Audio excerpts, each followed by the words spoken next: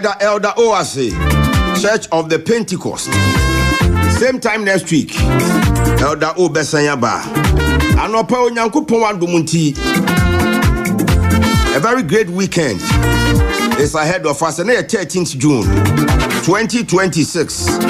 Now may your day be gently calm, with quiet joy, knowing you said the grace of God will meet you wherever you are. Onyankopon enim dum no be hia baby a wo bia. Kwaku awusu aduomi e wo ha. Exciting kwaku awusu aduomi. Wo fasmani Joseph, insightful Joseph. And so e wo ha. Kenneth Obin is the producer of the show. DJ Danny Beats. Anope wa sha ase ne mekontokwa. Danny Beats and so ejina machi, making sure say enyom ne social media nyina ekoso. Amanya meche enso so e wo ha.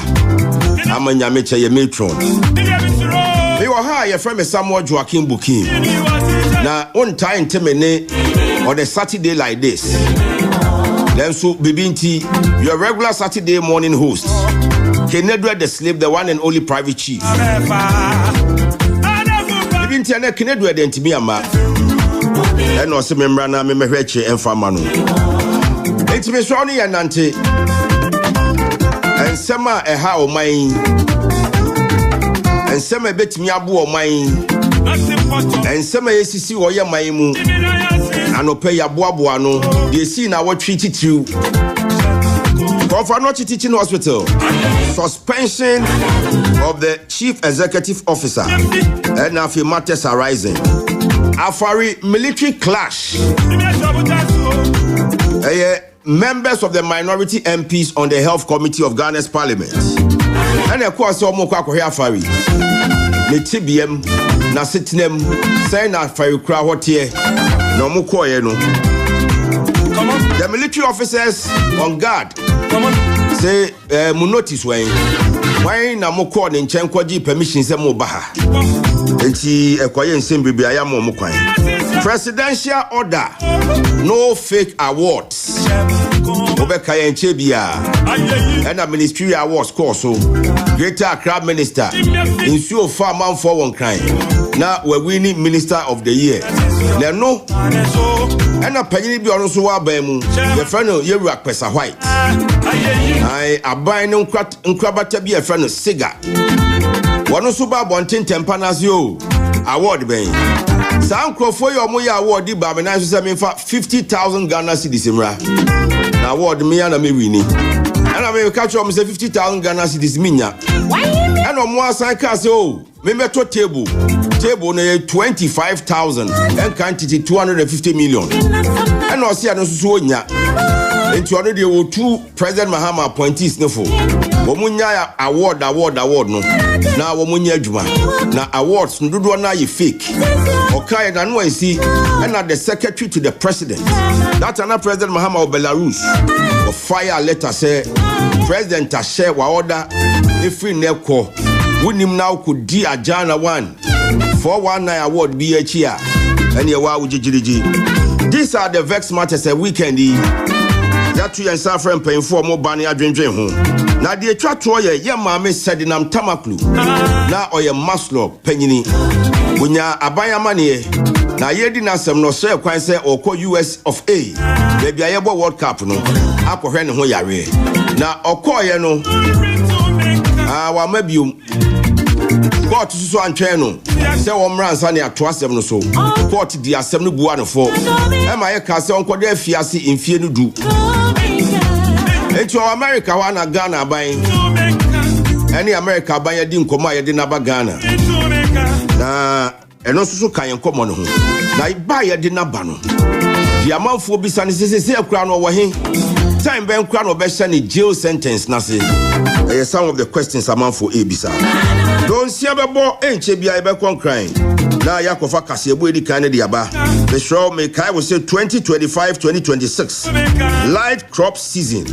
Na make akoko akuafo mun biebie masum. Aban chere 1 ton. That's 16 bags. 41,392 Ghana cedis. That is maintaining the price. And only in Koma Kuku Piafo or Mamano pay. Now, I know Anado and the Black Stars of Ghana midfielder Thomas Tepati, Canada for say, Womama, New Rock Canada. Adenya, what said Thomas Tepati, Simbia, if I'm on a United Kingdom. Man who see a kind of Arsenal. Enti Canada hodi ometimi di na ko Mexico akobobo no omo pa omo mfa ne nko US nkobobo no but Canada hodi omo mpene ma party emma na omebobo.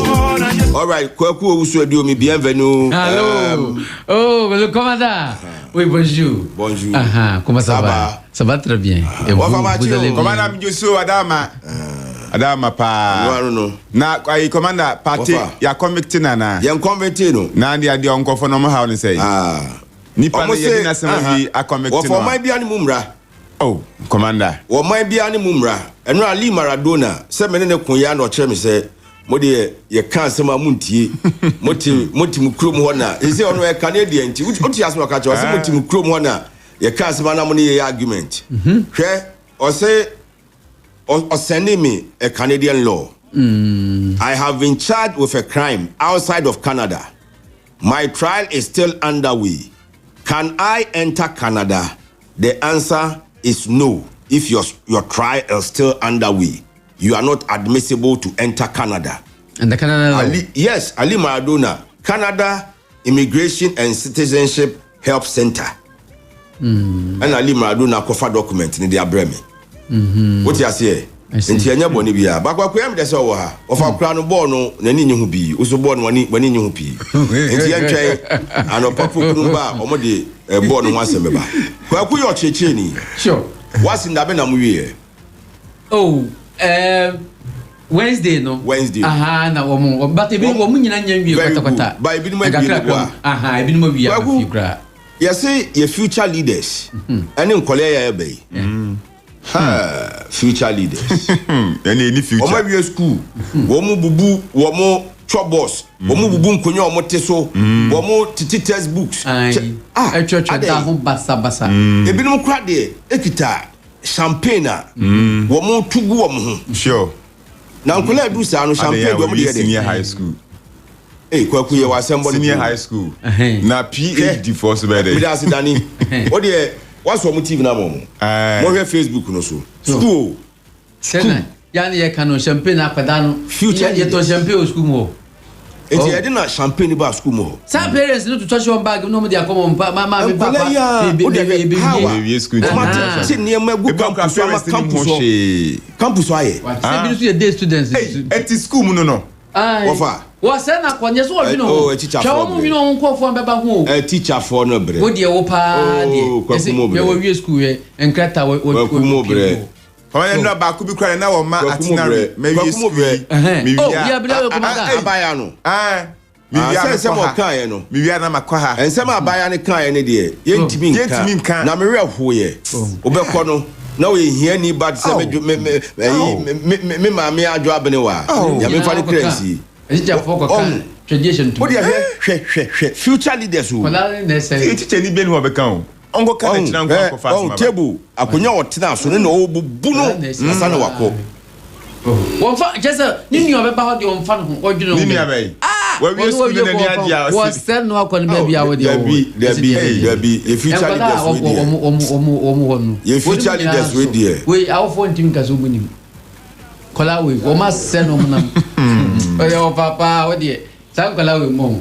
Teacher for ko kase sia tradition to mem. We say kan na ka kola kola boni kra ye so de liko school mi teacher tia na mame. And the teacher for class to so mbeti kola hard intra. Na kola tu champagne. Tu champagne na senior high school kwa na mu tu champagne. Na mu bubu nkonwa ne tables ni ade ade. Na mu university de na mu be dani K University na butu. School mu fa he. Mo results kran po nyama. School mu fa he to. Results na kwa ya marking point. Won say kwaku aka say results kwa nyama. Akola onim say ubetwa kese pa no. Oh we no be so betimi atwa. Ba akola wo no wo purpose. say me track a sia for your doctor who crab bomb pie prasto bususiana de hey kwala bra e bonu krum han ho anya se bonu de na se kwala do men kwala won sutimi ye no ho pani kura wo nwene da so be. All right, another matter e affect education eh K University na no se mu nsu e fa ho no ye tia na ye ka nkran nsu afa nkranfo nsu afa nkranfo e se nsu no afa du kumase enti ye ho den meme no o si e jai si ye to ball egu abonten to choke gutters. The city authorities or make sure say time be dustbins na waste collectors or my father dustbin call on time. K University Honor School of Planning wo engineers ni na on e wo meboa on you produce nti e ba na se K University na dane puno nipa nko nipa ma the students are omoko sua de that day near some more collectors ni ma be he ha eba can you imagine can you imagine wow and it's a nsuo na ben me hu se eja nkranfo kwa na nsuo no nsuo wura konya na chaplaincy kwa na nsuo no sa nsuo na o se ehone ye bridge on na nsuo na namase no bridge no emu nwa pisa nsuo no so ban mu du se eno ye nsuo nyu susuan enti nsuo yira na chese aye em say when your first time you know ya na wo ho no o we say ne ho sisi dia sa etimi yiri etimi yiri when you dey kan when you dey kan K University sa when on say chaplaincy kwa na da ho sa kwasa no wo tra akonya na sena wo wura ase na run about na no na wo fa right pa na wo nam chaplaincy road asakra no akọ commercial area the one na just say wo ko pa quarters no na say wo ko what you say campus no higher enti I wanna make na enti etimi yina fa bridge no bridge no emu nwa pisa say ko na ade no so ye nsuo enye susan ye wo esopa nyagro kindemo sa ti vice chancellor duadua kube wo ase wo wonu nyina sa wonu ye wetlands enti say no o say ye hu bibio enti wonu nnamu sa kofa ye kwaye nemu that be K University ni na wo sa kofa kwaye nemu so nda ye kwaye nemu wonu kwaye kwaku o say inside K University o say inside K University enti K University ni okay enti so wonu de eyensu kesi a etayiri ensu topa no a eyiri fa wa ya nyira kwan de a nse ko ba say ye pisa no a just teacher to donko and ye holiday mu adi sia na ya bi ona kwaku e ba ni say ya yes students ba ya na nse ade o be den a lecture na make am say teacher to donko but you know buses we were moving up and down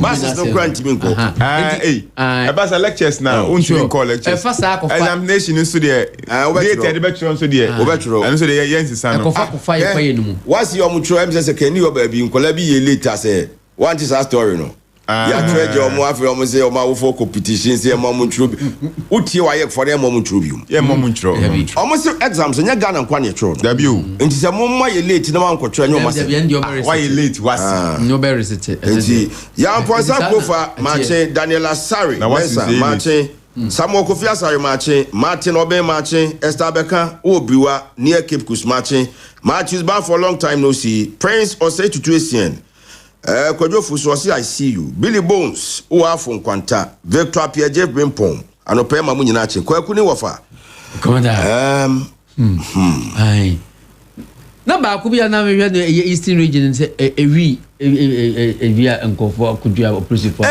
akwachu hu wofa kwaku jai Ghana police omo ye adwuma o komanda ai Usi wadi ya kumo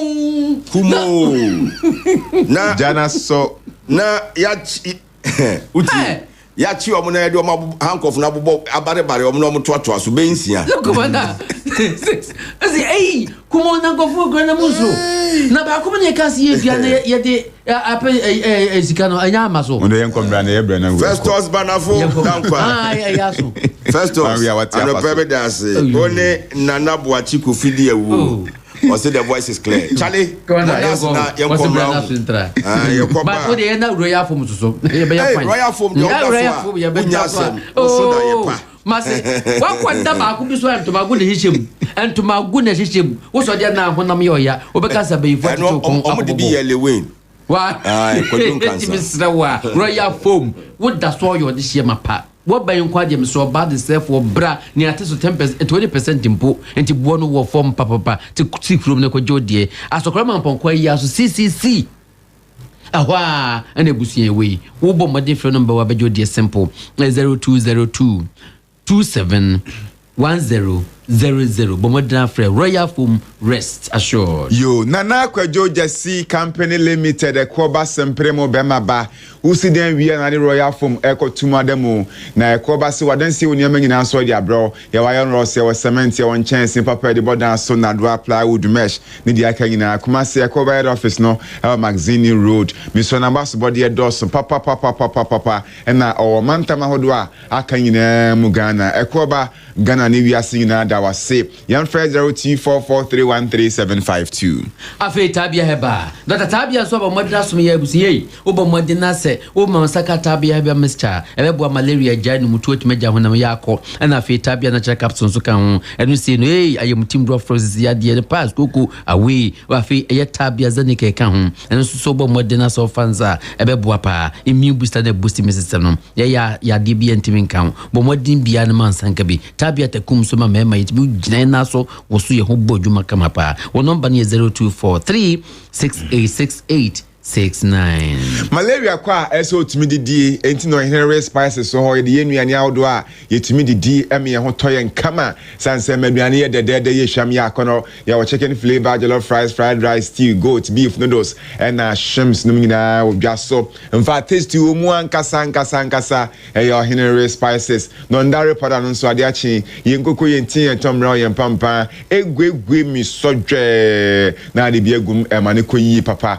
Miss Robert. 2 ton spices be a quiet benyabi and a pebie to a young quasa for commercial bank area honomwa or say a jar of a cratching mema be a to a cotton 0244 525-908. A face you could paint and so what paint papa babusia decay down no bomodna GB Gaza one ventures woman daroma and no the sole distributors into bomodna who one more yet the silicon painter ba ebeboa can down ho fine and a feel class paint can home and so can then more and with fefe and a feel latest point and no can home silly no now the light bubuma come up and no air finishing and I feel so sickle e can home be and all the car down ho oh me say hey bibia kola decree on church to ho utim kura pepa ana fe ne yesia bensuo ho a entinsuo ya paint ya na wo yagu no wo hia mineral stones paint ni bi no masoto prestige ana fe mamiato ana palace paints jodie ye wa brepo wo hu Samad Hotel wo mo hwe ni mpepepe wo fra no age 0249 80 70 54 and one Gaza one ventures wa madaroma Ya Santora Bank PLC ya no your future vision ya ne ebo ama osika semagina na koyi savings account bibia ma susu account current account ya sanso ma loans they are page wa dwumanimo na officials no ya ton bia ma na bank no area anom wa ba be ka ho a leading rural bank na Shanti region ya Santora Bank for wo madwuma so ani wo mo adwoso wa tonso oketia obonre obantima race course market e wo danya me Santa runabout. Yesika Semeko ya yes. Your future vision 0541 943 586. Apotek clinic in so town, Mr. Obomodi bia na ko ni Dr. Mkobonkomo. He stroke ukwa big jai. Pressure big diabetes big jai. Wakoma kranso moye ana fe so sabo anso nsensem nyina Dr. Besho chire mu tetutu a ye nko Apotek clinic ho. Woni ye pressure doctor nsa yemu wonsa yemu nanso wonsa enu ye. Ani afi wonanta brono ehwa na Dr. Bebo modde pipia famoja fentin kama edi ama wo esa no a wo ya de nyina tu ko ye nko kuma Santasia ya fanchina bla wudu wa achachire kwan wa wo number is 0247904473 Apotek clinic kwa ni jeya sano yo and na ye ka o say utu kwan afri Kumasi Konkranta di Cape Coast Maleba bia over 4 STC bars one bus near papa o drivers no experience you do be kwa kudrasum dwemu and to safety there a rest assured modern waiting areas were in terminal event center shopping mall barber shop salon restaurant to ho o amade bia say beja ma koboko akwa akudra sumdwe mu Mr. Buti kwan STC yem fresh 0557 943 607 na yem mo STC honkomo ye wa Safo Commercial Bank area honoma anasa Safo Labor Runabout Total Filling Station echi hona STC terminal papai ewo KK be roofing company with them KK yamanamo they will see the chance papa bo ni na dia ni na doa yanko GB MS ourself local na bia and afin so what the governance tea trusts ni nyina e dia kan ho dia breyen yenyi bi mfengu ye danso and advance 4 inches 3 inches and I be news no what is so 10% discount and ya ma bo no form papa affecting materials ni nyina wo hu branch number 1 e ya bua kwa number 2 e ofade mampontin konto jiko yaso iron rose na pu cement na pu ni nyina KK ehwe betimi nyabe wo number ni 0544 684069 and na Spanish garlic mixture and capsules and so be wa na se atatai wa strade do son wa pressure wa so wa carbon wa honam yo hene na da Mr. Spanish do be wa edu kama no bra papa do nsia na dia ye and your Spanish jingo capsules e want aging properties womti e ma ngini chepa ma moja dia fusane ma dwene ye sharp room fishy enye na e wo PFA pharmacy calling akeba dan heba any Fred Mens ne dia kan na boase yes man heba afi o se heba shops ahodo e ba kokura wa Abre Junction e ho nso yensa e be ka bia to ho 0266114111 look commander but pate die ndie wo appeal no commander na so my prior notice ade e ko bo ade na da ye register ni ade nya o mind bia won mra no da tie kan se bebo no we hu se party o problem there be mpacho se wo ko ho a enye o masemu o bedru ho a ne ye de mra na kire wo se wo asem wo ha yen kan wi nti untimi mra ye man no enti o de party ko no should have known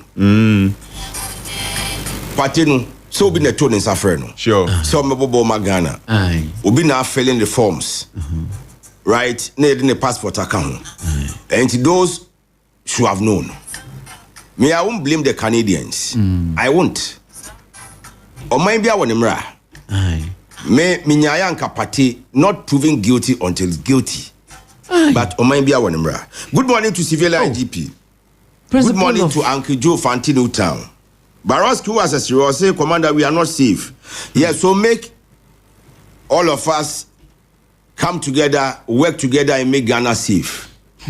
On the mission. Yeah, to ball a good off, young Kuala Omuku school, Omoe, Fendi Omoye, the future leaders. Well, Mummy and Comra, Yaba and 7 Dawson, but we will have time to talk about all of them.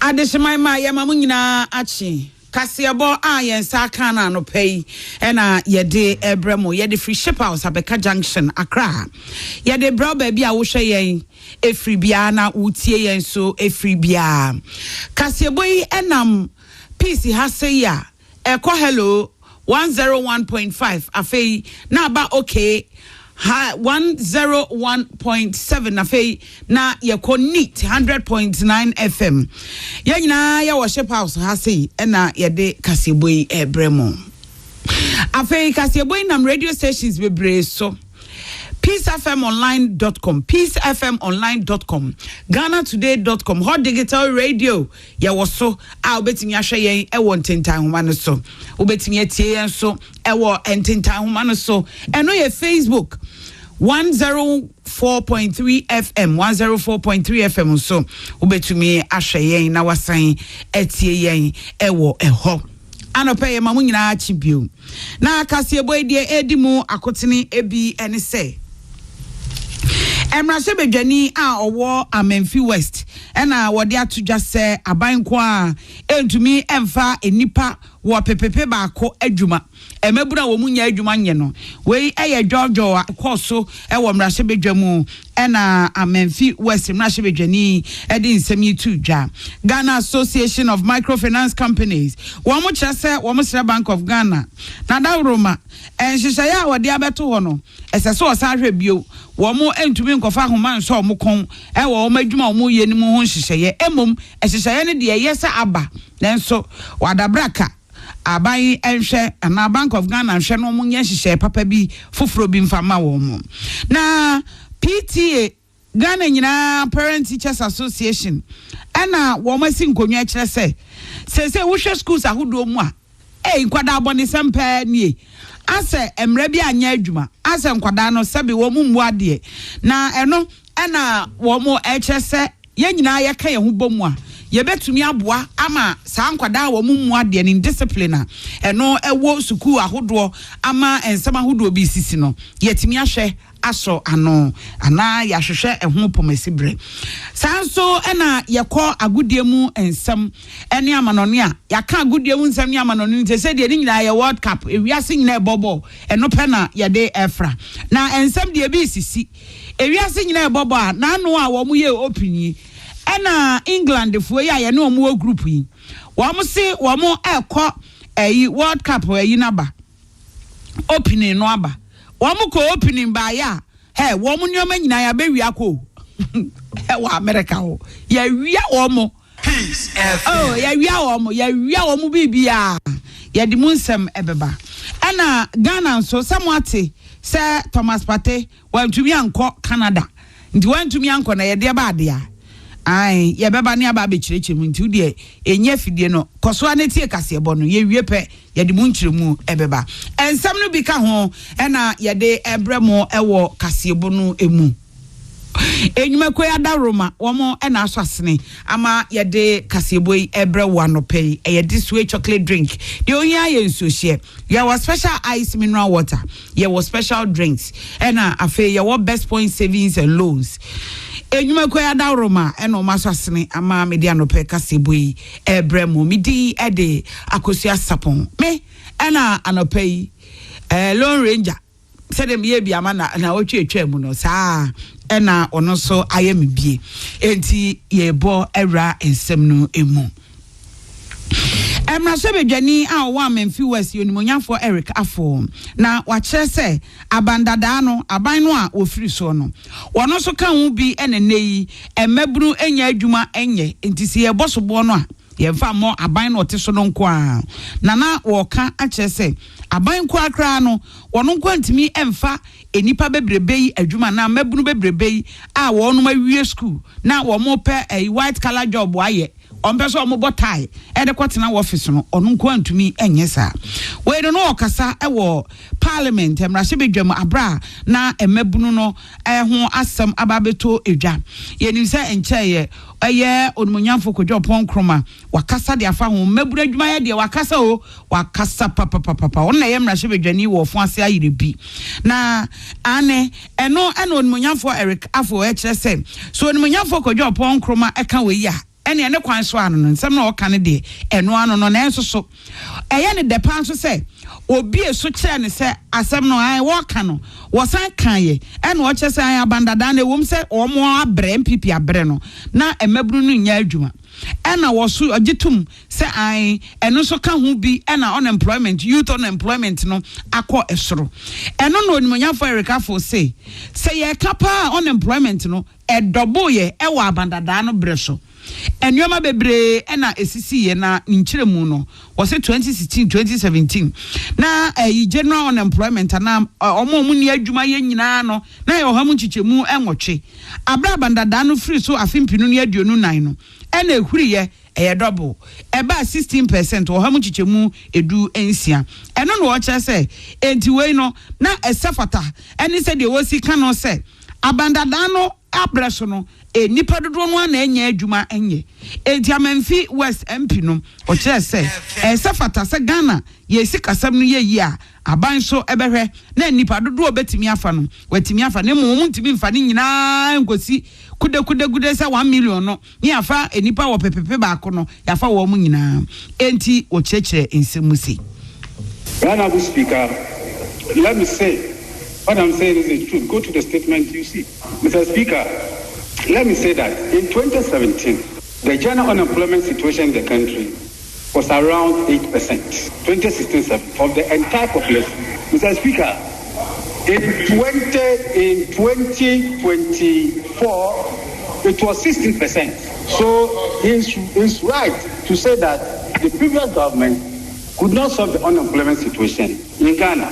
Mr. Speaker, it is true, obviously true, that in Ghana, about 400,000 youth graduate from schools every year.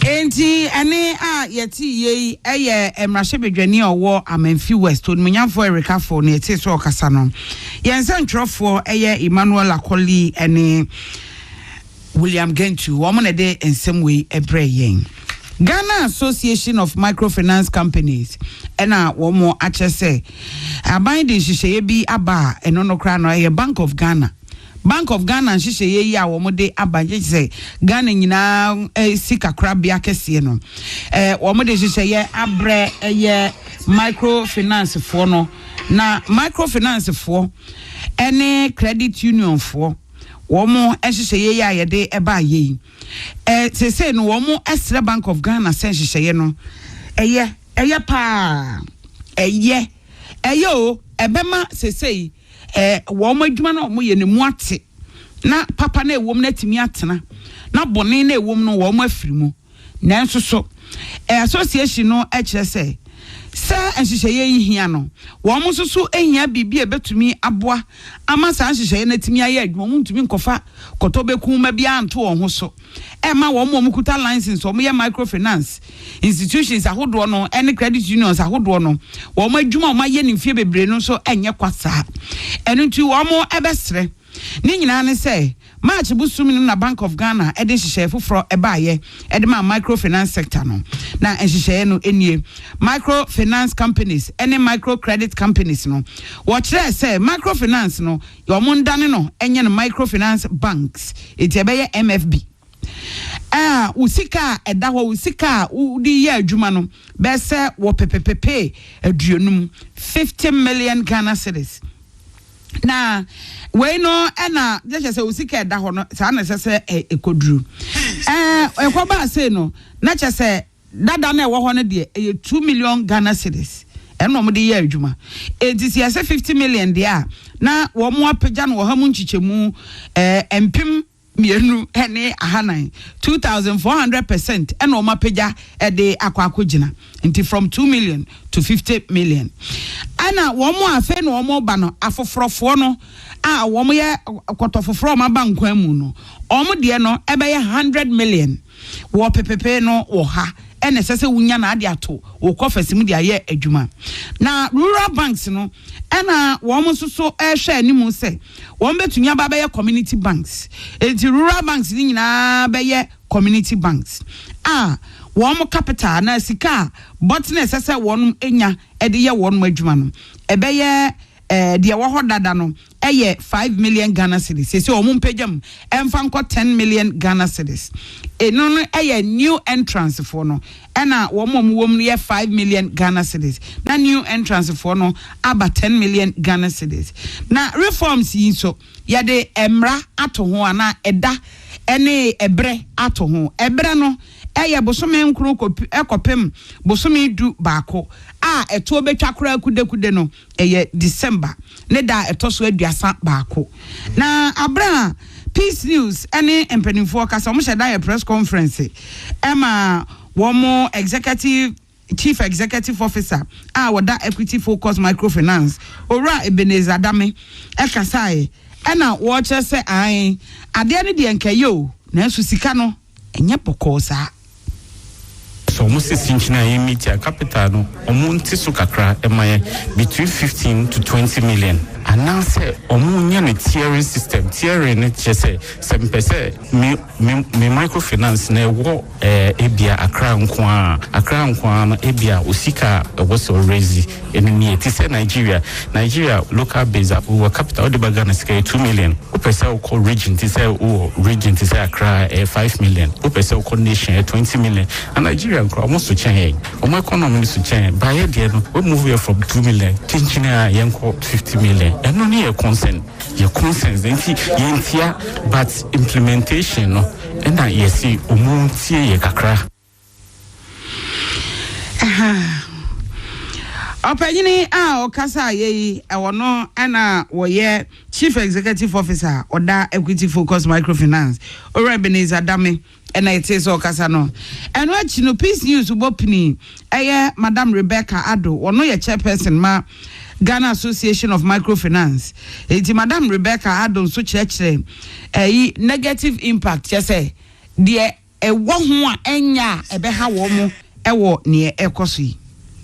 Ufa microfinance yen ye stress agboja ejuma for yi so banks akese for no money sankrofo ne nya ejuma obi wo ho a sika ohia de aye ejuma nyina ye 1000 Ghana cedis 1000 okobobu se on bank phone fee no on be hu ni say a waste of time and obi so wo person ye deposit financial inclusion they want to open account and operate the account and so oni sika obe transfer 2000 akoto na account no ejuma no ye ne daily no kakra no onya no e no pese odibituo nti to me ma boja for no one enye savings eseso omoye omohia emboaso e dia kosho modwum so a omonya because obi pay 2000 Ghana cedis na 1000 Ghana cedis e dia aboa na adwuma on to me na ntin kwa Eco Bank excel okoje 2000 Eco Bank phone fee no omoya ne oma akese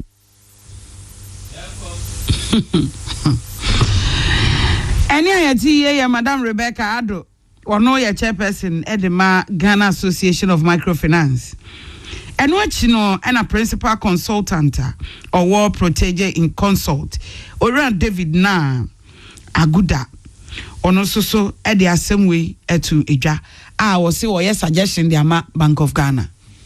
Ye pese omo form committee associations ni na ye wo GAMSI microfinance companies no ye wo savings and loans companies no ye wo credit union ye wo susu collectors ye wo associations ni na no omo yi ni baba akon na Ministry of Finance so enyi ni baba akon Ministry of Finance ni tire no Bank of Ghana for so enyi ni baba akon se na sankrofo ebe hia busumi bia ahwese hihye na omode ba no isakrai ben na ede ba ede na ekoso a eye ede no betumi asesa sine be ya hie no betumi agina mu yie afi so companies na isamo nyina ekoti omo no ne edikan no nkrofo na company ni omo dia no e wo se omo adwemu da ho na omo hwe de betumi aye de abo omo ho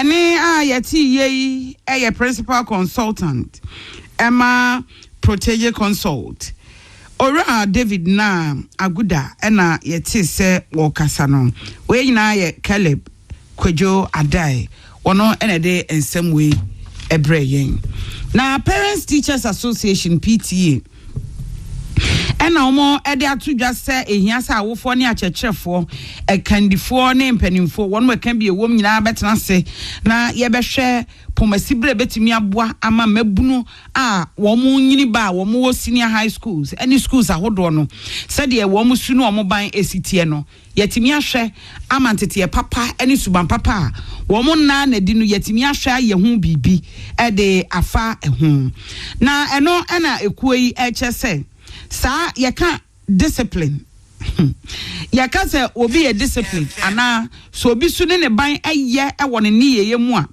eno no enye enipa ba ko ne sese woye enipa no ono ka ho ena afa no so eka ho e wo so obi a won bi entete ya no eye fie eye school ene baabi a nipa no wote ana baabi a wodi agro ni nyina aka ho enipa a woni omu di agro ni nyina aka ho enti enye baabi baako se school mu nko a efie ka ho mantamu a wote eka ho kro a wote eka ho oman a wotim eka ho enti si ehwa eni kwanse ehwe ne baabi baako nye hia ni no nko na sese yehwe no saa ne omani nyina keka ho Peace News any public relations officer opinion on Yaman signing kita Emma National Council for PTA Irene Sam Ekasaye Emma no echeche and some ene anamobia esese yetumitu. The kind of beautiful husband, my own affected again, and thank you all the married and teaching our for the phone, Obia, Kitsia, or Yin, and say, it's very a big education. Now, I think a lot of this is your husband. I am a man who knows who come on. Now, Papa, and coordination, now, I say that you should come on here, that after I say, yeah, and after that, if you know that, you're calling for say, and we'll see a certain and only see, only important for them. Every Biara, or I will be a look short at this in husband, the better. If you get the council here, yeah, and say, now there are 3 meetings, and I will make a pass, someone will meet and court and call out, so they only. And what you know, and some assign at to social media content creators, any superstars, any celebrities, no.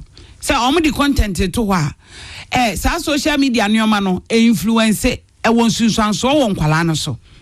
Enti or catch almost say, so I'm so many mentors. Sorry, Kuko school, yes, I know my and your mom did to social media no sono or sra or madabraka. Aya woman she, there was Susan so bonny, ewo yemanaso. Yes, social media fits what the person I share social content here, the own share, they are certain content to over, then bringing it up to Kwamo, the upload, then for IDP, and for 5 minutes and not from them. I can't say here for some of the answer, it was after the say, and then must be the same. How about the PPI work? Yes, sorry, you're putting for them, you do not any PPI, like your mom of the answer, Ghana, your culture. Your value, your moral, and our food, and your mother, you have to understand family. Enti asamno enono ena ode etona Peace News ye de ani so akyereye ebisa awofo ni bi se suku ahodo no se de ekokọ okoso no e de pa na yebetumi aye a yebetumi de ahwe ye mma no se de asotwe ne se de sitete wo mo ene sa anoma no ye na yebetumi aye afa ho te koso ndie to be frank enya dia eboa o man no kra to me de nka mesres nka awofo ene akyerɛkyerɛfo ne students no se de wo PTA ewo ho no wose nka omu na to come together also sisi ano ontumi ntie obi ba tawo nti esa na body na koda teacherfo no so nti sa akwa ne ya de na oka ebi kwa akwala no so no asema be fi n'anum aba obeka teacher no ti se nkwa no ma yo mo say I know my right nti no you know your right na me ti na fi na ma me nkyerɛ wade na ko me teacher nkyerɛ wade because teacher there oba discipline na so oba discipline na say wo ka teacher ne kana wo so aka teacher ne ka wo so aka teacher ne bu befu grana se ne aya o mu befi aso de na ewo mo so no enye fine nti se nkan kra no mu twom ma nti nkra no mu ja o mo sa o mo nyine no mo sei wala de se wo teacher wo kyerɛ wade am agina ba bi pade e wo so obu no se wa ye bibi kra na nye kuma asem bi na se bi a normal kasa kra bi won mo aka na ni mo asem ana ne bu afu no mo ne ade bet kakwala de kam hu enka pani de ko threat no kwan because baby a wadru no watra baby a wo no nti wo so ma obu ba wo no pani enti a wo teacher kra de sebe nye nen kola ye mu ade ya no kwan ka teacher wo kyerɛ wade mo agina baby padi kana ne ye basabasa enti Ghana de hye no wo mo nsɛm a wo mo kan ye no bi eno no ensɛm we nyina ye nsɛntwerɛfo Estalabi ene Alexandri ena wo mo de ensɛm yi ebaaye na Deputy Bono Regional Police Commander DCOP George Andrew Kuma na wode atu edwa kacha passenyafo a wonom enam Bono ene ne potem ne kwan no so se sa highways na wo so nyina no empanifo aye nhyehyɛ papa eno no ebetumi aso ano ema akronfo aremfo omde tuo kokro no bo wa akwan ne akwantempon so no wo matimi ahwɛ aso ano DCOP Kuma edi nsɛm we to dwa abra na presentation na wo metal police post eno no e wo sunyane empotem wo a teacher for Teachers Cooperative Union for no. One a war chumesi krum barrier ho. Ben in Swatre, our bonomantam nimuno. Now, one day, ma possi for ne said, you almost bet me a dia bois, and no. And or they can't say, Chumesi crum, and then importamu. Say, Usha mobile phone some noa. Network no, and yet it is a drew one as a conference phone po. To 2 this year, a passing your phone. Answer now, by phone now, by our agents, I will free possi for no. Oh, boy, network and uncle, and Tinia, wah, and a conference for no. One to share a passing your phone so. And he watch that, sir. And nuntin a mass annual money sissy was ampotem and so. And nuntin on my day a possi for Abba, a honor, a bay police poster. One more ebeshe, ama bambo akoso. Obien say bus security bambo principal idimakote ba de bema kwantufoɔ ahunu sɛ principal kwanso na ya hyen so de a ye besisi kwa akyere sampa ye wɔ kwan no wohwɛ ekwan mu sesi a free akyiri kra ba wohunu sɛ ahyen so de bi wɔ kwan no akyere sɛ principal ɛwɔ hɔ e de saa de wɔ yi a sunyane area teachers credit union o ma ye de ama ye ɛbɛboa ye papa efiri sɛ ɛbɛma ekwan no emu ada hɔ ama ba bi a wo bia no wohunu sɛ ampa ahyen so de bi wɔ hɔ a akyere sɛ principal ye wɔ kwan.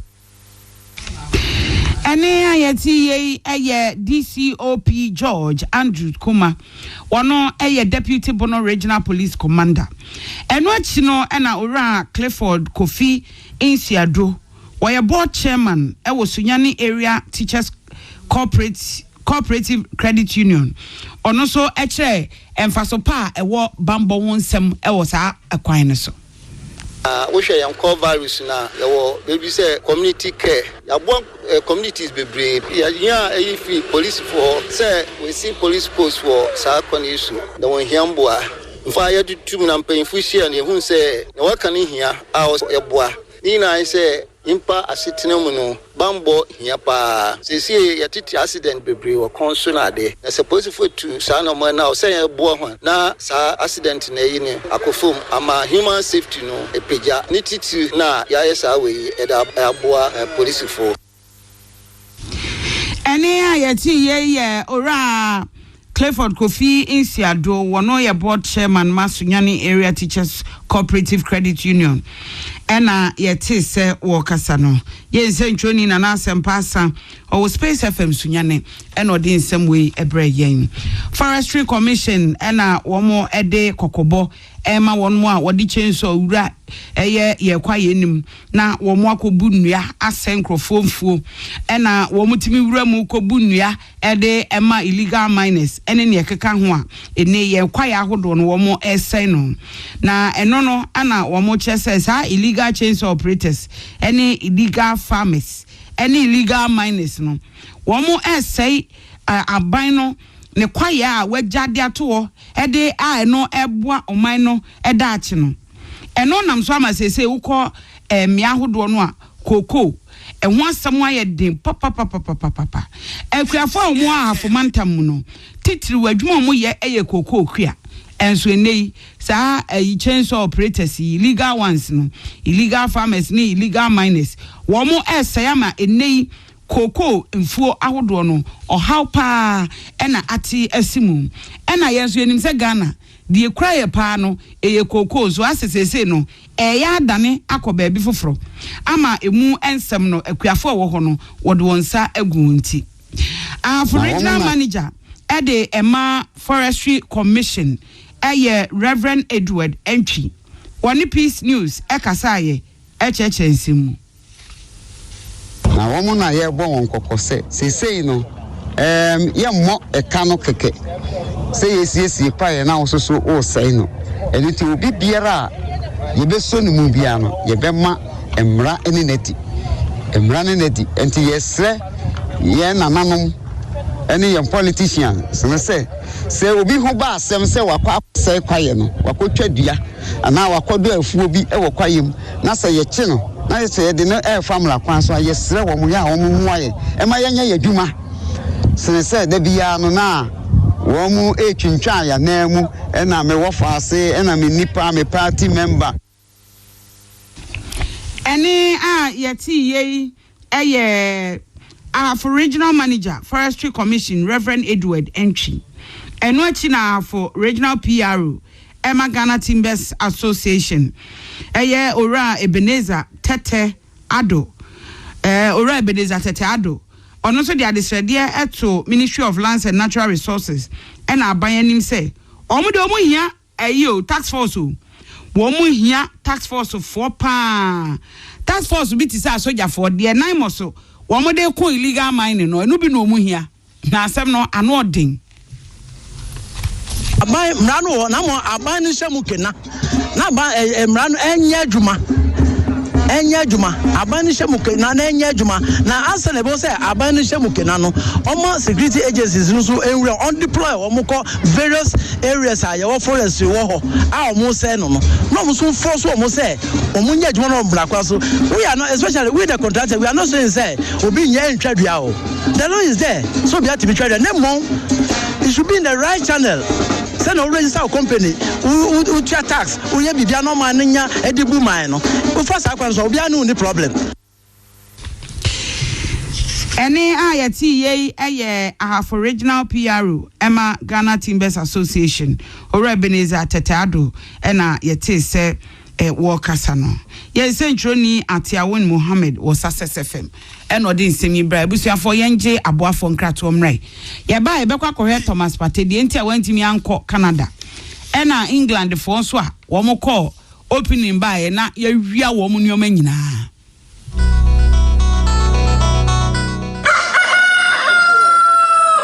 Ghana Monday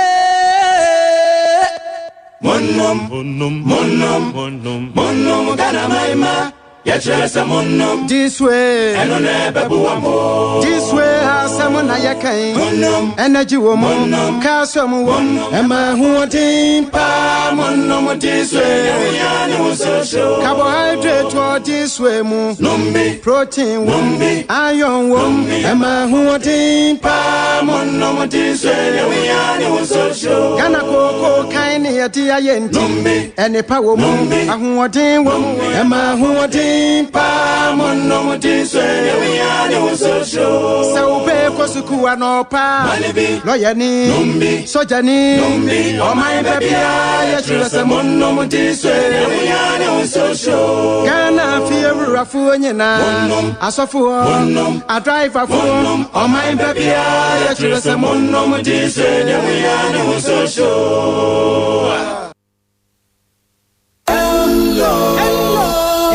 Sema kuma sabye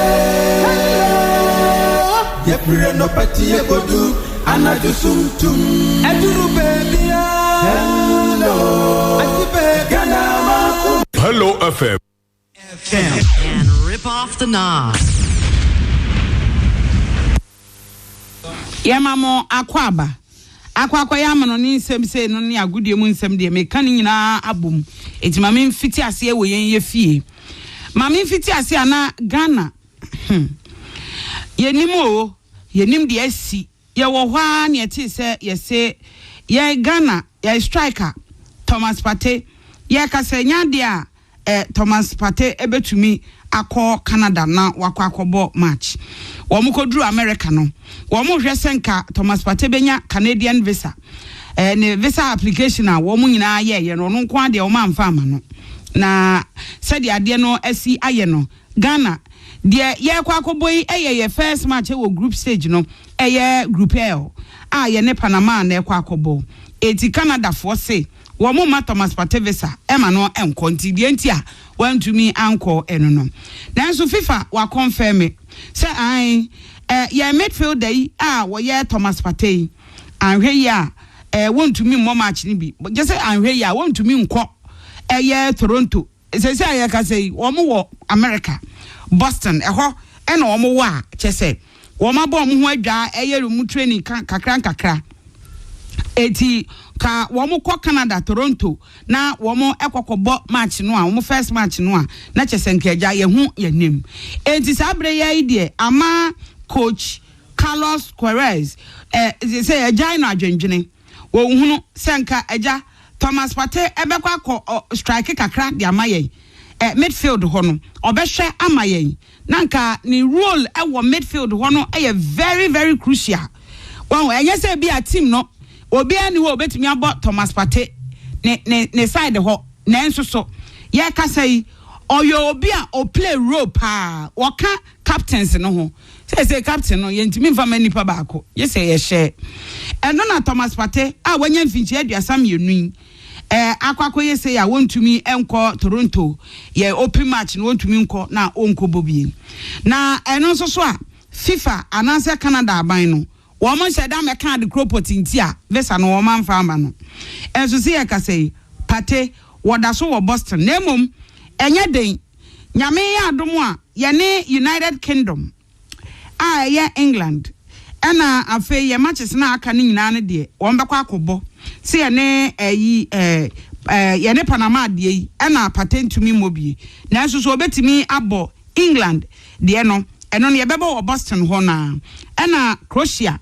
de no so ye bebo no Philadelphia nti eno na nhada nye problems a mienu ne de nye problem na sebe ya we no ye betu o ye benya obi obetimi asi na nemu esan say no credit ya ba ko Thomas Partey or experience papa ena akwa ya adwendwe kakra na so se de etie bia no bibia ba ye kama de amaye eti de ewo ho eno no afa yenko England fo na ye ne omo na ewo group L no se omo yam crash hye yen omo yam hye omo se hia omo ne ye be hie kra no ase na de etie nie wo chese England fo no womo ekoye se eja opening no e wo se omo kono mo kohwe ne ekoso enti report wa eba ne chese womo members na womo ye England national football team no womo ewo boots omo training balls omo wo enioma ne akade a womo de ye omo de boabo omo ho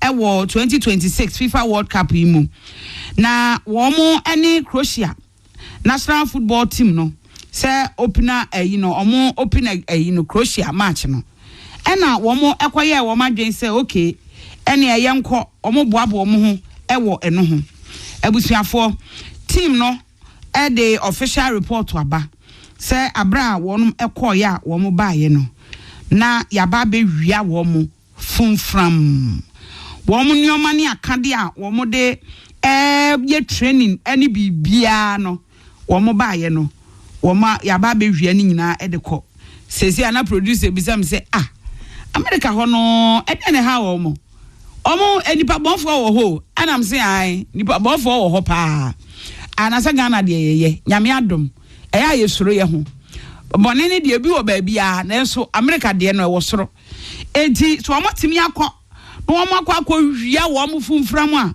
ade no ano eden kesa ne oma ba wo de training wo mo jerseys boots womo de ni nyina womo de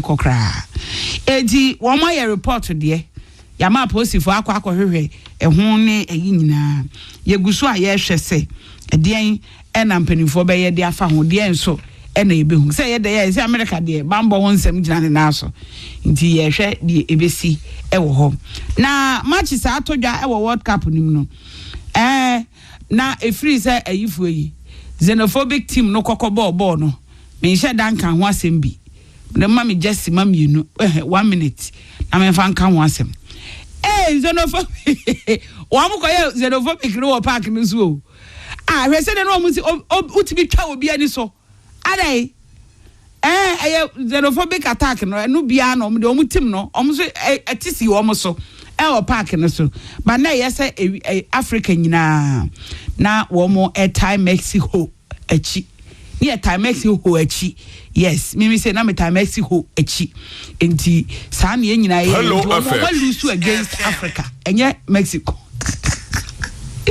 na enra match ni bi todwa enra South Korea ene Czech Republic boy ema South Korea share mienu Czech Republic team baako into omu nyina we Czech Republic omo first match no wo mo lose South Korea wanya no 3 points to automatically the next match no to timi efa de na ofam obodro kra wa qualify enti eno enie enenra host nation Canada Canada ne Bosnia for de eboso kikri wo mu nyina obia ehye baako Bosnia di kan hye no mani age pa enso so Canada nso kire se hye ye host no o pesa wo hye wanya papa nya de aye betwe ama wo nti wo yire wo ho pa eno wo so hye baako nti ye tipenko 11 say ye ka say ye idie obi akuta 1 point enti wo next match no eno na ebe kire say wo be qualify na won qualify to the next stage they said ahomachi no mbebo bio enti wo abeso hwe ni nyina no wonna ye be nti say sa abre na zunzum wokọ America kokọ ekọbọ bout no eno no ahomachi sa obeti yile anajo ye na mimi se papa oboa obet hwatena ho ama ne na hwe enti sa na we so ye be ye no enti USA America ene Paraguay wo mo ebo ahomachi boy ene America so ma media go no mo ye host nation a wo say wanya almost share Paraguay and 9 omo timu baako 4-1 it is say ayeka say de America de omo next match no omo timi dia wa ma fam kra eti eno so eno no ena bia match ni bi ewo ho ye wo kata no a ye ko ball yi World Cup ni bi wo mo ho no omo baaye enti ye hwese wo mo ne Switzerland sign de besi akọ na Brazil for Brazil wo mo kro mo kwan no wewa from my for koso a move papa enti Brazil ni wo mo se wo mo nye no mo se wo mo kra mo nka Africa ho Morocco for no wo mo ne Brazil for ebebo enti ene match a ebetodwa eno no ni nyina no ebedi akire misrew for afidie no TV a fa nefa kokoto UTV wo mo beyi ni nyina matches ni nyina yeyi match ni nyina ye di akyeremo training grounds ni nasefo nyina bibia wo UTV ya na wahwe wo ho na afi watie Peace FM wo commentary no side no ne no so atumi aboa ewe abusia ahase na me de kasebo no esie ya from ya Akosi Asapon me enam keka 101.5 Okay, I'm saying go peace. Ya bedase. Ya ka cham se KK Roofing Company Limited. KK abomodina de da ho ne mana ba. Ya nyi bio na abusie mfa bi enwuye danso. Eno ano what the MS ourself local bia. And afia losing cheese, aluminium cheese, governance cheese, all cheese. And what dia by chance ya be choose no.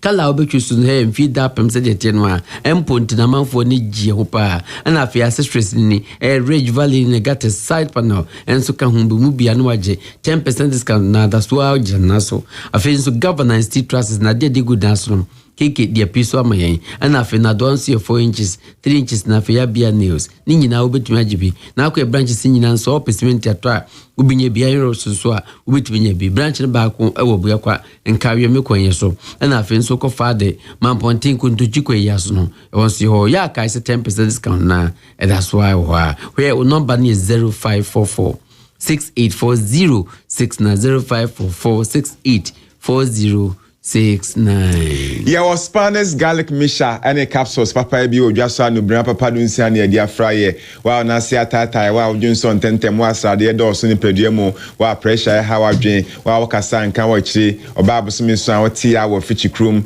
mistro honam ye ohene pa we hear Spanish garlic misha and capsules Spanish jingo capsules no jingo bilo bani soya oyo munso ni echimaye ewa anti-aging ema moje die fusane esan boasi adwena ema re emfibi bia dawa sasi so de be kanto adwemu bia wakai nti eyema wona esua de pa PFE pharmacy ye benye bia tu ho Colinac Herba, Danny Herba, Fredman's Herba, Misty Herba, Habme Herba, KNG Herba, Nisi Pharmacy, Baseline Pharmacy, Apidang Herba, Hongina Ebenye Biato, or Boasin Cosman Herba, Yensa Ebekambi, and Arms Herba Shopper, what Abrepa Junction, or one Sensa Ebekambi, Ewo, young friend in Spanish Fonka say, now or my in the Papa be in Tune Town 0266 114 111 0266 114 111. Silco paint. And the paint papa busia basis ya dikanya da hono no. Mr. Obomodina GB. We Gaza one ventures. O madaroma. O many so distributors. Enti mipacho pi hu wonu ma. Ebebo apa. Emu aso to bebre. Yo mu silicon paint. Eno na de fa dan ho. Aha na Syria wars no. Na op kan sa no empunti no amanfo ni gi ho pa. Na o di paint ya bi hu se no krum ni. Was ya estate trooper, estate buildings pa. Nya fe guest house no. Any hotels no. Any afi hostels no. Makasi no. Mu eno a sickle paint na na de paint.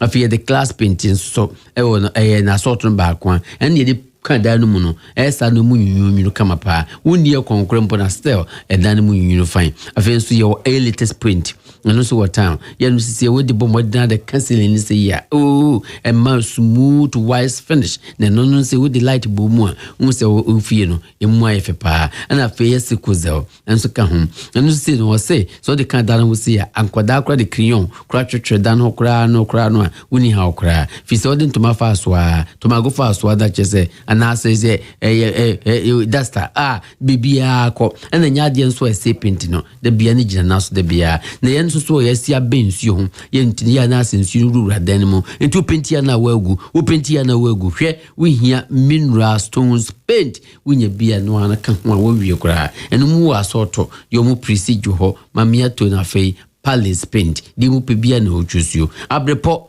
wonse odu Samart hotel a wo mu hwe de mu ho na ho na Gaza Wine Ventures wono o freye kranso a na etwetia 0249 8097054 0249 807054.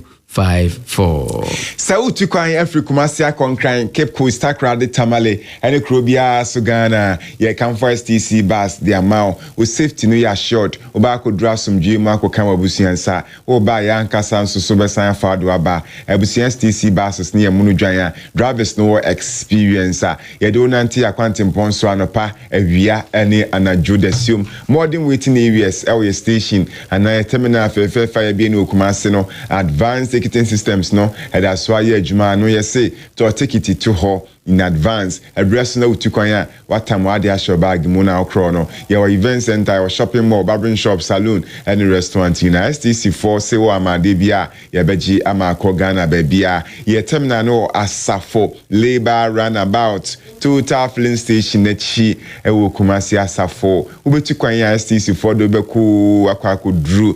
0557-943-607 0557-943-607. Na yekwa abote clinic nso ne ne doc nkobo waso di nya abote bra ho no nya butire nyina ho yade betua ko eno ano no ho ensem yo ensai mu nantabro no eno nanso amba bia bi pia moja fentri mu bia doctor ben fine pa na esa na stroke jai pressure jai diabetes nso jai na afi o kidney nso kra nya adwuma yie wakoma nso kra ba twetwetwetwum ne wachibre mu otutu wo ne nyina nso benya abote akwa abote clinic doctor beboa wo Kumasi ya se wo heya eno anso be cough santase Fanchenebra hospital no achechekwa kwa ho na ko doctor hokunko ya fete manso kwa fi nyameta iko ECG wa ana yen kranswe tabora number 6 Gweflin station no enchen pepepe enti ufre doctor kra na chese ekofan eno one Abutre clinic your health our concern wo number no 0247 904473 0247 904473. And ya me da se ma yenda nana kwajo Jesi Company Limited ekoba sempre mo be maba eswase ekoba da doctor woni sameni abusiafo nyina accountant ya da o senior etiense weekend ya mafo be ko site pa akohwese ne niema esi ko okwa amfa wonsa pan enko fa bebi ko site fa nuane ko fa drinks ko fa nsuo ko na afi fa cement nsu ka ho cement ade ko no kokwaji na ekoba ho ne ya papa ne border form no na ekoba ton ye sanso iron rods ye san won chense de border so enadwa plywood mesh ne dia kanyina ekoba sempremo ewo bia wo ba betu bia ko ton e ba betu bia ko site akwa ye adwuma na wo ba santimemu a the head office no Kumasi Mazini Road and we be dodo Ronaldo so Kumasi crowd was so ewo asantememo yen konkramantem mfimfi epoyato yebono ni afmantem be bia koba ho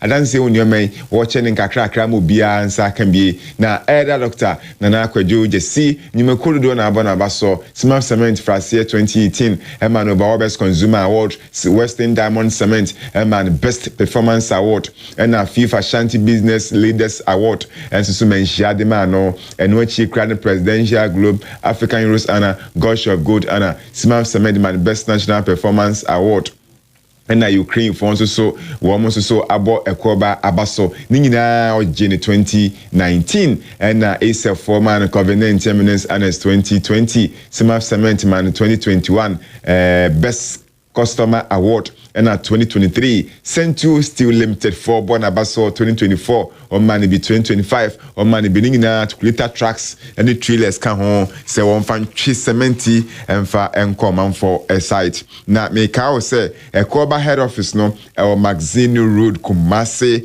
o dear friend na no enka say na ni apibiano yimpian kuke mufamro 0244 313752 0244 313752 Ekoba sempre mo bema banano yo na fe yadia yo yadia yapa no an fe ye wuje ja ho so be jojo me na dawo won tabia he banadaro ma wode ye tabia ba mesabe mama lewi asintu enu mutu osusu asintu na honam ya asintu na nya mo hoden na fa ye adwuma ana fe so tabia na chaka capsule so ka ho ene titi yam tim rough office yade ni pa school ko no etimi ayi ni na firi ho ana fe tabia zane kenso eno so sa ebo busi mesesem no infections ni na de nyina na chesa hye no na tabia takum no de ka ho ene wo no de aye no enu se timi mo bia ebeboa wo yem obia ama wanka se otimi gina so bodwuma kama pa machine so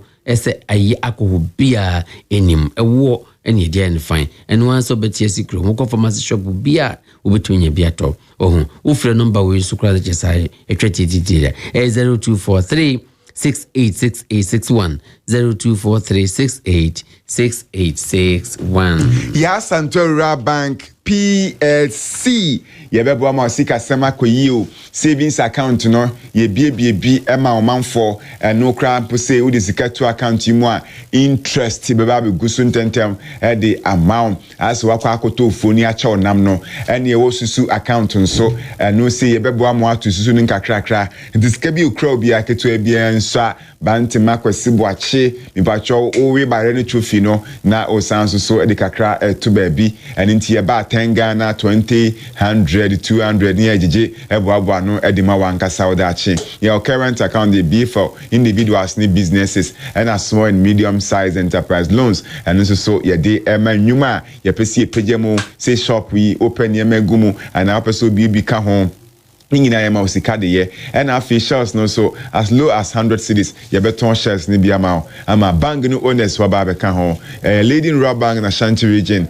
customer service excellence ya Santora Bank ya we Juso market ya wa Tunsu market ya o kit ya ibon team for state you know ya obonre ya Bantima race course market and ya Danyame Santa say runabout 0541943586 0541943586 Afe Royal Foam mattress no ya can't just akwa brefie Mr. Wadanto magos wa che wakwa me bu so ya kasa ma chose masa obe yo de hie mapa no da mattress papa so dia Royal Foam ya kan se eboa akwaje ntomago amasisi ho na akire we wo so dia na akonyina yo ya uchipe yo ya usisi yo ya bibia yo ya na dia koshufia bayifo ana bayifo ne yeti yateme konkora e dia kobo ball kora ana sisi miti kora ehimnui ani ebeti ato opa ni ebeti ato ya ka chose Royal Foam and the mattress papa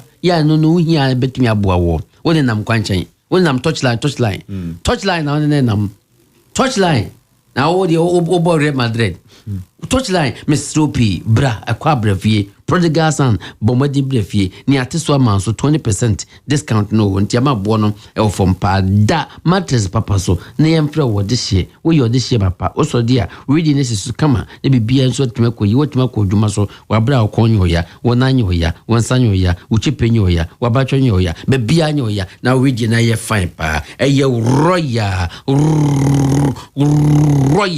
foam and ye can was no Timistro Bomodna Ghana Standards Authority for Omo Prove Amayen in Tieni no one patches what as a mo as a cremampon hey ya near wo so cremampon hey ya CCC aha Calvary Charismatic Center CCC Womokwan so no e hwa na mekano Bomodin bia ne nekura ho ne kwaje royal foam papa ne kwadaso enwan royal foam rest assured o free number we are near twaso 0202 27 10 00 0202 27 10 bomodna frɛ na hyɛsɛ nkɔmmɔ bia na yɛatoa so abusia yɛ kanfo ɔhenere spices nsama tasty wo mu ankasa ɛma eziban ɛma aduane yɛ dɛdɛdɛ ekoyi wo bɛsɛ yɛ atɔnɔ aduane yɛ akɔnɔ saa na ɛna wotumi edi ɛne nti na nyame adom ɔhenere spices ɛwɔ dwa so na deɛ tie ne sɛ yɛ flavors ne nyinaa nti aduane bi a woyɛ bi a sɛ woyɛ atɔn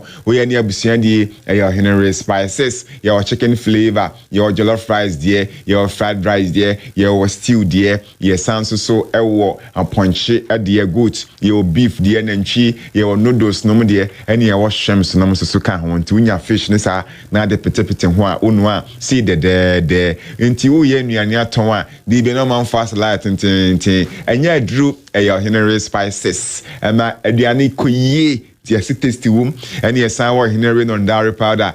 And I pay that's a boy, Benum cuckoo, Yebenum teen, and what she egwemi and I say become rice water.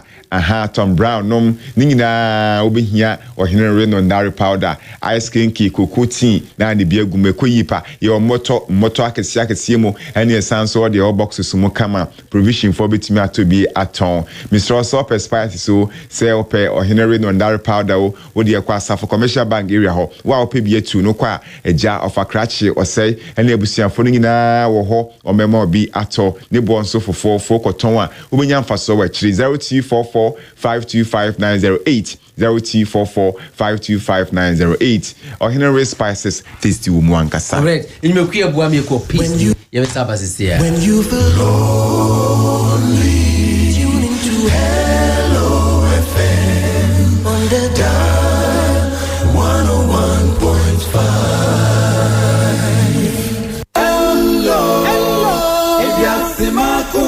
When you feel lonely, tune into Hello FM on the dial 101.5. C'est très bien. Abusia mamu nyina kwa ba na ebraso se de dobon kata nyina ba 2032 fi se mpelefone ekrado pa yenyija hukra ene modewu mo fidie ne ya so hu na akobon ne de breboin kwa bon kukroko on va ça pour mboko dia c'est bien mo na ebraso se de dobon kata na banyumeku ya boye no wonu muni o do ni masti complex so ebusia kwa so peniko fi bi yewura tabi mpenu merema yamumu nyina chia no pain timistro wo msi yemra ne meji da ho niema no wo hu ye the tropical premium alozim packages aba ana fe NMK premium alozim packages ana fe NMK premium abia packages ni nyina ye chance ne diabo yesibo modern ne beji bi good na so wo hu afi so ye dia da roofing fittings ni nyina ba wo hu ye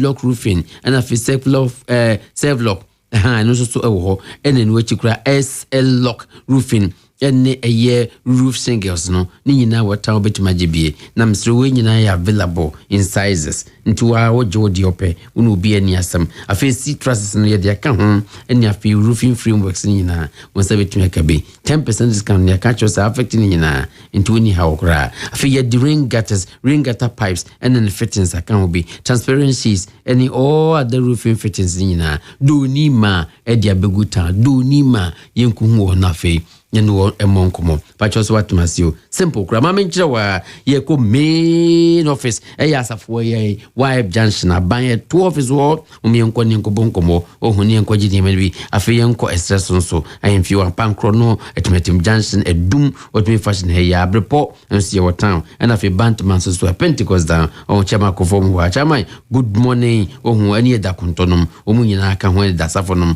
ye munyina chen and afi nso asafo ka ho ni kijetia Techiman swe any Tamalican Valley Kendevi Junction do nima yemfrena fi monkomo 0544 321150 544 321150 Amenfiman Rural Bank Limited and was here in country say number 1 rural bank in Ashanti region no your Amep Auto Loan own your own car me pacho ye beto car ma on what you nkakra and your Amep Auto Loan and me badachi account no so if for your man one more future into your plan wo musika sem dia ma wo mo na etimi aba won dachi and your Amep high interest savings account and so ye di sikatumu a ebe 10 at the amount. Now you have a reason to save. Amep Gold account so eboa BBID so project biawoye so person bodan so opese to foundation opese oje plot and na ni opese ye bia opese printi dan ho ni opese ye bia opese hihye olubes ni nyina bebo mo sika de aye ene ye wa Amep susu savings account no ye say trawanga saufi ni ebeba doorsteps aba abaji sika na boabo no amount ye current account so no so bitimi third party grab bitimi abe withdrawal at the amount possible. Ye Amep traders supply any importers supplier e de boa adwadifo a mo hia sika mu dro akofa niema efra bruchaba oniema ka port ye se paneti da so ye na otwe wa ma magi a ohyen na ye de amani pa afro 444 Mistrobra na ye ma sika na fa koye ye was Santasia Junction ye wa Brepo Junction ye was Simon Manje Nkwanta post office building him ye wa Ketia KU and ye wo Edum PZ MTN office na ni mu hada ye mfre ne ani omomon 0202 030060 amemfimamba joso 0202 030060 Fe bijo judos Yanko Brapani, good morning. You too, and Mrs. Eka Hubi, and Yaja, owning my phone in Ayamu Mo, a Jumamu and Yekai Chanitipa, inside out. Yabama, quality seat covers, Nashekano Kunyan, hey, Ubia who say, hey, Masao, who did your quality pa, a bijo juduswa. Wohu du kama ni an man light papa de bokemu wohu ya to hu say yes no krumini light na atwe from the bad guys so that dey bo ni mu achiri no ka bia pema pema da na kare wo secure no tika bia bono anase pem wa uka no ensei na afensi ni tipa pe bokemu multimedia system no wa DJ na hello wo de wo fidie na to ya wa manada ya no tie nsempa no afensi Land Cruisers ni produce ni na ono ne siesie no Land Cruiser said the tie bia de fabra enkase ache enti we de me ko bondo nko me we de fa wa de bra ye kase be fa obun se yeso kana dane ma fefe America ke bia so be bia to no Big George ayakrado N1 no na ye ne use lessons so ibitim dia ba na Highlanders RAV4 pick up a Lux Revo ni na America ke bia so be bia to no ubitim nya bi Big George Ventures you kumase so am run about where first gate na Ghana water omwa ni wonse abrosa ne siwo nation tentis wono cast ne samase no weka se wodie ye tonti ubetwam eye hwa na meka no ofre no kran so ne chese ekoyie na akwa ye busa Big George wono ne kira kwan ho ne nkrofobia found sanche eboase wono se woyie ni baba beja judos oni Mrs. Nyamisho munyina ne eja munyina wo number no ofra ne chese etwetia 0244 652230 0244 652230. Yo, make am for Bigo energy drink at the amount. Bigo energy no, yashada and say a bebo, am one ya honden at the year, Juma be a dawanima, Hopeso ye, oh yeah, Juma day, na to say Macy 4, driver 4, ubi a year Juma din biano, and whom be here say Biano, Ubenya honden ye we Juma oh yeah, na Bigo energy, and only a hondia, a tie wachi, abo wachidom, and more dear view of Juma. Bigo energy no so nyamiantom, yatim boy saying yi kama obetumi ada de echi nso ahode na supermarkets bia Ghana ha obenya Bigo energy ni bi ato Trillium Industries for na ye omo ye Vena mineral water ene niam omo ye de do so pa omo na ye Bigo energy tie ni mo free tete obetumi afre no apebia 03221 90877 03221 Bigo energy drink, live a life without limit. Correct. Na Bigo ni nuani cola ni nuani cola ofanu so odwom and no dey scan ni twe wen no bo modern to baako label no ho no obehu QR code no now do smartphone ya over so phone your smart anye yamo die ntime mpeke ukofa yamo kofa dia obede no akopeke anye ukoye just messages na no da bo modern na fa smartphone no now was scan a QR code no pepe na fe obu scan obu so watch movie no would watch watch video no esa no I enter details and no be bia ma one enter details we enter where you stand the chance of winning where the cash instantly no ka kobo wa ka go butum una akro no Trillium Industries Limited wo madaroma wo magana isikedi wo misikedi enu anu bo mudda to be nom ema wonu munya won entrew etrew echiri nyina na afi wo weni achede enu anu no Mr. Wins was say NLA for wo ma prove that identity ye wo mu Caritas lottery platform no ye also den terms and conditions apply this was in serious cry ye Bigo kula today. Scan the QR code and win big. And yo, and in that 24/7 visa application center, and so wow or more airboam what me to quine akusiandi or bruchri, baby episode could be so kusiandi so juma 24/7 visa for Edobe call. Nancy crowd your manfa. Ako US na omwanda ene omodi omko ya say ye World Cup you omo hwebie ene wachi no ye wie World Cup na ye beko UK Commonwealth Games so beto aso on 23rd July to 2nd August ene so manfo apese ko nyina onu meye wadom na omode wakọ ewiase obia ne nia wotumi ye eye nsusu ye ni yi ba akwantu dia 24/7 visa for say omo betimi de wakọ akodru baby akobia anti UK na person corner games uko hwebie obi sukra person okosian de ekoye adwuma ne nyina omdo ebekọ mepacho mo wo office okumase won kran obetimi afre omo kabebua pa ma enkomo no ya toaso na bibia e fine 0257956817 0257956817 WhatsApp is 0544347006 na 24/7 visa application center bonkomo akwantu yedobe contempa na onso ho adwo. Correct. Now first where King David Investments Limited. Dave town Lebusia Investment Limited ye kan wasa mwede Camel Natural Selection Shower Gel ba ye busia enu de dibja de seseye Mr. Bomad na fia ba ne die so bo sa abre ebusia frufria manane ba we die we dia danio wo skin fe and no products ne dia ba no Euro products ni nyina ne dia ba no oh na we so mu flavors ni bebre ensia yo honey and milk flavor and a rose and white tea flavor yo avocado and papaya flavor and a aloe and milk and also a coconut and vanilla and a blueberry and lavender and yagro kra so lavender wa woni tua tubo modin bi dwade na bonso skin no ne kala na to say na tuntum kokko on chocolate kama na misro ne bo no hu sa beka sedin dabi edda fompa on the low into bit magibi na wenso so emblichi anasa empo enti amanfo ni je ho papa enya sinkuma Camel Natural Selection Shower Gel ne busin udum o between ye twice in carry twice mpesi yaso heye unya kope ndizupu no ho between ye biato na afensu kumasi ya de cosmetic shop bia ubenya Camel Natural Selection Shower Gel ne biato bomodene a uhwie kakra gugu sponsor abonsu eguso to widi ne nia ensem bi ho nyina behye nyina ama widi na to so na boga pa ankaza bomodin bia ne emfrem nkomo number ni 0243 74 48 55 0243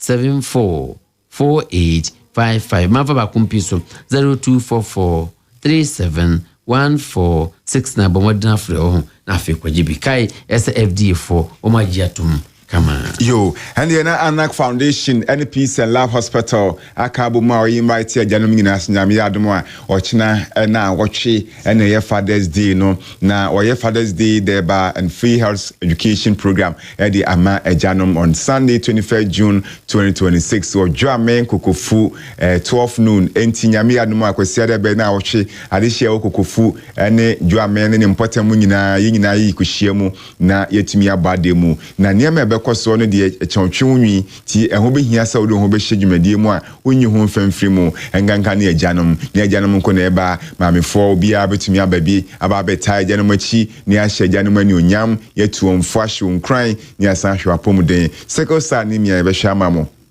prostate health, diabetes, high blood pressure, ora, ni eye, ni nyina ebe hwa ma mo e free enti no so sedwumedie wunyu ho emfam free mu Peace and Love Hospital, Breast Care International, and Atnan Foundation na wo mo boaye obi ya hotel and so see home away from home brabe jua home obi ya hotel we essence abrefe collection be ma mema ene ema nyina bi ato ni niema ye papa ni niema efe ni niema boofo or labor runabout kuma say and afi dwaben community bank e Asempa loan nam 24 hours ni ama abisia unsave okra betimi ma loan e ma etumi eyeye entempa so Donima State Complex so e bodan so Wasafo Junction odan e be boso entempa wo ho ne amanyina e bitim da ye ho adwuma ma New York Industries and so the AF Confidence in Satisfied aba akuafo ampese mu no ba yeso do so na musika semba bochu na mo de mu ho abo New York afo wo mo de ye da won masi wo munti na de chi a enya biribidie akuafo no ba yeso yi a na chesi enso enya bia di ye wabu akwada de ase ye AF Natural Bath so liquid soap a epo ahrupa ehwam e ma wede toso Safwa Bakery e na wo konongo a otopan no a na nsa na da so ye hyehyehi Safwa na timi chro Frenchman kwaku owusu aduo minidi egu pan no ho free konongo e de ba kumasi odium na ye de abre Frenchman ya package ni fe then yeti onon pa otimi ja konkwan fufu si baabi na wodi Safwa brodo Safwa wo konongo ahimfie ni nchen ho no mo a oto brodo a otimi sampa guy onu susu yemu na media partners no Despite Media Sunday 21st June Joachim Kokofu 12 noon pepepe ni ehyiemu and Foundation and Peace and Love Hospitals promoting health families and strong communities. Correct yo na chese ebra so se de obonkata ne ba ai so we o fa kakrebi ntu o ase wa na se o ase ho o fa ni ase di da bende Matias na spectator and busia medi frasi na hwa yi opani wo sleeper fine pa your friend Dr. Isaac Puti nai wono ena wadi atudwa se NTC staff nyina womomodina no munya adwuma ye. Let's work together to grow the organization and make it sustainable. Wasi yenhwe na NTC nyintimi nya hu adwuma yin kama pa nya adwuma no na nyina ne naso wohu na fietimi aboye nyina enwa no na afienso so yadi atudwa se yebusua enso so bi ni palbese dumiensa ena sesei yadi wo akotomin edi benti ne di amakotum se mo kase bomane esinanse ya mampon eya akot na busiam binu ebia wonom wo alaji eyire kama wo wo kra ukuna kwa ba se wo wade of story no se plana dia se wo champion plana story da fe na ba yo se wo wade ene sa alaji tia no was adi ba asem ni o di ho asem koto na nan mo ni mo menhia na nan mahima no ese yenti die koswa na nam se he we ya wo se die injunction to so isa wade ne baso a ebusuafo nse he ne aji abewade okay yento aso we na alaji die asem ne kokoto koduru koto a ese awade ne se baso a still am so me wade na kosa sa mu bu koto ni mutia e content woni mza eni ne content ne tia wo mo no ene nipa busuya edumienza koto so obi entua over in the untia 50,000 awade ne baso awade 50,000 per person 50,000 per person some so and yan come anya content so what I say 13 family members me was 13 13 kura yesi jama se mi sanse mi nukure mpo dwane ye po machira kwa ahoma ma court ho na court se ye mfa bench warrant kura enko twom tante se si ya no inform no musa yes enti se wo muntua enti wo ntua dia wo bedem enti wo mo bi hambas ndi na chese ne wo mo dem bese wo manyi sika no na 50,000 ba ko de wo fa and then yasam enti eno ho amana bona spectator the plana awade ba kon huska utia no next time the mirror yes you was your muscle day what we ask I was young for this. When you have I didn't want to punish you. No, that's a you will grant a man there. No bad here. Come was a beban that just with Jabo or Baden, you know. And Colasa come collabs in Numas say. Tabio and Colanum, but it's a legend. What the Mamino Ewo and Colad in Num. What Baden Jana or Jaw when Colina or whatever. Or Banuko, whatever. Aye, I don't know man and Kaye. Yes, ma'am. Some of my day. I'm hardly beating what you. About what me I guess we free our answer for you. There was any more by Yatum. Yes, I'm at there was a penny say, hey, what in the Joko? There was a penny anchor. The mirror, as you cry, we hear you at it. Now, Ghana's most popular newspaper, The Mirror. Now, him how they about say Professor Linda Amwa, Life of Curiosity, Science and Success. Ababa wapa or professor, which means was Siam Mapa. On it, that have a fair feno. Now, I have so I say a day for that. Families to enjoy food, music, Father's Day, a buffet. And no minim say mirror for na ye dia ba se obasi anso say wonya hypertension na want me ahwe an control a obema timi wu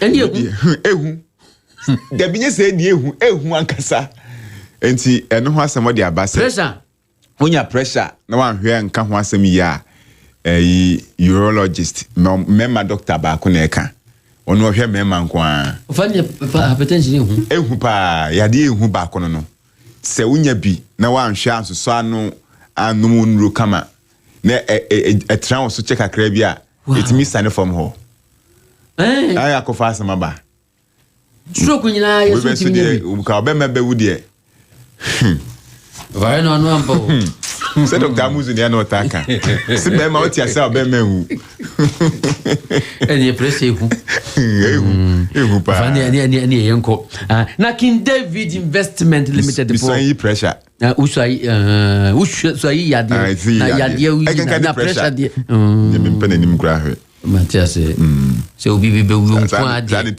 obi be wu nko ade ne pressure ngu King David Investment Limited ne pressure ngu Camel Natural Selection Shower Gel o media basi nyi bimdwade no chese hey yenkrofo boga fo ba o munkasa o munkwa na edware engum papa ana sesam na papa no yenso ye dia ba we Europe ton and o media ba almost 6 flavors emu bia wo gie betimi aboa eno wan no wo dwom sese ya cosmetic shop bia no a wo dia also pe Camel Natural Selection Shower Gel no bi wo benya bi o free number wen so a eno wan no 0243744855 and afi bigo cola scan and when promo na is kabem but modern to cola na baako na afi so label no no no scan QR code no and no na afi wa watch movie no no enter details wa with me di achade no was no wait no stress and one just real towards an asset rewards instantly wa obedience see very refreshing news me boa mo share so pa and one so bo modern na say okodi ton anum ni bia no a wo sabetimi akabe enele Caritas platform no we nyina I was so terms and conditions apply this was in serious be I bigo cool scan and when instant cash promo any go no be your judos ventures this what time so car no yemfa kutwa neat inside out pa and the car be kuta wono say Land Cruiser sense kra Prado sense kra Lexus no Highlander 04 pomodan fa brenye ni neat ma na you kuma se ya so I'm run about Ghana Water First Gate no we draw be pa no afre Big George hwehwe no achi akwam so na guru for no be amu o number ni 0244 65223 nyenko donima nso yekwa so peni kufi bi eno mere masum dwen kamo heya ne yewo wife junction heya safo heya na meka wasemi Ghana Revenue Authority aban to office wo no wonye duru ha da ho ne menyina chance na de no ade no wonsa betimi aka be kama wo frɛ number we nso na chese ya bon komo 0544321150 of atwajo and ye twaso ne awie prekwa ye ka am se nyankrompon eya adomo a kwasia de be na 21st Father's Day na dwame kokofu na ye kwa akodi Father's Day no ti ade hye won potem nyina mu hia ye ne e beba be boade mu hono mama anigi aba ho Mr. Obia Guest House Abefi Collections boya chidom amya ba be hye ye jano mani onyam Dwaben Community Bank Donima City Complex New Cafe Industries na Safoa Bakery ewo konongo ahimfie no enchen ho no mo a mipacho bo modern se dwumedi unsusu unyu ho emfa emfrimu na visa 24/7 visa application center for say ya kwantu ho asem de afa bedan wo mo ye do be kwa kodru boko sisi kwa de UK ne kwa ma Commonwealth Games ya kohwe bi na apese World Cup insu kohwe bi a ebre no nyampa ho Ghana matches no gwenya nhase obetimi akwa kohwe bi obetimi afra ni aye onkrata ma 0257956817 and our WhatsApp is 0544347006. According to one sem DM so when we are BM one for so our bra ye original for Bigo energy drink so I want drink for manumbi na honde from Masro Mr. na when ya honde aye wodwuma oda betimi and I sorry I want day Bigo enye na crowd just so supermarkets Ghana have a biada Chirium Industries for say ye from so me to be a brain 032219087 and Memfiman Community Bank the Amebo Tulunaba own your own car you better talk amana or tianinga crack near be account mama fano near boa mwatu susu na fuel pelon susu apejeju menimo ya sama bi ya wasantasia pre junction abrepo junction swame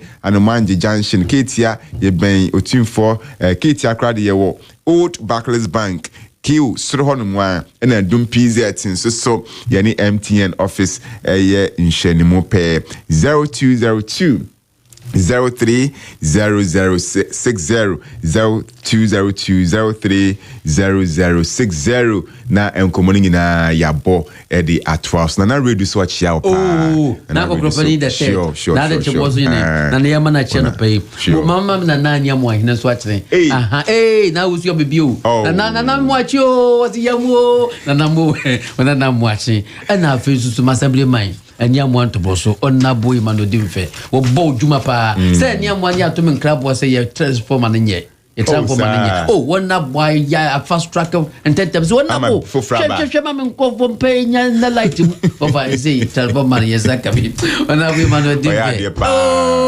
wonna bo mi wonna bo for muntu galam cd ara mi poma sempa jam se di won fanya sure wono kra MPP wo ko MPP secretary Hello FM na constituency wo peso be ye adwuma atwoma mpo no constituency obeye ai oka obeye ai sure ora obeye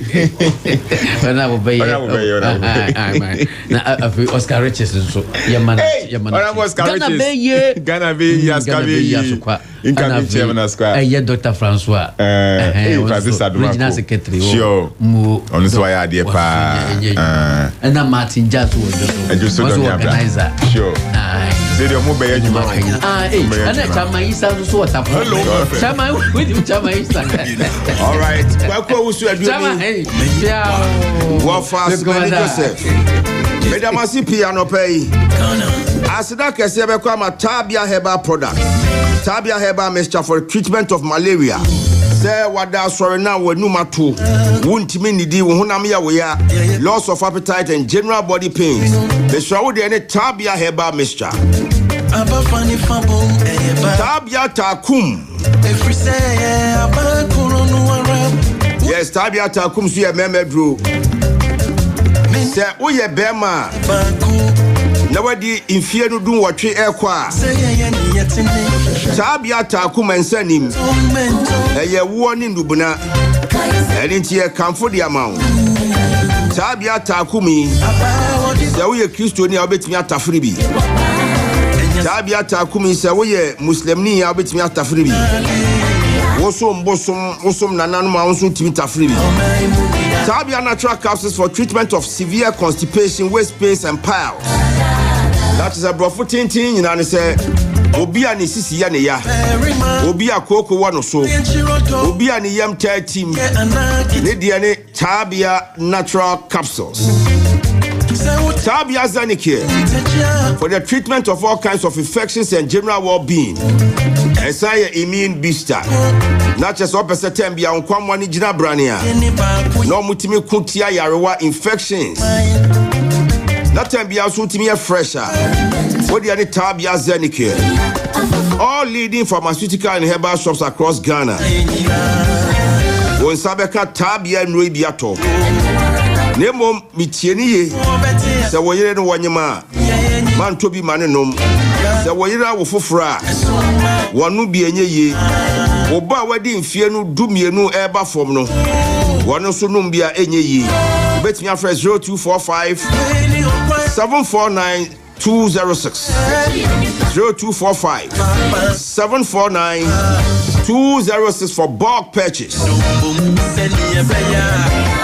Just Sky Roofing Systems. What they already done saying they were show no air tornado. Say what dino when cruise year wow mukran so be foul. You show your funny baby one crime. Intimate show TNT any Just Sky Roofing Systems. You are gonna Jamasi Mampon Quine so. On your factory, no, your office location was Senior King Jesus Junction. South and West Sudan area, now per near by your roofing Mawa. New roofing installation, no. What dino West in that? Your boss did that. Your mama Mosuyi, and here see a boss of fro, and no a re roofing. Only a storm damage repairs, commercial roof maintenance, say your factory, say your warehouse, or more.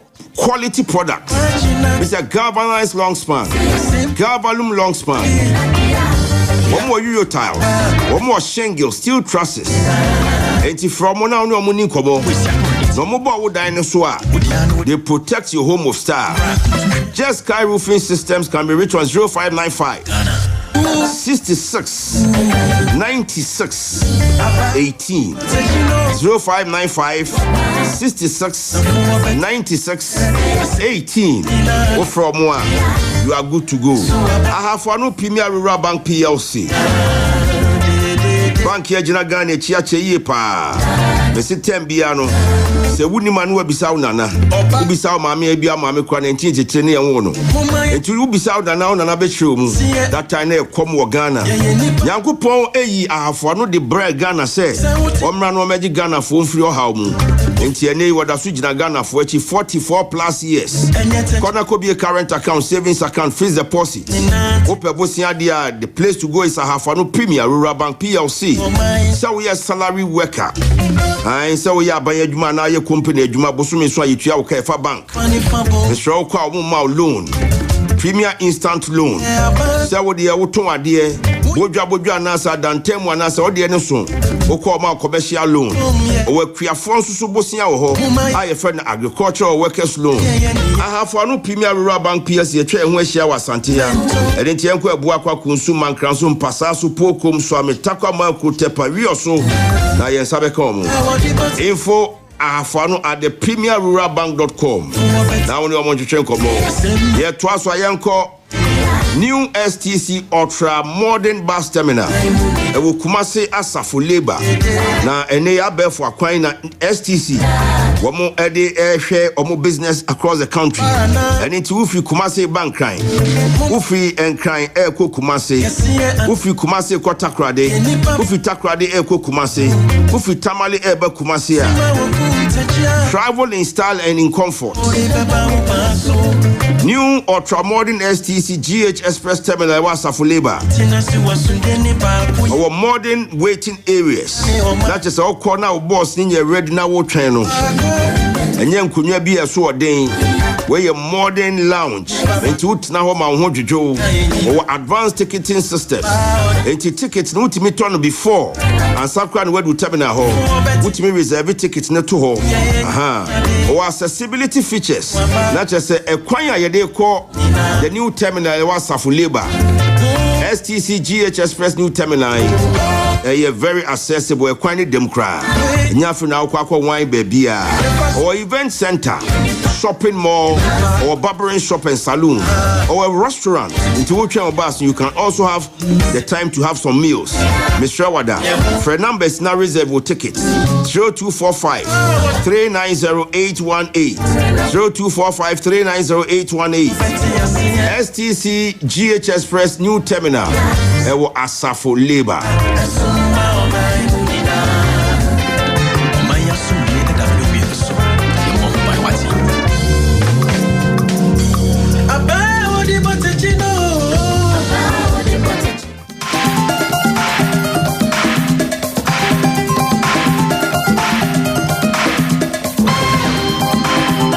It's 25 minutes after 7.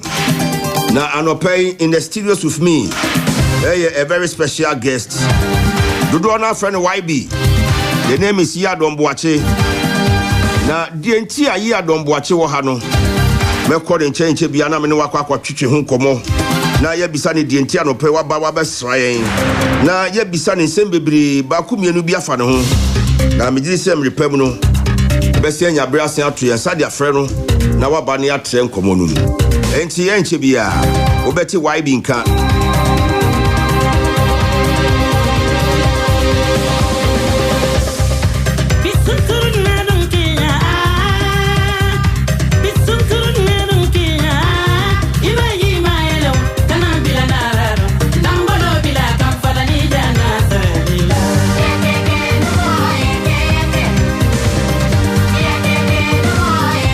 Happy birthday, Obapa Amonu, Jemfua of Ampabame on the Sokoban Road.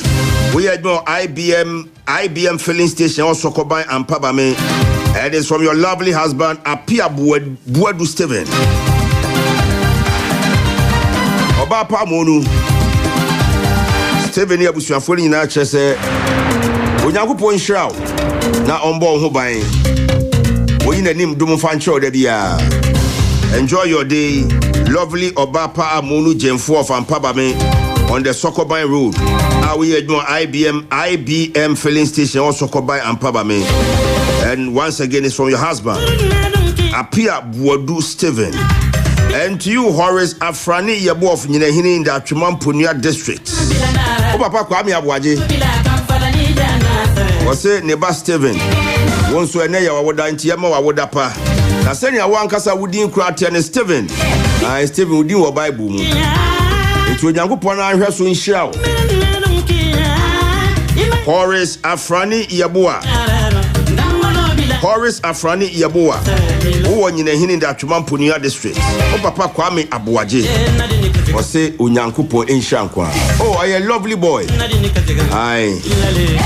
Enti yadi anu akogua men call Mrs. Letitia Obin GES Municipal Director wo bekwai wonsusu ukunu woma and the staff of GES Municipal omunyina kabum hard working Mrs. Letitia Obin GES Municipal Director bekwai.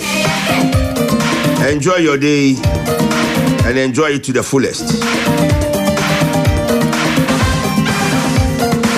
Good morning to you, Master P, in faraway the UK.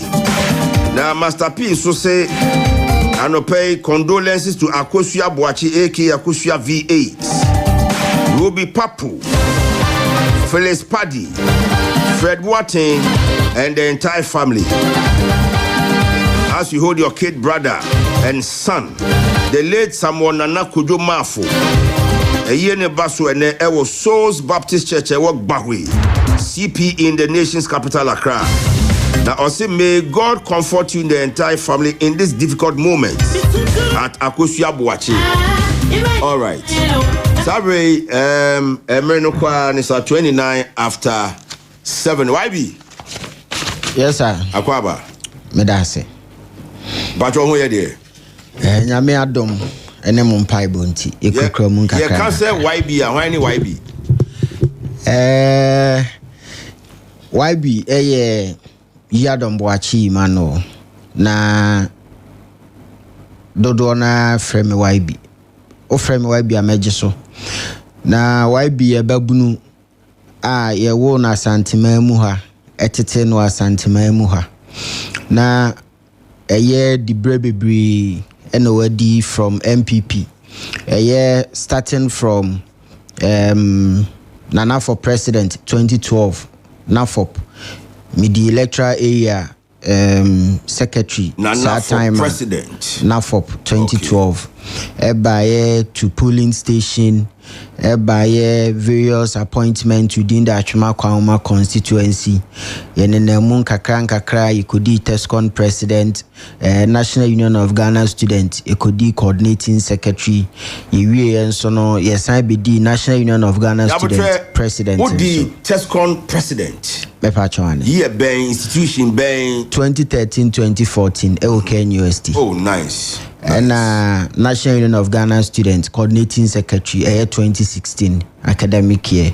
National Union of Ghana students. Yeah. Okay. And 2021-2022 academic year and so no.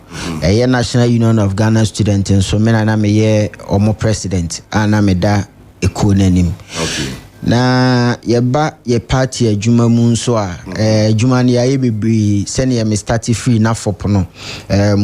We've joined various outreaches the various constituencies in the region. Tescon ye outreach bebre no so no ye de hu jim ya ntena fi 2016 new adubiase abra ne mu aye den an ye hwese e beji seat no yadom boache through Professor Bubi, former MC Swami, Yetimi Egada Nipa basis mienu Tescon for the call new Dubiase Koye counting agent Yetimi EGC no 2020 in sono a year just constituency once a Koye Juma on elections day. And so nyame adom ya ho den ni yenim de kakra enso yetimi no yetimi eboaye emi de ye edewe ne eye juso seat ne maintain juso seat no. Then the various constituencies nso a enso yetimi aboa nso no eye yato aso aye adwuma o hosa nso de aboa. Right. YB itinerary audio media from the university level to the party structures no. Sure. Oh yeah, Juma. And I hope say the youth wing of the party and so taking notice of what you are doing. We'll be sending me say YB is a fruit for the MPPU front in the Ashanti region. But then what 2016 mo winning power. 2017 maba baimu.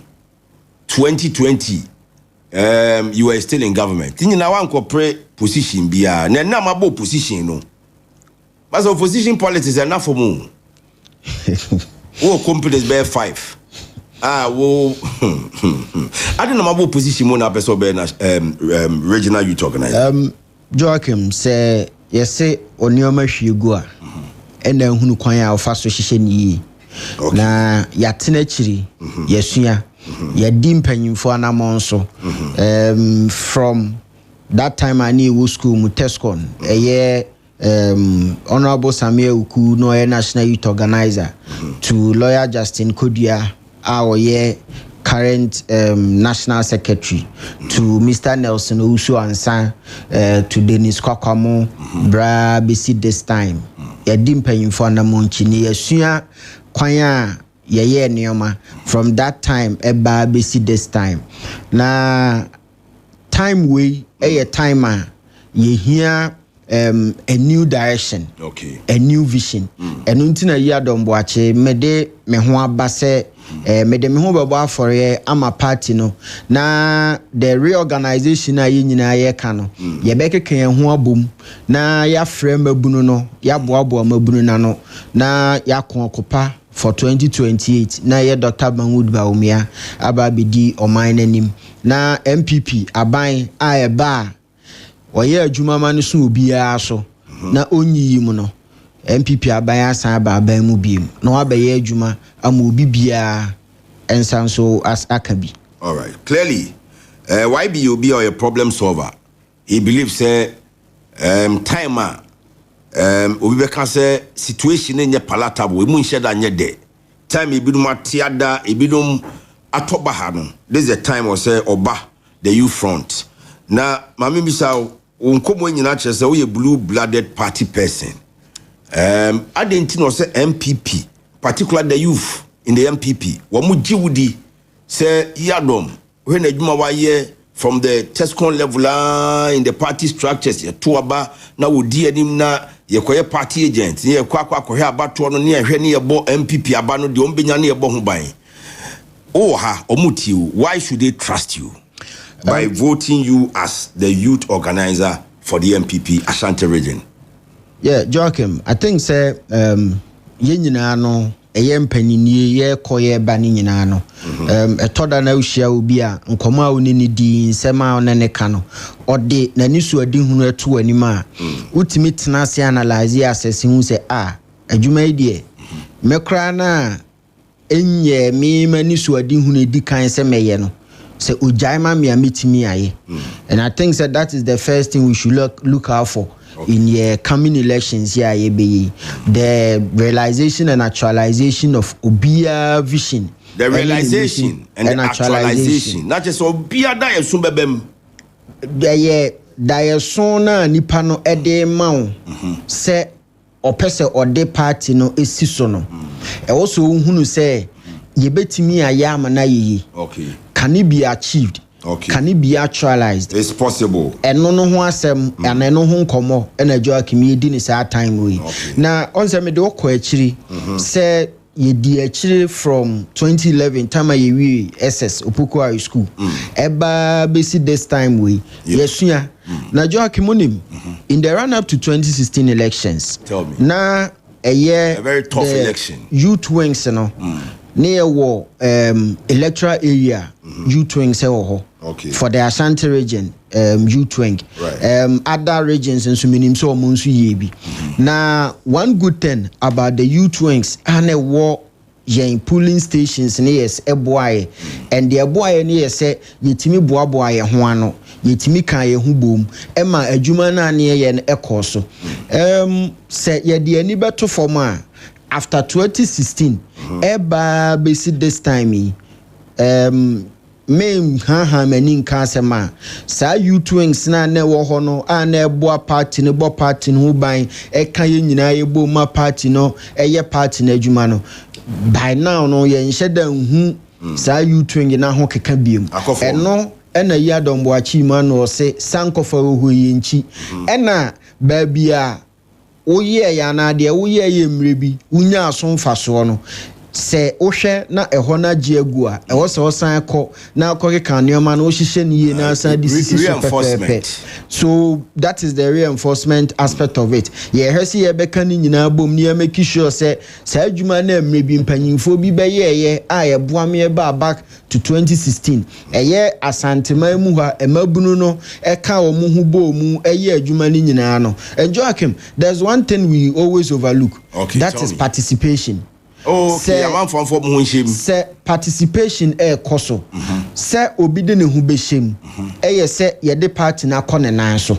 Accessibility. Accessibility no party na kɔ ne nan so na very accessible no. Na afa nipa ne nso enya mu do na ohun se me de me hu shem a. So no ebeyeye ntime mfa me hu shem.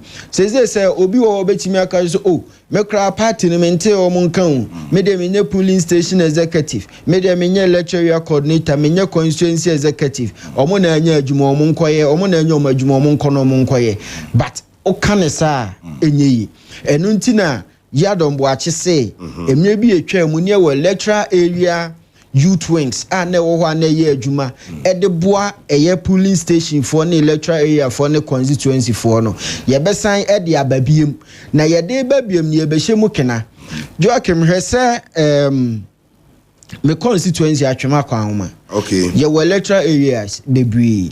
Na imagine say every weekend bia and every 2 weeks bia no.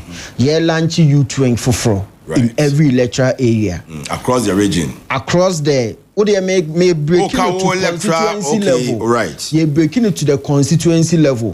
Every 2 weeks be and every weekend be no. Yeah, launching and I inaugurate an electoral area youth wing. That should tell you say every weekend biano ye better party nenka ewo constituency ni every party ni biano every weekend and 2 weeks biano ye be hu party no constituency yen leaders MP chairman executives no biano ebeba ama adwuma ye no ya hwa ye enti hwe se 2 weeks and 1 week be atwema kwanoma na ye replicate in other constituencies across the region. In the region. And to say every 2 weeks biano, then a year in about 5 to 10 constituencies in the region. This will increase our visibility. Weba buama ye jumana ye shesi ebeyamana ye come 2028 no. Ye betimi aye na eye grassroots participation. Eye obibia or electoral area first e twa mu say o me de mente party ni nka me de me hu party no na ye mfili party no. This time ye the party ni bre wo mu at the grassroots level, at the polling station level and at the electoral area level. Inti obi bia or constituency one or electoral area who bia no ebe join youth wing no join youth wing na science party ninka ye mfili party no Joachim Sanyo mani be free. There's one important bit about it too. A promote unity. Right. Emma ye hu ye ho. Emma adwuma na ye no eye very simple. Example ye say Abura so electoral area me de atwema kwama constituency ene example because e ho na mfi e ho na me to ba e ho na me te Abura so electoral area any trade electoral area say yenya holiday bi na yesi epese ye games a friendly football matches games ye to dame e man nso mebo ampene ne ekeka ho a enka Abura so no trade de Joachim kemutwe kakra but through the games no e be me hu say oh say me nua Kofi kra no kan ho say me nua Kwabena kra no kan ho ye nyina ye MPP for e de nkabo mu soronko ene anigye soronko ene eba na Joachim ye free the reorganization of the electoral area youth wings no na ye share how yen party no the various youth groups war party ni mu no ye be kan ye nyina ya bom na adwuma na ye ne ye be ya amana ye ye wo Tescon ye wo loyal ladies ye wo patriotic health groups ye wo loyal agents ye wo groups ne do so be omunyanso ye youth obianso ye youth na etoda there's this artificial creation of space be as ye de we infrey as ye de adwuma ni ye wedum nam ha as ye de ye nkan enti de na ma menteme ho ase ene wo ho enti Joachim eye yadomboache why be say oba saa neoma no ebetwam right na ye ma na twam no na ye hwe say yede obiye ba on board obiya na yede oba on board no in the sense that outreach ene yekoye no Kumawu mokosra an example and yekoye no mampon yekoye outreach e wo mampon no yeko set up a health screening platform. Yes, set up a health screening platform. No, ye nuano ma or more health background or ma come boom. Some ye MPP for no. Ye nya omufi. Right. Ye de omu bekwa koyebi. A doctor for ni, a nurse for ni, lab technicians. No more health background ni nyina na de. Ye de omu beko hobi. Okay. Ebiem ye akono. Ye betu ye nsa afre ye nuama no. Ye loyal ladies for no. Loyal ladies ye de maba. Ye besre mu.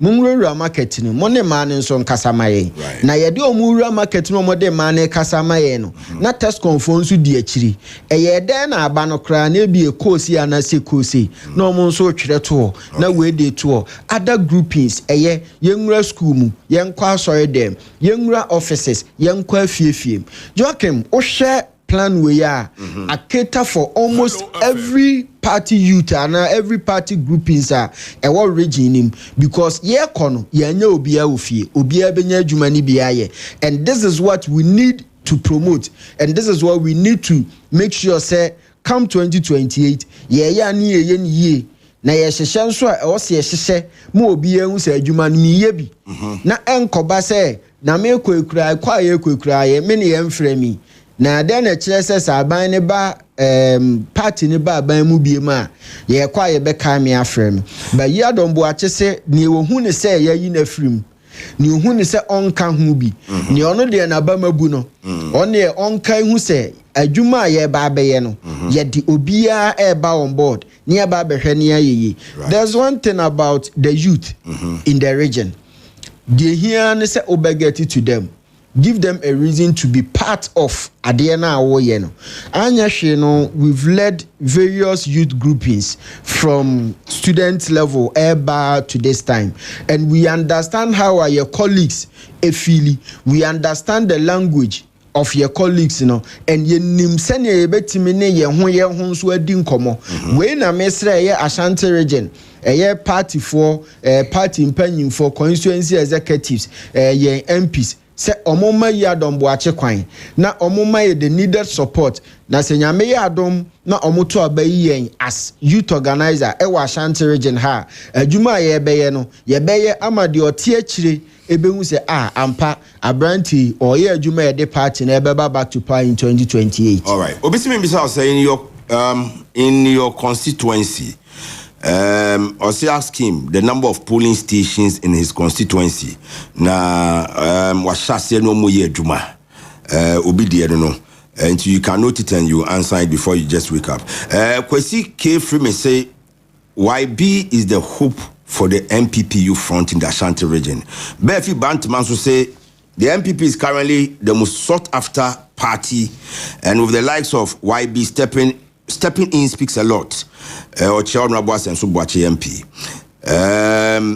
Kwaten Boafo say Sami, Brass Sami, what the guy is saying is true. MPP always don't support the youth wing when they come to power. This time, our leaders should focus on the youth wing, especially. Or say I was a founder of Zongo for Bawumia, Kwabri East, but I did not get any support from our leaders since 2016. Okay, or no sooner dia or they abandon. Why? Me did say this is the beginning. I feel na yasha say no correct. Na no pay unkoma one MPP mabunu na di no. Me did say I sink in. I have some few minutes to move on, but my menjo final words later on. No, message to myself from now. Why explaining yourself better with the strategies are ufi say. Mobitimi di aboa di capture power come 2028. Enti anopai me das nensra, but just before you go, mamenjo final words. Ye kono, yes sir, ye party for say abra ye drew mu. We need a very proactive youth for the youth. And see a proactive youth for the youth. Nani po ye committed to serving, no be making sure say adwuma or ye no aye ni ya and only ya don boachi mano. Ye best say kakra the gains na ye wono ye behwe ni aka boom na ya ye ni aye ni ye da senso. So me da CP YB ena ye tele kano.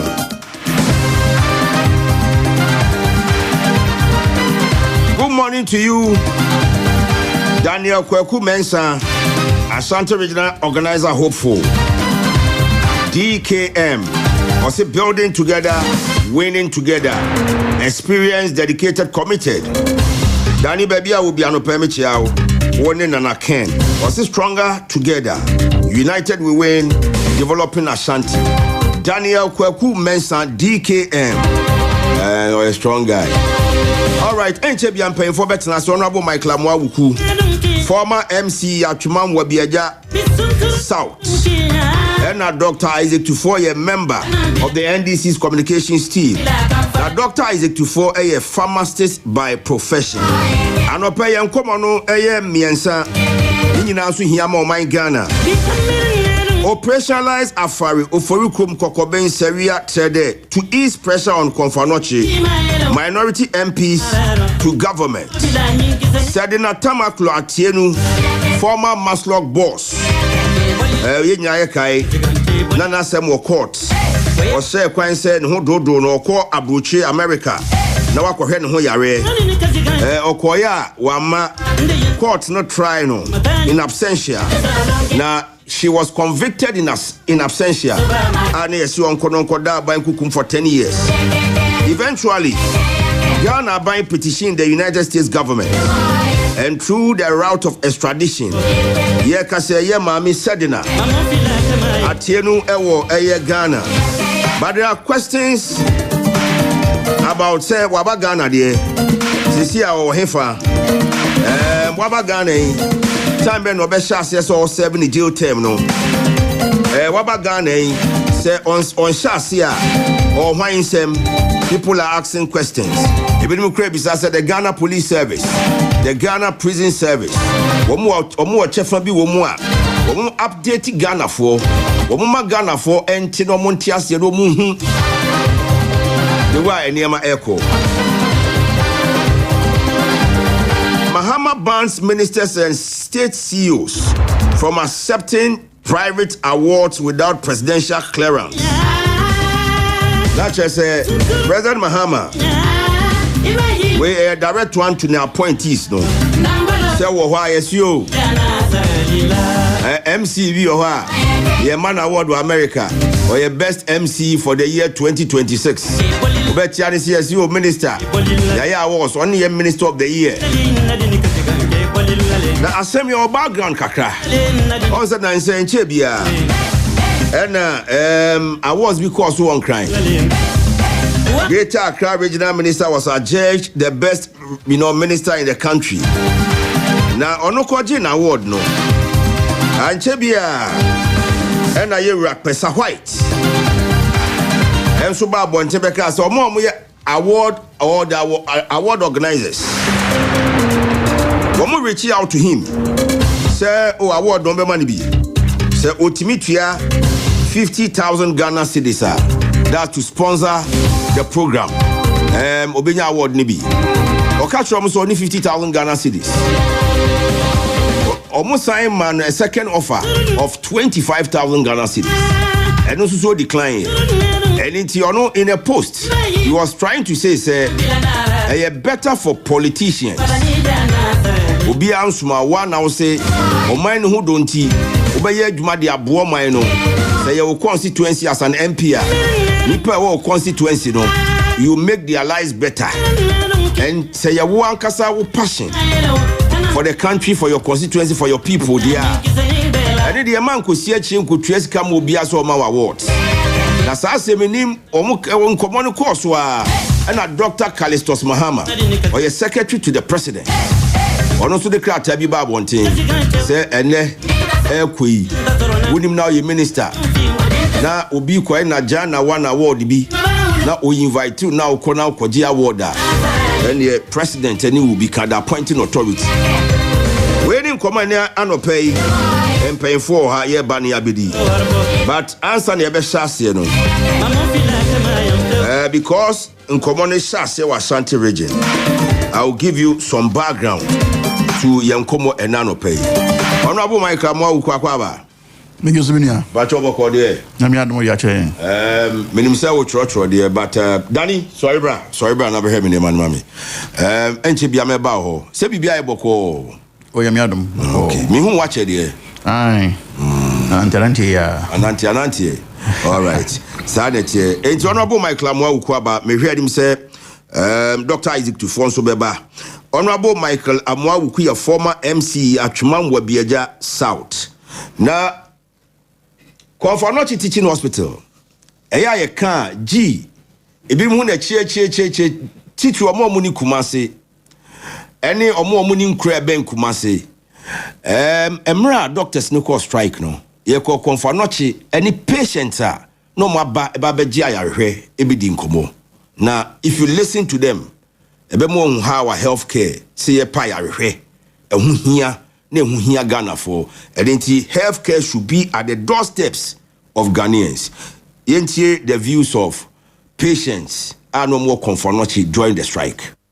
issue kakra ya na ade kakra wɔ ne yam ana ya de baaji be ya hwehwemu binti yenke be hu gynecologist na ya further information be we kan ba ha twice ya ba the last time ya ba ya kire say doctor no be hwe no abuku awie nti ate se ya ba ne ene nso e beduru ye no m say damra omukọ strike binti ate se next week omo egu anyina no anti na egu ha say o say coffee om say ya te say doctors na sa ba back to work na ya ba yente ya yentire fie so say beti so mo astate adwuma ansana say yare na nti na me ba ye nso me ba na om so mo kọ strike nti ye coffee akopem tama ye beti say o ma ba ansana ya ba nti efia na me ko say na ha me nso ma ya ne dan sa ba ne santi pa chom free German of asu oko ye ne sampa nyina ye area ba ko na yare ye bo me na omode mba ha sei nti ba ya mfie nsie ne ha ya na me ba bosumi mienu nka se kura de omo aboa ye se obehu doctor na ye die nro na akosi sampa no makwa akwaje nti edi bosumi nsie no mabehum doctor no wa hwese de ya de na akwa akoduru enro meda ha o ahemachi no na ye ba ya omo se nsensem bi wo ha nti no ya ntra se ntwa na ebobo 8 no ye benya muaye ye de ka de akoto ho 8 boy ya ntehwe no nkura boy ya ntehwe ekobotan na omo be boy amane se omo ko meeting nti ada se doctor no be ba be hwe ye so mehwe ye de omunim ene ye de ti ha ye o me beda ha nora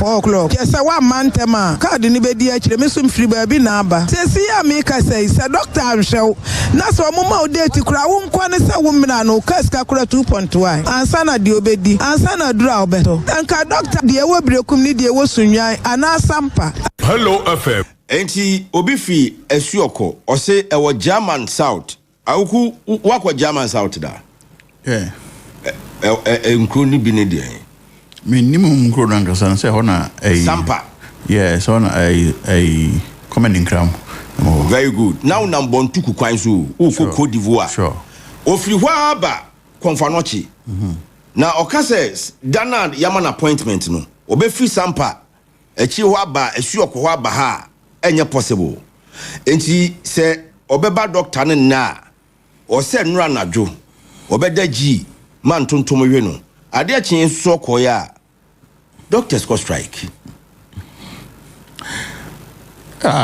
okay obi be ka so na say gi ni wa onko interest ni wa onko SDA no wa onko South Atonso hospital but one baby obi afiri aba we twam sankwa doma birikum insuatre sunyane aba bidu kumase opaya hwe ona bonye easy I believe we can start yen shase okay with the doctors and their strike me da say na me fa kunya so nchia woni atiefo ina na mom so mo share Facebook live em say na watch intem de fire yarasa hunsem ni ade no abe daga na me hunu se ase oman no na yenye serious anasa aban we no a osiso no ana ne botaye no so kokura saban bia sebe e woni focus aban we die we decide say amanfo ko edwum ekoton bode ne mankani ne makwa eno hia sene se ye behwe yapomuden ho nsɛmsɛm ade a ha adwene pii obi nka sɛ edwa enye enso yɛ sɛ first things first aban bia botae ne sɛ obɛhyehyɛ nwuma mami nka sɛ Dr. Isaac Tufo finally is also in the house Dr. Kwaba o yeah jao nampa choboko all right a pharmacist by profession and then in the health sector obɛboa yi pa aban bia botae etitiriw ne sɛ obeye adwumason no ode impuntu abre omanfo na so ntimi nya impuntu enyi ayasabia ayahweso enfrimu na sapo muden onyi enfrimu you can't do that because said metaka no ye ho hai sebia ye hono do ye a ye ntimi metana ha enkase bedi adwumadi abo oman no ana adwumadi na mo no ye nso ebetana ha ye die no so ebo oman no santraji bano ebo man no cause bona moma awia eto ana se mo bokane mo de kane a eto aban dwumadi a wodi ma manfo ho nti sɛ yɛn so yɛ ama na mo ama ma di sa adwuma yi a ɛnya de a ebewie mu di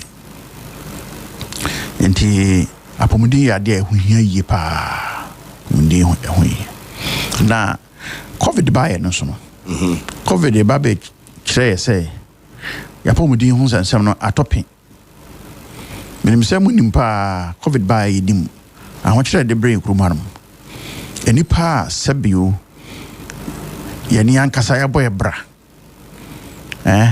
covid ba yɛ yare ɛmo yare bi ka mo no yɛhuma bi a ɛdɔm ho guiɛ mekae sɛ meme ho sei BRC for ɛdan bi a yɛsi a na yɛ mia no koraa ɛde ɛdɔm kɔgu mu fa kɔ high mattress koraa mpo ɛde amasaafo na ɔmɔte sɛ ɔyaa no covid din ama ba high sa mattresses na yɛmfa ma ho amanfo hotels ɛkɔgye yɛ ni nyinaa ɛka ɛna ɛde brɛ at a point in time Professor Frimpong Boateng na ɔman baabi a yɛde saa afɔ no kɔwuiɛ nti ɛade a na ɛyɛ atete sɛm because covid ne baeɛ no na yɛnya ɛho anu aduro no na abɛyɛ asɛm kɛseɛ nti aban dada no adi si ani so sɛ mansini biara so no yɛbɛhyehyɛ ɛyɛ ayasabea wɔ hɔ no mu a yɛbɛyɛ kwipi no sɛ ɛbɛyɛ a kɔmfɔnɔkye no nso ho bɛhaa no botaeɛ aban de si ani so no because obiara ɛba kɔmfɔnɔkye sɛdeɛ wankasa wokan obi firi German aba ɛnyɛ hɔnko ebi firi cement fido tamale bi firi bolga bi firi wa kane kura de ne do no afiri Cote d'Ivoire ne omuda soba Burkina Faso ne ba kɔmfɔnɔkye omuda soba te kɔmfɔnɔkye de anka ansa na do bɛkɔ kɔmfɔnɔkye no ne bia ahoden a ɛwɔ ayasabea bi te sɛ Sontreso Manhyia Tech ene hukum ni ade no nka ɔma ahoden aboro so a sɛ yɛde ɔmba kɔmfɔnɔkye nyɛ obiara na ɔsɛ ɔba kɔmfɔnɔkye ɔwɔ yɛ tertiary institution right yare fail no sɛ bia dɔw kwa bɛyɛ ɔno bɛtuma kyerɛ mu mɔ kanyɛ obiara na ɔsɛ ɔba kɔmfɔnɔkye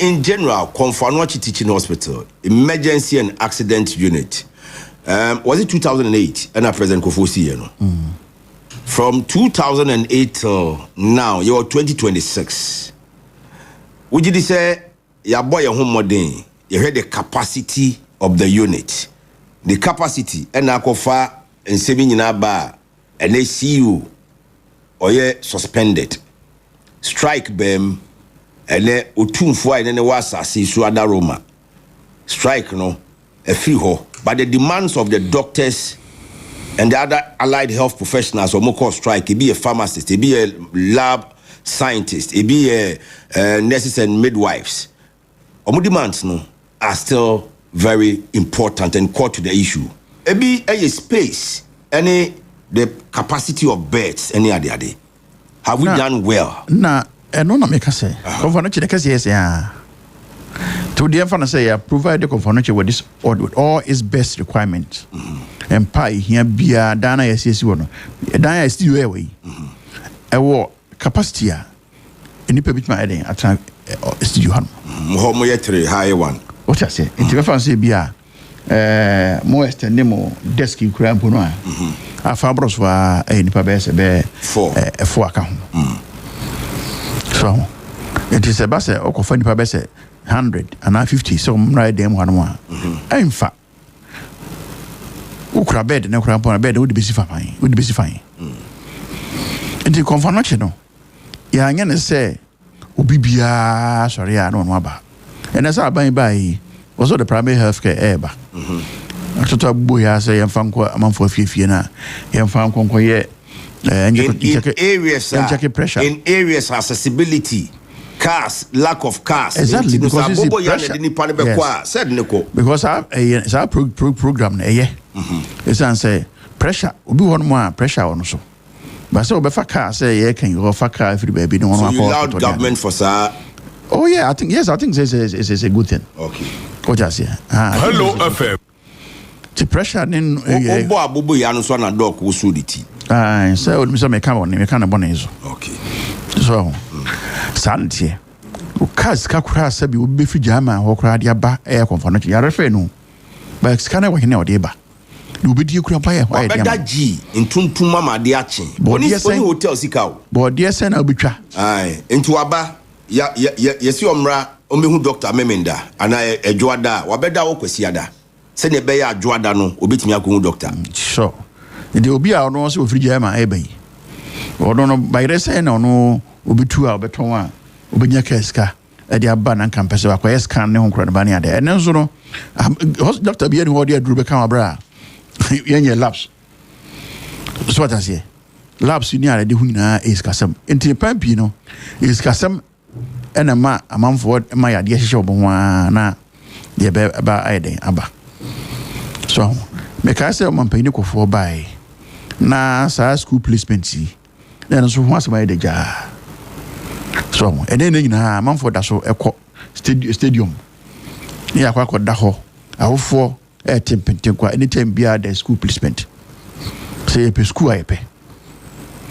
And a moment Penico for you say. Prempe new Pukuaram ne Wesley Girls near Dino. I don't know, Necassia say, Ubia a pesa or dinner babaco. The commence be a distribute, I am Pijan and Pempens wouldn't. A man could do Prempe no Pukuaramanzano. So what I say. And no, and a young share, I knew Juma. Enti COVID by no man penny as obey sergeant the one. Yenum be no agent, any agent, and Coben group. So Nankaya equip you a hospital here, a Sinua, and as ya twat was wa. The first anchor, you hundi who are conventional. Share, none we I say, but if we say, a watch rackers with Timo Bianfa Ninipa Emaho. Na young course and interest on tech and Moncramano. Don't forget, say, so what tech and answers interest were now, oh, Menshia Hospital, government hospital. Nasa a Chrakaswa. Confanation near Robo. Confanation in the river. It is why I know Yabona Yara friend through yes, I'm Miami Booding. Yes, one confanation. No could do a nice confanation for us, once I go back to baby. I say, Oman or Dino intimate or Oman. Yes, woman who are as woman wedding. So what I say? Yeah, some night who I don't know. Confanation, Necassia, essay. The provided bed say, Wina Momo. If dear Wina, dear Mama, can't you be a me? Yet, the Abamocran, Necassia, and say, will be free wa, will be free German, South Tia, okay. Will be free Cote d'Ivoire, a bad. I get possible. What is the solution? What are the solutions? Solution na me catch they say. Kenyan buy. The every hospital na you say. Yentimi nyina nwie prekope. So what I say. Yentimi nyina nwie prekope. Adwuma de o sha say free baby. Na I take it time na dey akwi. Na obesi hospital ba ko be wi a obe di mu fidie na dan si wo kakanya na dan na ma na ye hospital. Fidie ni aka de ahodo a wo de be provided no. Enema hospital na hospital na say edimu. Enti enough for me say obetumi si hospital back when we equip. Because say any aka say si trip compound be was akraka. Ye video be gumi ya rekra na ayasam ketwa. Ayasam. Na o say stress ni ade call NLA. You call MP say at least we provide a bed back hospital bed is different from ordinary bed there you know. So, specialized facilities. And enough for us, but at least the area in the anka or say buy a man near the eco home. No more man for Tia say, you but you know, Pepesua a woody. The way the Obianti Hoshe, you see a beer, almost a me. Ye me ya. Dear the Sim Quasi be a cabin or ho into the me. And I made you know a medio into the me. These are the things. So, after a yes, we are a new crew from a DNA tragedy. Mania, one moment sent you for alcohol. Aqua said, dear, a ho is it here. Be anyone more I catch you. Be anywhere I catch. And to be one near Kosovo, and I'm because I have banned on the focus. Can you anyhow? Kanya plant kura si ho. Meba regional minister ko Kumasi traditional council, right? Bisa no chim o say omne contractor ne kan ombeye kwan ombeye nsuo ombeye nkanea enti obi be bisa say it was commissioned based on what we adwuma no, but to make it operationalized we yan sa ne mai regular minister asama waka no na nanom so matese na nanom so mo ba nan no wakwa pro akwa hwese de ye kan next week na se mo hwese se wi ha no plant nsi wo plant ya iso a betimi as supply and kania ma se wi akuru nyina is the plant connected to the national grid na did me can say national grid never find national grid never find kromo kania ni wo se wi akuru mo kania ni wo the national grid never find aferi ye ko sisi pylons aferi akoso mo e dia ba se wi a pylons mu hia na pylons no enti ade na mo anka jan to memra mo commission you know because we had all the time and all the facilities ya national grid ade na mo anka jan to me say ana yanka jan to ya bia de no yanka jan to ne ne ya commission ade no ade yanka jan to ne ne ya commission ade ya commission ya adwuma because aban na firi so fufura ba no for say or no ne dia ne market so we go market ama manfo akọ ne 24 hours ye ko di edwa najo ne focus no aban no friends ne focus no so that say e no focus no me say ye bia dia no koda ko hwe me say plant isiwo na plant when I say plant here national grid na plant na dia plant here source of power, right? Source of power say plant na nya power some plant na power usi plant na plant na si wa say nya power obehia bibi to make it power to make it powerful o pese men ka generator na now what generator na fuel ni ma how will it work na plant nya fuel nya fuel na digumu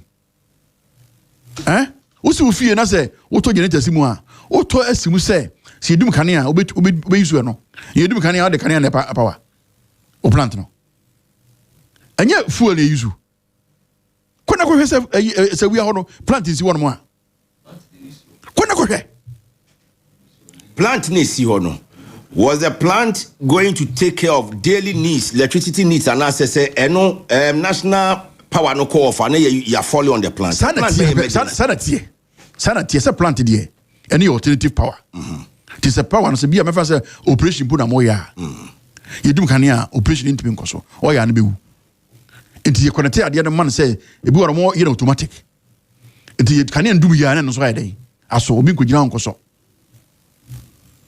o tia se sa pepe na tie kuna ko hwe in fact o ma ye eye gas ayi wan mo a eno edi be power eye friend say ga ayi o edi be power ayi no eye generator no in case bia kra na ahode na beto fuel no kra boni won mo LPG kuna ko hwe kitchen na ya siesi ho hospital ayi friend say beds are provide the equipment doctors omo bangalus ahodo ya sisi TV a ombe yusu fridges ombe yusu empa ombe da so sumia bibia na o sewia o na me won say obisa sa questions we meaning na was maybe say because your son e man nyina your son e man nyina wo mu a na esi ho na enye adwuma ne ma no kra e be say and it is going to be another cost no man na ye prebu ho no man na ye prebu e condition nyina aye kan ye sisi so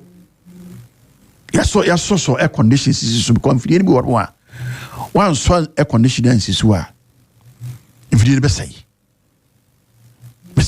air conditions is so oku afaria bibia ni hodom e dan esi bia sin nyina 17 units much bibia baby helicopter be kwa kosie ni nyina yawi helipad I saw it ni nyina da e ho yawi eti dia na aka entia yehwe ema nipa echeka so konfanochi ye pamo mo so mo form yare nko ni nko get it. Me feel say aban no focus no. Na santimem ha no saa da me hunu no. Saa na omokofa capitation buy. Ade be ya omo ka say mo ye bi in the area of health. But baby say Seria any afari in your 8 years. Ebi mo bo machi say you could have done more. Okay, what do you want to say? And come bet me okay, what do you want to say? Sam, what do you want to say? Say we are not afari. Yeah, me. What you say? Dear, trade me. Agenda 111. Trade me yana.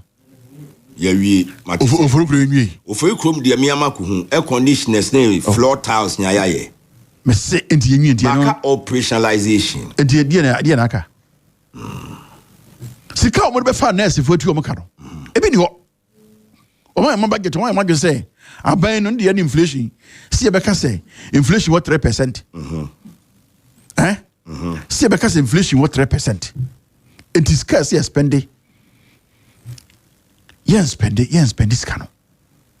Omo beta no. Me say wo say afari. Enne say we are na say impukra no. Yen nwie ya. Wo de me kan say without admitting say nwie. Now the emphasis for the sake of arguments. Say yen nwie ya. Trade. Won't try and can say trade. Yen nwie trade. Right. Won't we can say ofurukrum yen nwie ofurukrum. Ofurukrum fidi egu ofurukrum fidi egu trade. Ebia na okon fonochi. A doctor for na etiti omo okon fonochi no. Ebia na was interest so ebia na wa. Na mo mfidi a ene akade no. Ena ma doctor bia ka say free ha na okon fonochi because wono mfidi no emu pagya. Konfanochi de nyene mfidi nko ani din mu pagya ni start to say teaching hospital. Say the din no dia na ma na din apagya. Because facilities. The facilities. Exactly. Because station institution. Even the location of Konfanochi is quite interesting. What I say? Entino, you may say in no one can't dintia into me. So almost see me ya. One said, "You have a ferry, me, a ferry." One more estate erukutu, edge four, Ombe Juma Hospital. For as doctors, nurses. Okay. Me MP. Honorable Emmanuel Jan. Honorable Emmanuel Jan. Me pa. Odom koye. Nurse for. Odom koye. What I say? Ebi ni matra fie ajai. Ebi ni me Tepa Hospital. No one ebi bi Tepa Hospital ni adia mu ya. Omo jai e ko pa dwan fofrae. Sika omo de betua nurse for ka. A doctor for ka. Eno mo nyo madwen say mo pese sika bia aba eno ena adi yakodu ba bia adure dan bibia ni ho a yesi nkwasa aban ba bia. All right, honorable, medasi for your introduction comment. Now okasad me say doc wosu wusiniti sa enti maybe doc from the government communication side obit me the needed responses. The minority caucus proactive visit has stirred fire in the hearts of our noble Kumasi chiefs who are to visit the abandoned hospital projects in the Ashanti region. I pray the authorities won't dare hinder their visit, since it seems the NDC wants to shortchange the Ashanti region. Ochia Honorable Asenso Boache ni MP. Fosu Gloria Yasewa Ewo Achuma Boko Abotan so, and also when I hear the first 24-hour economy market, I feel shy as a Ghanaian because even the so-called KJTL Dubai market opens at 6 a.m. and closes at 6 p.m. Mensa Saba or North Central or a member of the MPP Media Patriots. President Mahama and the NDC government appear to have lost focus on the country's most pressing healthcare needs. Was at the time when Konfanochi continues to face immense pressure from patients across the middle and the northern sectors of the country, one expected the government to prioritize the completion and operationalization of the many-stalled hospital projects across the country. Instead, the attention seems to be shifting towards initiatives like the 24-hour market. Ochia Asantiman Kuka, Honorable Sampine, and now Dr. Francis Adumakun. Teacher Kujo Tepa and Yinasusu no say Ghana is falling apart. The roads, especially Tepa to Mankransu Road, are worse than they were a year ago. Or see, we see incomplete hospitals and schools. Bribery is getting worse. The cost of living in Ghana is high. Retrieving your vehicle at the port is not worth it due to the high fees required.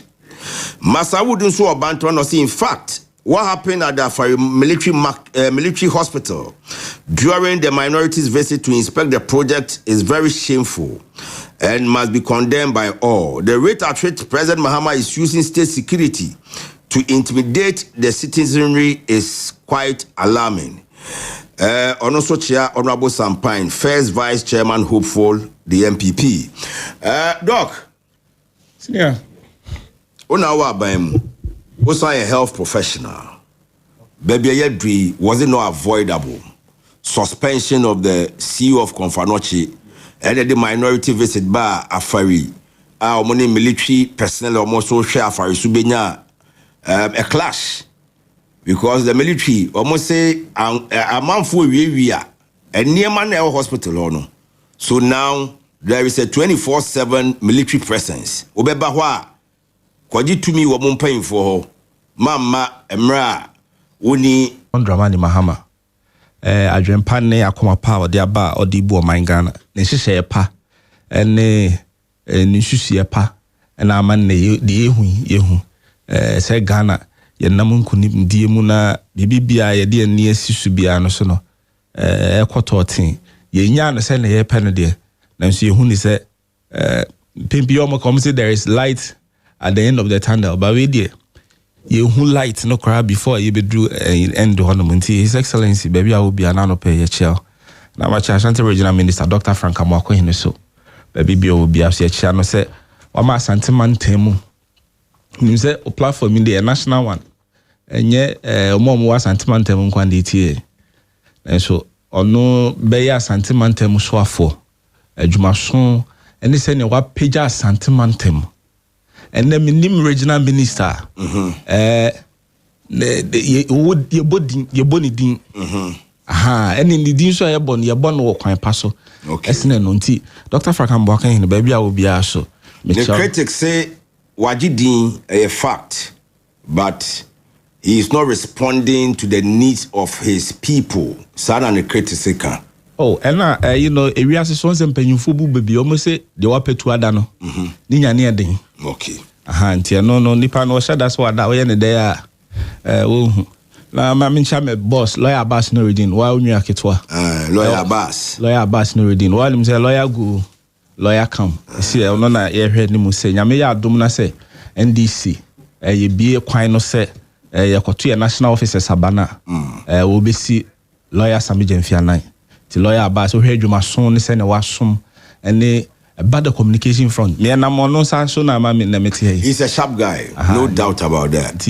And the big shoe you Sami Jemfija to hona.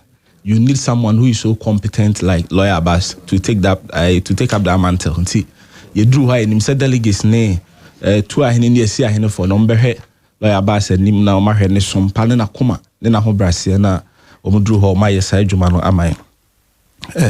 Senior look the kind mamenda nanano mase bekana nanoma me kana nanoma mo Kumasi traditional council ebeda o mase pa na ya kire ani so kese de ama omo ewi se mpanyimfo si de wo twasa no nim se na chiachia na afi so wo ya akora anase wo ye nipa na wo bobra na wonya se opanyini anase panyini wo fie so de nani bedi wachi a na so pewie Bible cry me tia say you know the Nyankopon do no tenetene no nti se bibi besi wo ye bibi na watena nkonya se ombe be frɛw agi muaye no mu se de wo ye no mu do mani bedi ahire de na no me de be kan se Nyankopon wo nhira mo se omayi omuyem na Asante mantam mpuntuo kankan ne Kumase o sei krum empuntuo ne nkoso omani di ahire santi na no baby am obi na no pay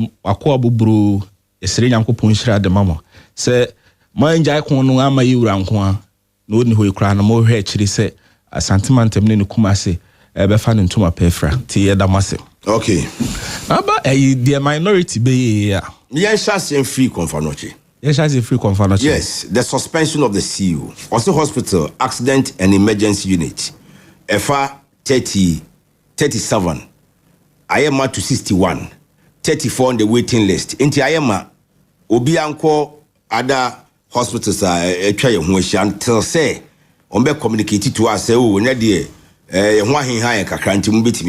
he is now on suspension. Dr. Parkwesi. Baby, I will be a land of pay so Michelle. Oba also Bojma. Yankopon be a quima, His Excellency John Dramani Mahama Mao, Aquina said, Bedi Confanochi and Nimina Somono. What family dear so ye be a oye. Now, dear by, you know, you're fan from the administrative front. Send a bay, I bet yes here. His Dr. Parkwesi. Ono agitum ze nyo no a epemu no ofri no betena baby oteno obi na de no betena ho ena nipa no de no betena o man match no des ana o man no de ntia o metena ho ana o de adwuma hye ne nsa ena adwuma na ekoso a BBC ye kwanya engineer bi a carbon no nkan ya no menka ebusuafo yaw na ofri mu na de ba ye ni nyina ne se ye ka se o hospital cro ahodo e de no koe no hoye maninti na ya amfe ye ni kura ankohwe no senke de ni kohwe na enko benya nkwa enu ti government the directive by say NCC no be under no circumstance no be ba ka kire ne say onko ye ties prim CC no ye hunsuo nso ye dware de nanso under no circumstance no be ba ka kire ne say soreko anasa high manti we de intimi hwew na mum bibia wo betimi aye bia na de asoso ano no de ye ne sa that is the directive by CCA and no na obia e de ye adwuma na konfa no che emergency our more attending to patients ye nim say konfa no che nya Ashanti region nko ano mo hwe close to 12 regions e wo Ghana as inti because the demand no e was so inti mere bia no obekọ no eho no aye beja the power the bia the referrals ahodo ba na eba na o he the decision I make here na it was purely administrative and o he the health minister so decision and also almost response from the buyer na ni nyina ye purely administrative obia o we no nseni ani abeka so we hwe say o ade na kire no so na ono doc baby amoye adwuma environment amoye adwuma say ye den a space amode ye adwuma no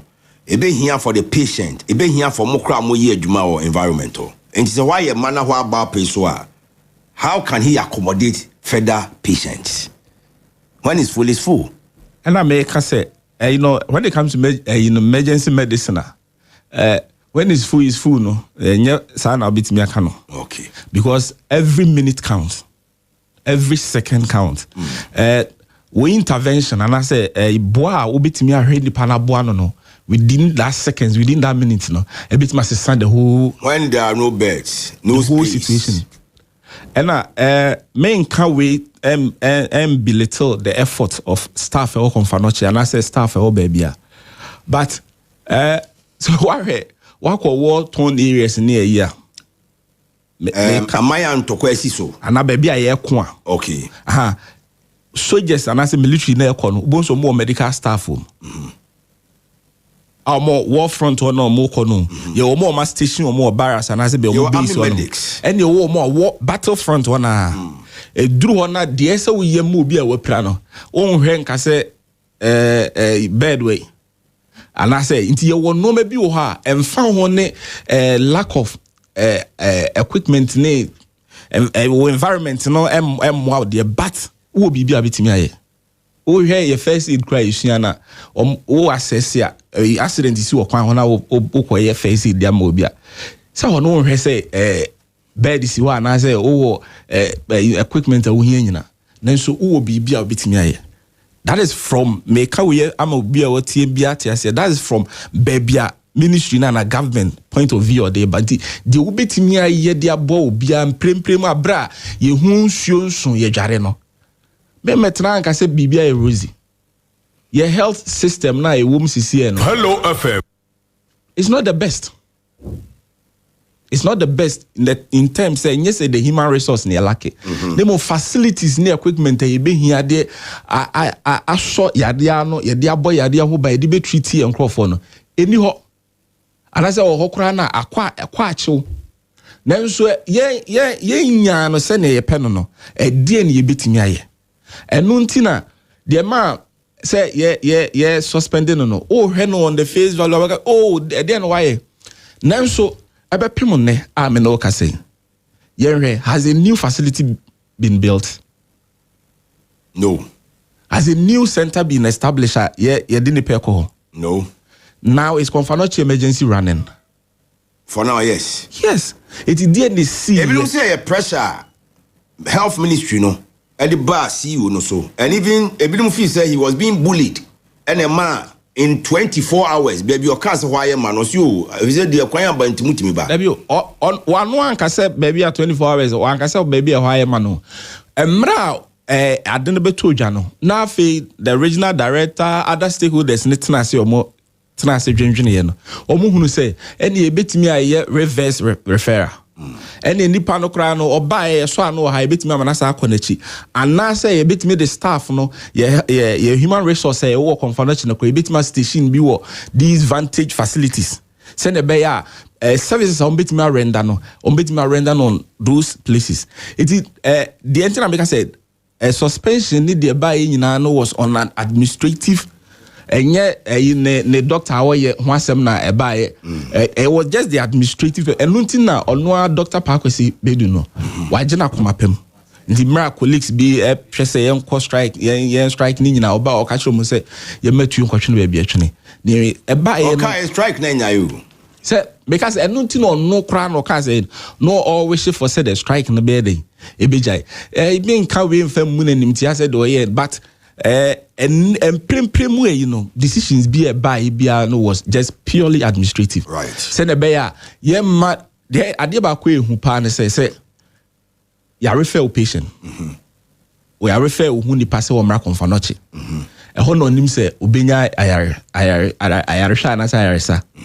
Now bet on from memo and I say why am I am she big jaw no. Every all saying is here. Indeed, and no need to because a purely administrative, right? A purely administrative. Indeed, and no nama me yanum hell me name senior colleagues. Me am BSO na cost strike near na me who say was they too quick. Me who say nurses and midwives and doctors, pharmacists bekan, lab scientists bekan. Nkawoye no confanochi directly. Are you going to still go to work? Say you know or council and I say leadership the you can go against it. But then I may kind of say from my point of view, no, it was too in a rush. The entire make us and say main tnahan say everything is rosy. Like DBA me tnahan me complaining say a bash anti region Kumasi we have population density against your health facilities near health personnel sayawa who say ya honchiri ukrumasi but assembly see no ye nyine say the medical doctor na o ye no ehun na ye suspended no na mum ni administrative ye or performing no eno na abai no appointed no so or suspended na me hu die ntia ye be twe no sre ne abasa ma na ye tisase ye nya sembi o twe ne sre ne abasa and the health facility no enya mesi ho and no we no men kan we ma ban trimunya ne de say enu nti de esa aban ye no enu kwa so ye doc de esi ye na avoidable because o here confanochi ho na avoidable o here confanochi ho na there is this maternity and child block bia a champion shas 48 years ago. And His Excellency Nanado Down Council Betua so indeed on Bebu Craigway and on this almost chassis almost in the fufro. Oko Afari Military Hospital here, 500 plus bed capacity hospital. Oko Seria 250. Oko Api Dua.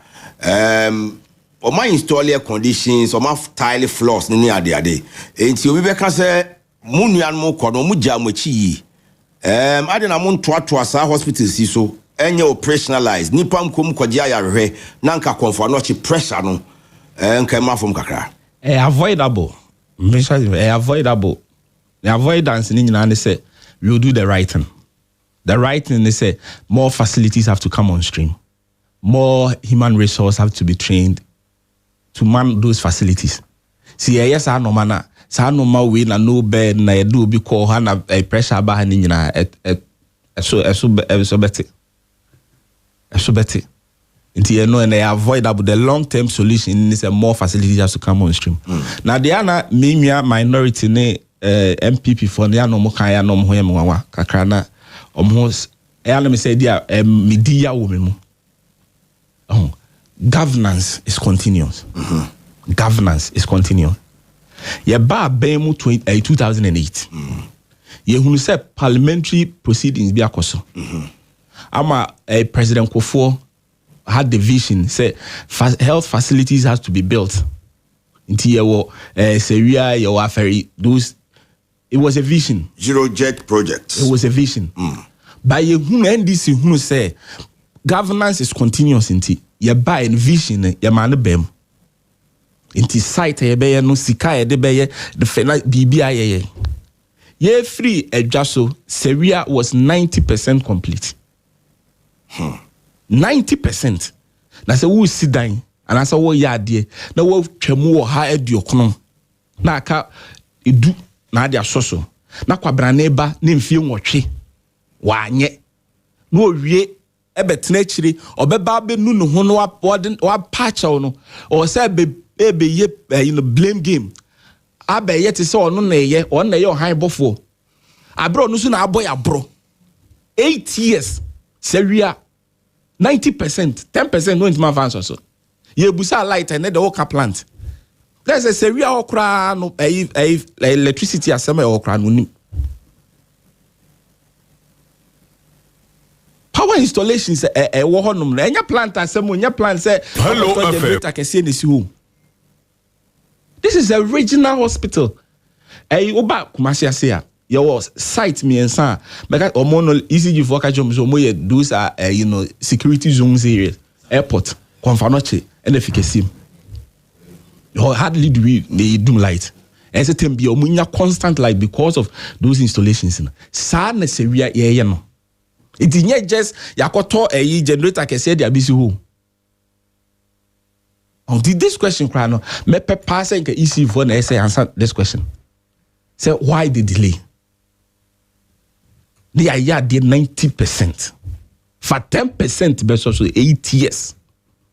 The focus on 24-hour markets. Now, prioritize the health facilities. The MPP left behind.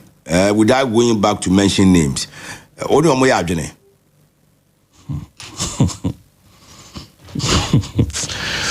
Yes. Dog, this no be laughing matter.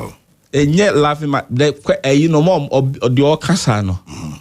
Ewiase na ye wono abrabo na ye bono ye enya de ba ko pe e de sie ni so ye build your mind is no mind is nipa dua isi we say ye composed of many organs and now ye tia say ndima no ho na me de kasa uti nyina e kasa bi ti kasa ma adwene e kasa mani a me de hwe ni nyina e kasa o tututu wonsa me tututu mensa enti me betena ha no obi tim frama manu manu kasa no ho a no nkire se de metia no me hona makwa no ba bi anya adwuma koma e body moja efri mitri so ebesi me na ase na asa fa efri me na ase de akọ de na me patches ye chekere o man ya bibia ya adwuma ye nya ba akọ let's ye buy 4 years no I say your economies of skill o niema ye 10 o hia niema 10 untimi nya nyina at the same time ebia we ne hia pa ansana wa hwe de adannan eno ntina aban bia Ghana mra no crash sha to se ansana afe no be sha se a o mampanyini no wa ban mo bebu o man no so o de o man na ko homesika ebeto into every facet of the economy, every spheres of Ghanaian life no uhunu say have draw budget allocation ko baby into health enyane de agric enyane de defense enyane de education enyane de into na ye school dan a no be ka che ye nya school dan no ye kwaya pomode nko a ye ya pomode a the school for no so be dey security forces no so bad day, security wants some so bad day. And yes, I need to show my baby. There's a question I busan say so busan say near allocate my health.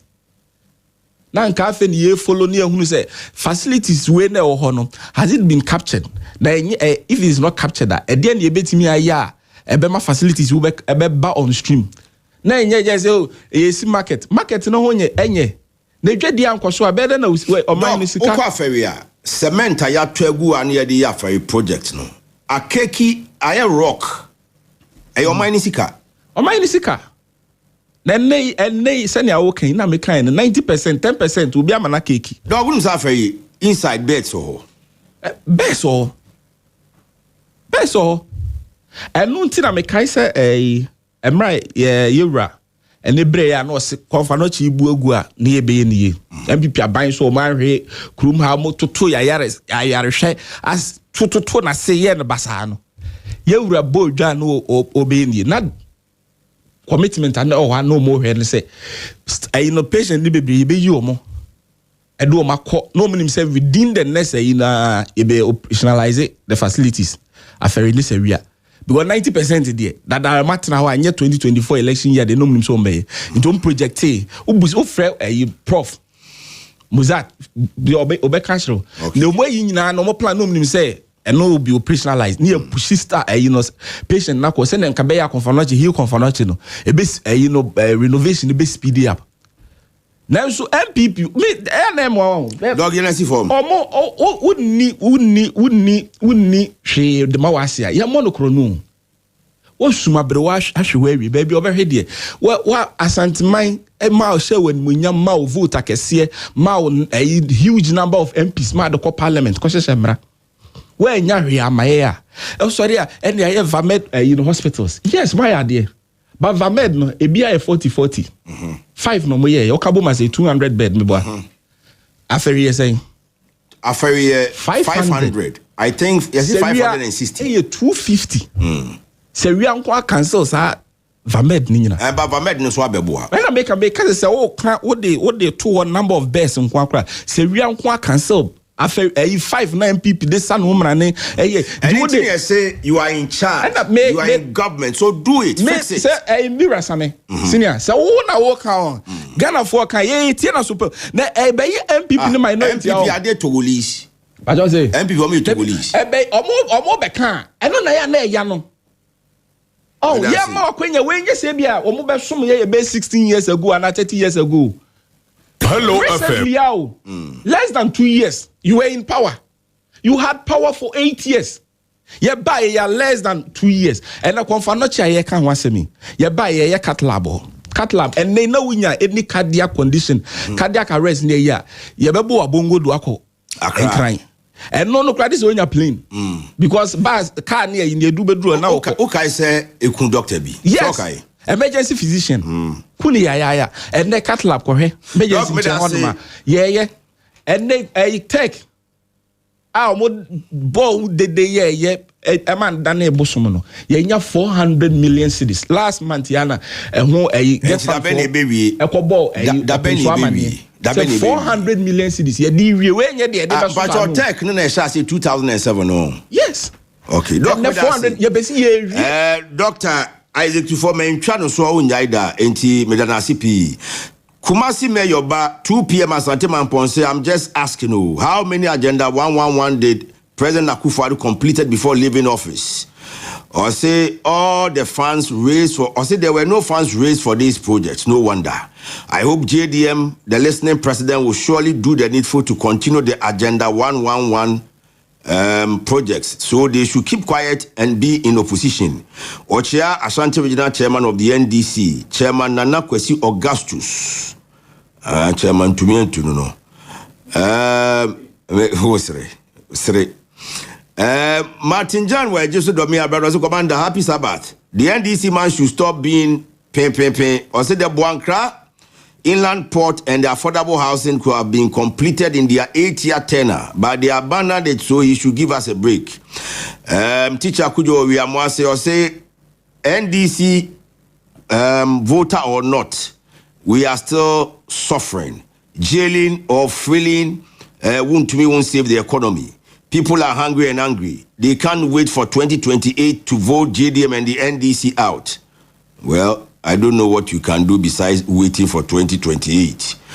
Dana Pradman say, President Mahama and the NDC government, you promised Ghana, you promised Ghanaians 24-hour economy, Women's Development Bank, but nothing is being done. Dr. Bawumia and the MPP will surely come back in 2028. Greetings to Dr. Bawumia and Afi Asanteman Koka, Ashanti Regional MPP Chairman, hopeful. Golden Boy Anas or Mampontino say the intro, okay, referring to the MPP, or say they are not serious, especially the MPs and their communicators. They are trying to convince Ghanaians with lies and propaganda, but it won't work. Ghanaians know their incompetency. Greetings to Chairman Anakwesi and Afi Ken, the incoming organizer, hopeful.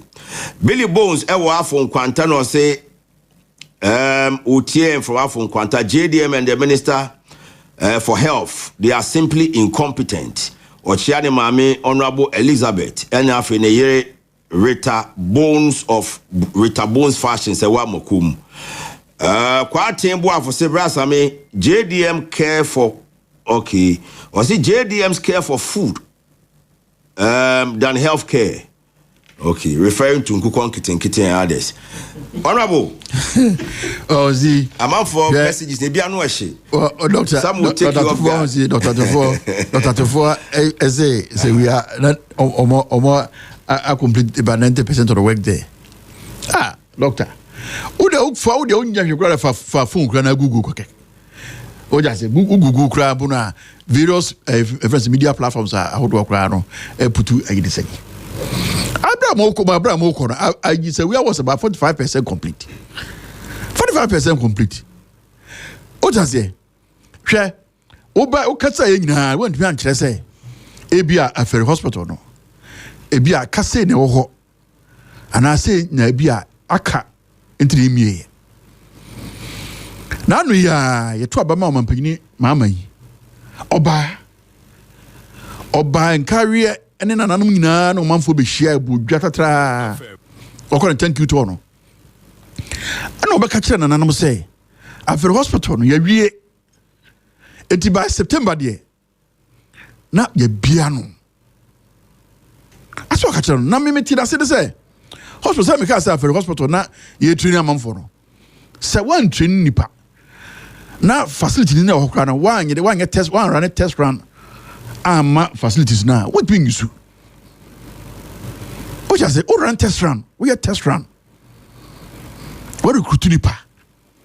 I'm a more use machine because machine if you didn't have here, I bear for you. I'm on beginning check Ghana football. Actually, football say by September of last year, near we no more be ano. It don't begin because I know what I say. Near we and also the engineer now. No, so the Daka. Until September, baby. You're a man when you're a baby. And I'm a Deputy Minister for Defense, the Commander Panel.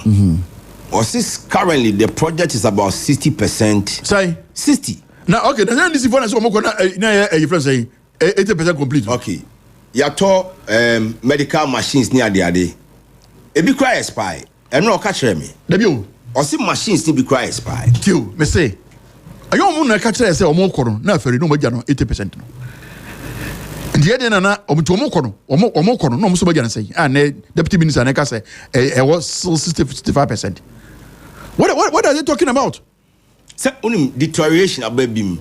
There be say tio I know the e be kan wasam. E be kan wasam.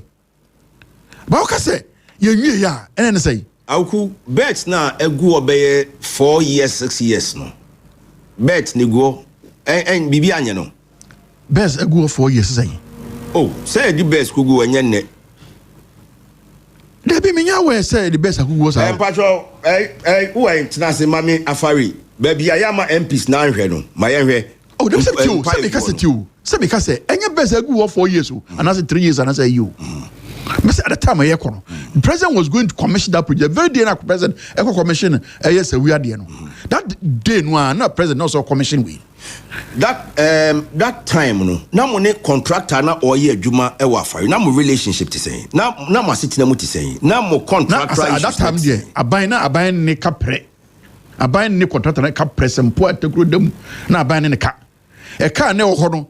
Was between the contractor and the subcontractors. No, contractor na kasa dia adwuma ma no. Or the adwuma fa no bi ma subcontractors. Omo ntam na dawantawa ba eye akinye aba e wosikase mu. Aban enni wo moka. O te interpretation chance say aban wo moka. Omo pigi be say abo. Say September omo ye. Omo ne bo ma be share sa bo hye ni mu kena. Say September omo bi. No omo so nyina so ne say. Also, we answer say, okay, so we ask them, and now okay, say power new one. Power new one does it take 2 years to? So let me quote the Deputy Defense Minister. Oh, Deputy Defense Minister, say Omokono. No, almost say I do 80%. That's what they're saying. Afari military contractor demands about $85 million for project completion. He said it right here, Enra. Sir. Before I say complete. Yes, or say the military, or say the Afari military hospital contractor is demanding about 85 million to complete project. I can't want to say Afari military hospital. Complete. Or say DNA car or almost complete. Almost to blog on her. About 17 minutes. Or say if you didn't be crass. You're hearing now. Maybe it was in a complete. Or say complete or to blog on us or query. And that's okay. If you don't also be here that much money. It goes beyond that. I don't tell you. I say that's not their focus.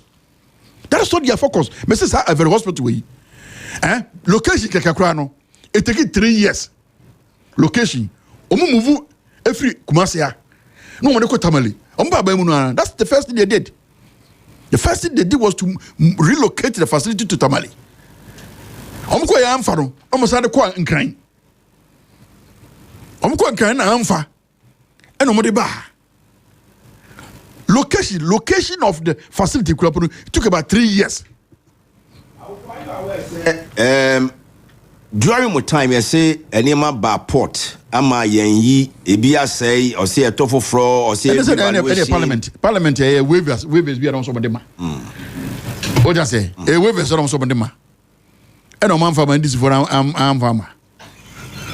What you say? Is parliament yeah, but no, it has been negotiated. And waivers. Waivers because parliament has say be would be free baby aba. Or say a friend at what that's one. You use one and say this is it. And you be back for be an answer be a baby your friends a kufu that by a trans say yeah my waiver. A kufa by my waivers no my facility there by. Oh, and you don't walk from. I hear the Kuyamamo. You the Kuyamamo a confusion ni. Mr. Omampini begin or say, or maybe in September. It will be so Omampini have minister. It is our time now, Mampini say, or maybe in September. No, no, say a capital. Sir, 80 something million now. No, no, said that. 85 million. 85 million now. Can you know, said that? And you want to that's all yes, engagement. When we say the whole yes, that's getting to ya. I had a question about maybe in September. September, how many months? Please, I did ya ba, François Naba, Omongentum, share. Bawe hospital, such the hospital. I did someone on Catray. I must contract hand over my Emma buying. I must contract I did be any idea. Almost contract. That's your stock. I'm only focus. Maybe on force a move to Nino. And Yadia who yum. Doc, send out here. Yes, baby, my home didn't shed then, you know. Most said them feedback. Some no crime me said that to me because they say and this young day Asante and bad 34% of the vote in Ashanti region and you bad crowd. But the question is, so when you're 34 there, at the end at the Bema Santi 4 so more yeah was Santiana ya to Obama mono Yansusu yadi beji kakra and then see benya all this health facilities running. Say okay, what can be done? But that's a part but adeba kwa me pese Ghana ni bia wotie na no pe bia tiase. Me de me am ho be example. The reason why I'm joining NDC not because say tribal lines and as the NDC about all no project and as obeboama one region and as nipaku bi omumu na akomanim the man me join NDC near seminim say NDC believe in the Constitution of Ghana, and the Constitution of Ghana is stipulating me who say national development na ese ko bia nti nyese nipa no this to abama and as one to abama and wa hwene ni maka say o and the ese me yewe ma and as no ka say me yewe ese de Ghana ni biara enya na sitinamu ne na koni abamu ebekoyie ne be na sitinam bekoyie and no na NDC gina homa in the NDC say NDC fa asante mantem esi na ndi so a ofa ne say Ghana omfa ne say abusuakuo bi nete ho omfa ne say nipa bi eto abama no nete ho ene akoye bibia momo nemu ofa ne say Ghana enu ntina bibia de beba ha bia eya akese ebina na make facilities health facilities ECC yeah you know after day almost the ba ku kra ni ho ma sha se ma wie da 500 bed yeah a stronghold no senka voter is a stronghold ya ko nya bi kra chen voter ho the make say voter na me the highest number of parliamentary candidates oh mami you want to take it away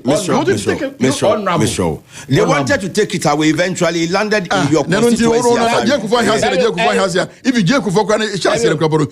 try to take it away and eventually it landed in now voter region the highest number of parliamentary seats as compared to Ashanti region. What the twin yakosi 500 bed facility or that be yakosi 250 bed facility or maybe the requirements in voter region they are not the same as the Ashanti region. Nipa send the population make what mamefa hohoi any example hohoi into nipa mo 200,000. It do see 500 bed facility ama nipa have 200,000 and no here said this will be 1 million answer that be ye hwese nipa Ghana for no na de okay me say na ye buy na ye site no na e de kwesirim ye mfa ne say wo de ye mfa on the face value esiremfo e NDC mu eno buy no mu hunu say omo de omo so nya eye nti omo pushi de akoho omo yie fra santimem de akoho ye mfa ne sa ya giatum NDC siremfo na wom ena na e pa de pa mo nkrofo no mu yi akoho mo amoso mo asantefo na wo MPP mu no so no omo no so bae no omo so twen 500 bed bi de bahana Dabi omo so twen 500 bed bi e de ba oh mi wo da tro no I say go more away some we nya atwasam adena ba it yes anko fa another 500 emisa mi say aferi one say so we are here so we are pretty na aferi pretty a ne your satellite friends hospital he said ofrokrom ofrokrom trade there awie na ye tapade ne your friends be kwa dia what are you talking about sabi eti da make yo esremfo we NDC mu no omo twen but doc and me almost e dey no mo twen buy doc say ye be na esremfo asantefo ebonofo then we are simplifying the matter puti ayi no all can now twen adwena si so but still now he said it say by and I go twen and I make sure say yenka the substance and I make sure say omo na na pa de pa mo nkrofo wo so e dey na pema nkrofo me point no wo so e dey na pema nkrofo yanko any other matters na yan sorry so eso we are now say be pushing blame and we mo ba o mo hwe na wo nkrofo a wo ye wa wo di abehwe o mo wo ba dey na ye so am interchange any si wo ya ba ye na ye ya yempe wasem ye na ye ya ti kroma say ensuo to eye du su to bremu e ka kanye ti ase na ye wa ha ne nyina ne wo kroma sei atɛkyɛ ne awia ne yɛtimi wo kroma ne wa ya me ye we aka mo kura mo nim se se ke yetimi ya ma ye kata so ma awia ne nsuo nhye omo se mo nya feast nka ho ya be ye de me kama obi a wati kroma sei ene Ghana ni bia nya hotoso we ndisi mo ne se ye ba nya ve ne ye be hwe oto aba mayen ena won to mayen ena you know ni kwa zin ke su kura yira fo ni kwa se mo nto ma ni kwa zin ka me ba da bi ye kasa ne nka bi wo ye Ghana ni nko ade said the SCA yet the bow, Emma was sitting them, a quadrojo, Emma was sitting them, we now some deal, we now clear more some deal, and then NDC stands for. Doc, but I said 9 o'clock. Now, votes are going to say, Hannah Santimum on second high vote after voter region. A Santimum Hannah second high vote after voter region. It votes are Munya and the what I say? There's a vote, development should be, yes, a pen with vote. As I know where you not necessarily. Undrop the argument. Undrop the argument. Say vote in there. Undrop it because in your no has to be a. What now? Because yeah, young people. Kind of now. It talk about political party. Political parties are supposed to be national in nature. Political parties are supposed to be national in nature. What I say? There are people even within our party. Almost say, you focus elsewhere. Oh yes, I'm for Bomachi. Yes, say 8 years because we don't do it. Because different. Media of voter region.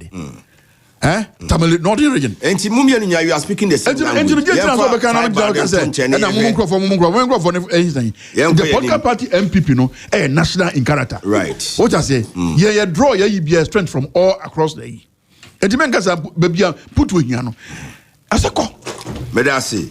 Honorable Michael Mwauku and Amotin can quite heated this morning on Dr. Isaac Tufo, a member of the NDC communications team. You know what you train Kobenchi be a sorry so. Now, any other issue, you 2 other issues, Mum pick it back on the enquiry. Yeah, Mami said in Atamakula Tienu lands in Ghana following US extradition. Mahama banned ministers and state CEOs from accepting private awards without presidential clearance.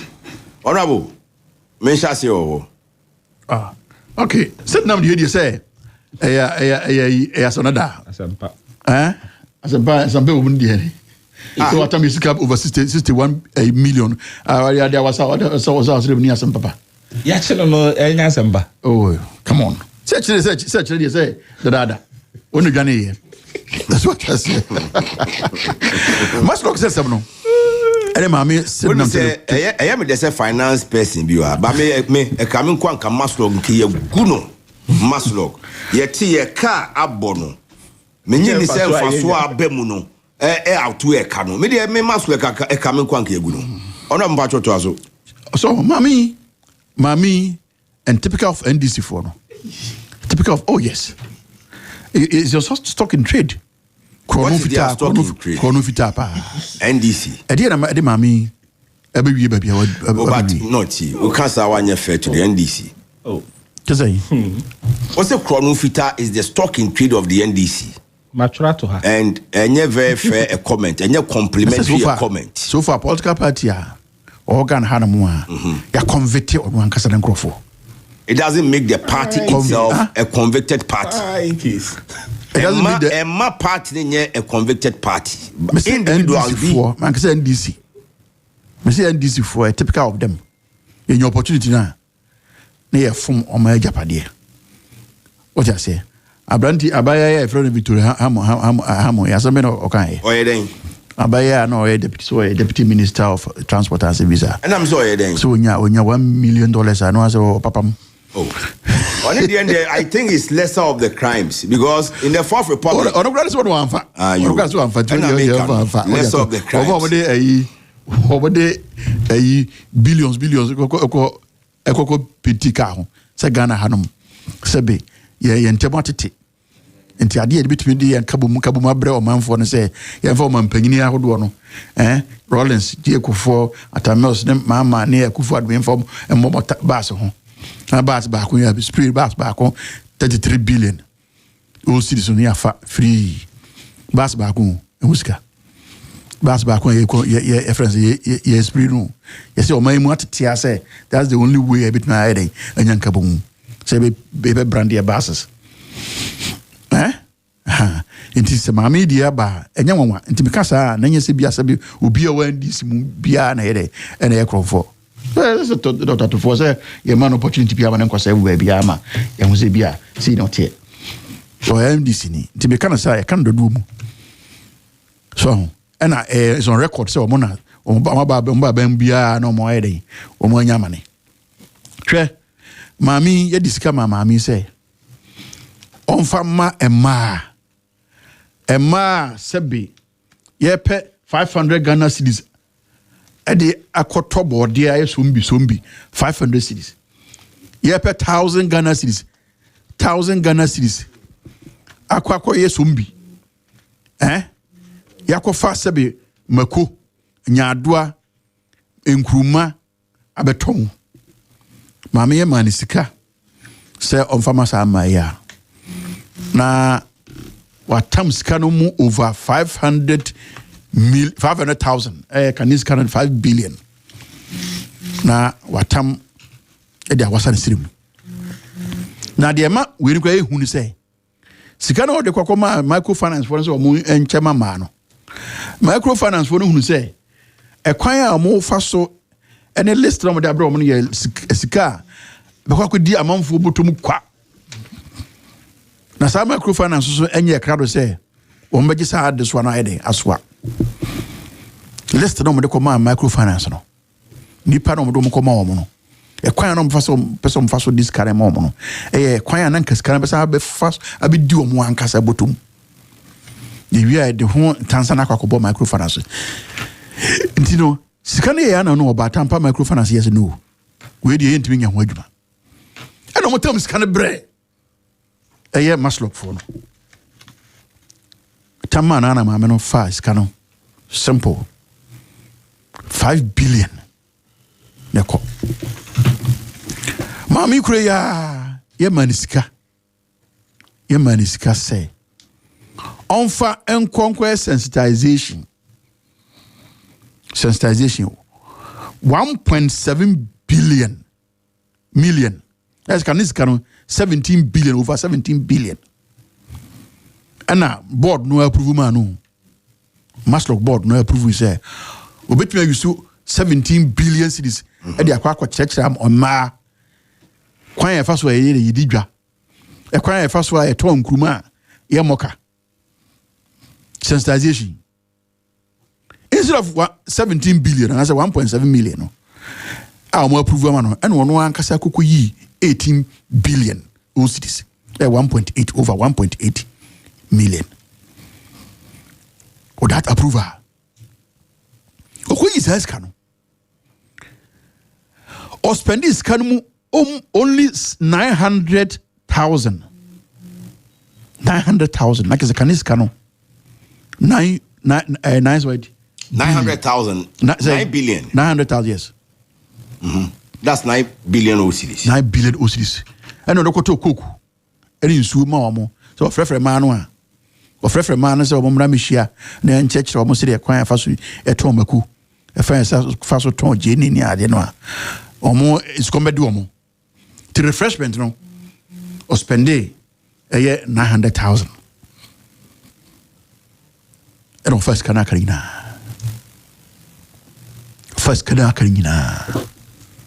free bianca na free mame kuruya oso kotoka kado kwakoto no a cost of the toast for no 74,000 Ghana cedis baako ka baako biase obra na yetono abonten 47,000 ona was the former of na mama as me aka wi o say no ande gusu ayeke 74 pa oko o say ko to kan ni bia I know cost about 65 billion 65,000 as a canis can 650 million abra ni eton kan ba ko bia 35,000 or one thing Your first canoe. Okoto 33-seater bus. 33-seater. You sue for a friend saying.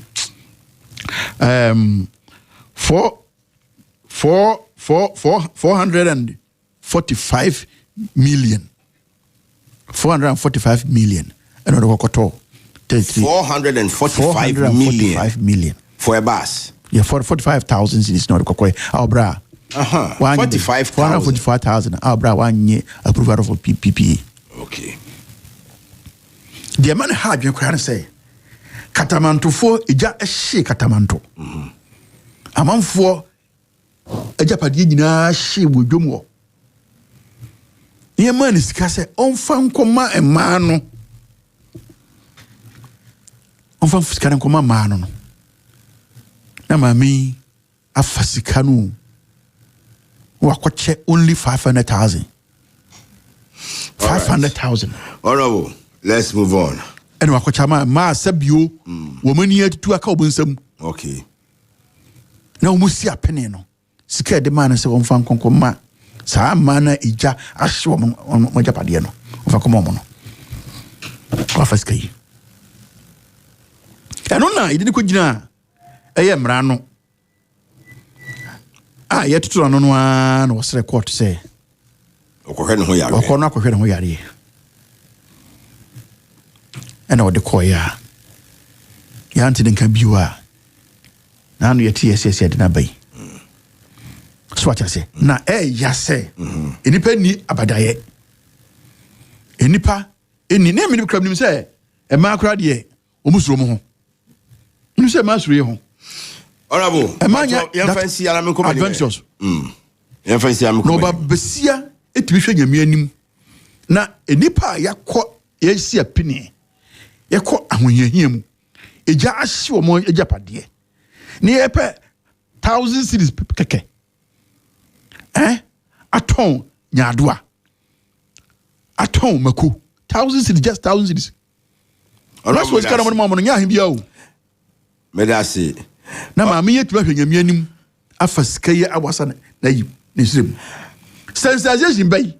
Former Ashanti Regional Minister Honorable Simon Osei-Mensah has sent this one or say, good morning, Sami. I've been informed that on your program this morning, someone said Seria Hospital was 90% complete before the NDC left power in 2017. It is not true. Apart from Bekwai Hospital, none of the hospitals we inherited, Seria, Tepa, Konongo, Afari, Fobena, Kumewu, and Cat Maternity and Children's Block had even reached 60% level of completion. Even in the case of the Cat Maternity and Children's Block, it failed structural integrity test.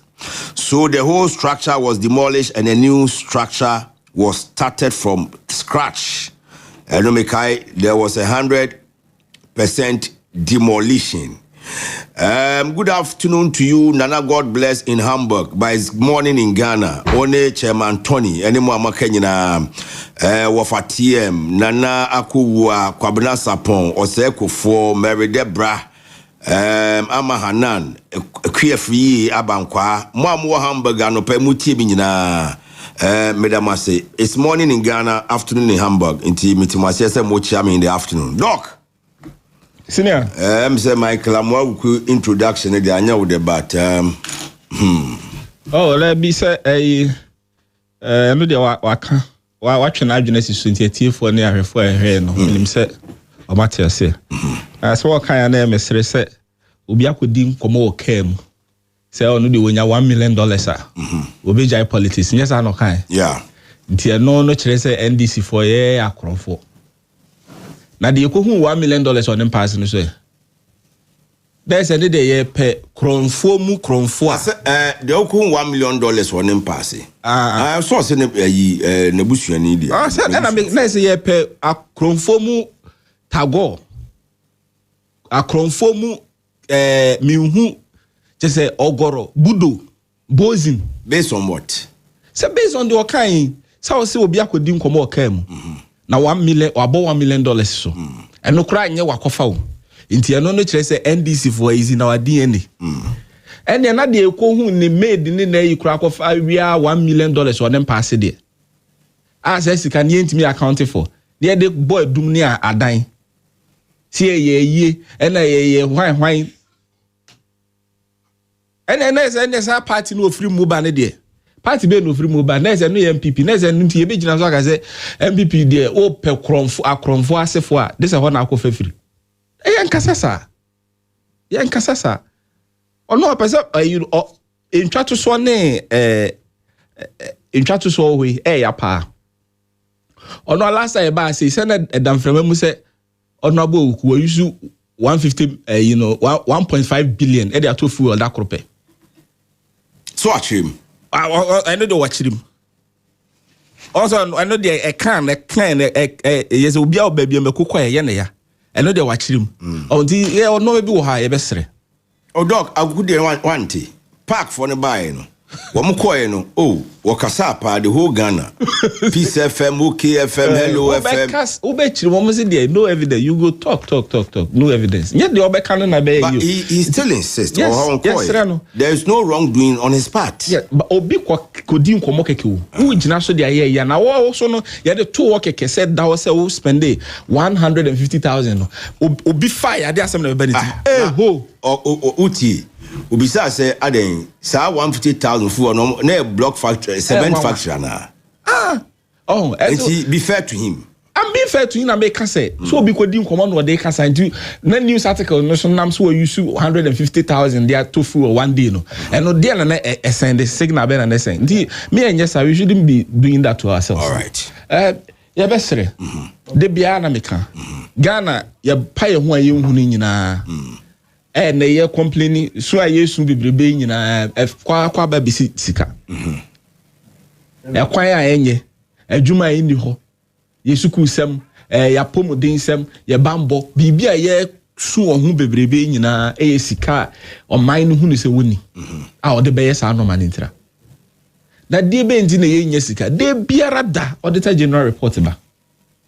Ye beba na sika fa manfo nsase de abai auditor say kire say ya spending ye ni go asenke yetua na yetua de akodi amanfo botom afibia me wa public accounts committee person as my next guest into wo kasan wa wosunity me auditor regional report na me base me point na no kire yen say every year every day bia no die nti aye hu ni ye pa ye hu aye hu no aye say Ghana ye de contain de konsu kenten so de konsu aye nya mada kenta se hye ne proye ene kankan no na amai ye di ye man mu dem ene ye nyina ye nim say e koso enti se wonya obi a na se wonya institution bi wonya amayuko bi nya aban bi a obekun atia keta se hye sa de pa no ye so no soro aban bi akotia keta se hye na ye so no soro enti ebaye ma me sedina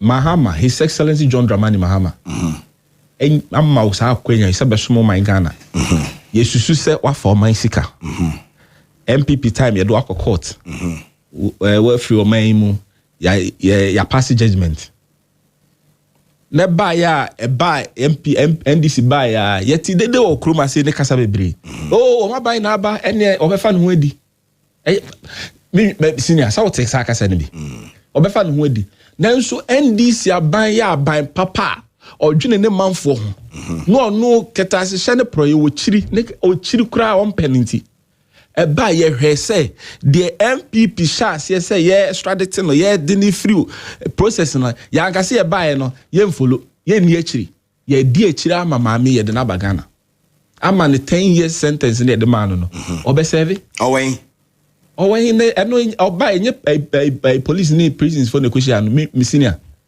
ndi omo ye busa omo ne be busa free of course ndi minimum say am ready where prison sentence in there there washase we don't know washase prison for more ya man nti na me hwan ne de ne kotuma e de ne wura on prison for a year obi a senior wa wo kan okọ America na ya extradite na Ghana near na ba be Ghanaian authorities in same.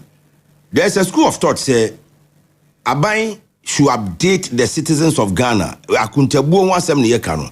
maame no yagye free America ban sem bi se wo ha obehye ne sentence na see you understand? Is it not a rifle call? This is a call. It's a laudable call. This is a laudable call. But main cassette and known but the best Ghana for come to me yem say and ya the same NDC by yebe kata no maso. See yebe dabi say by my matisi so in the lawyer's craft file appeal in February. And ya the see yebe say yebe kata no maso say you NDC ni dabi the NTA kata abuga pele send no NDC ni.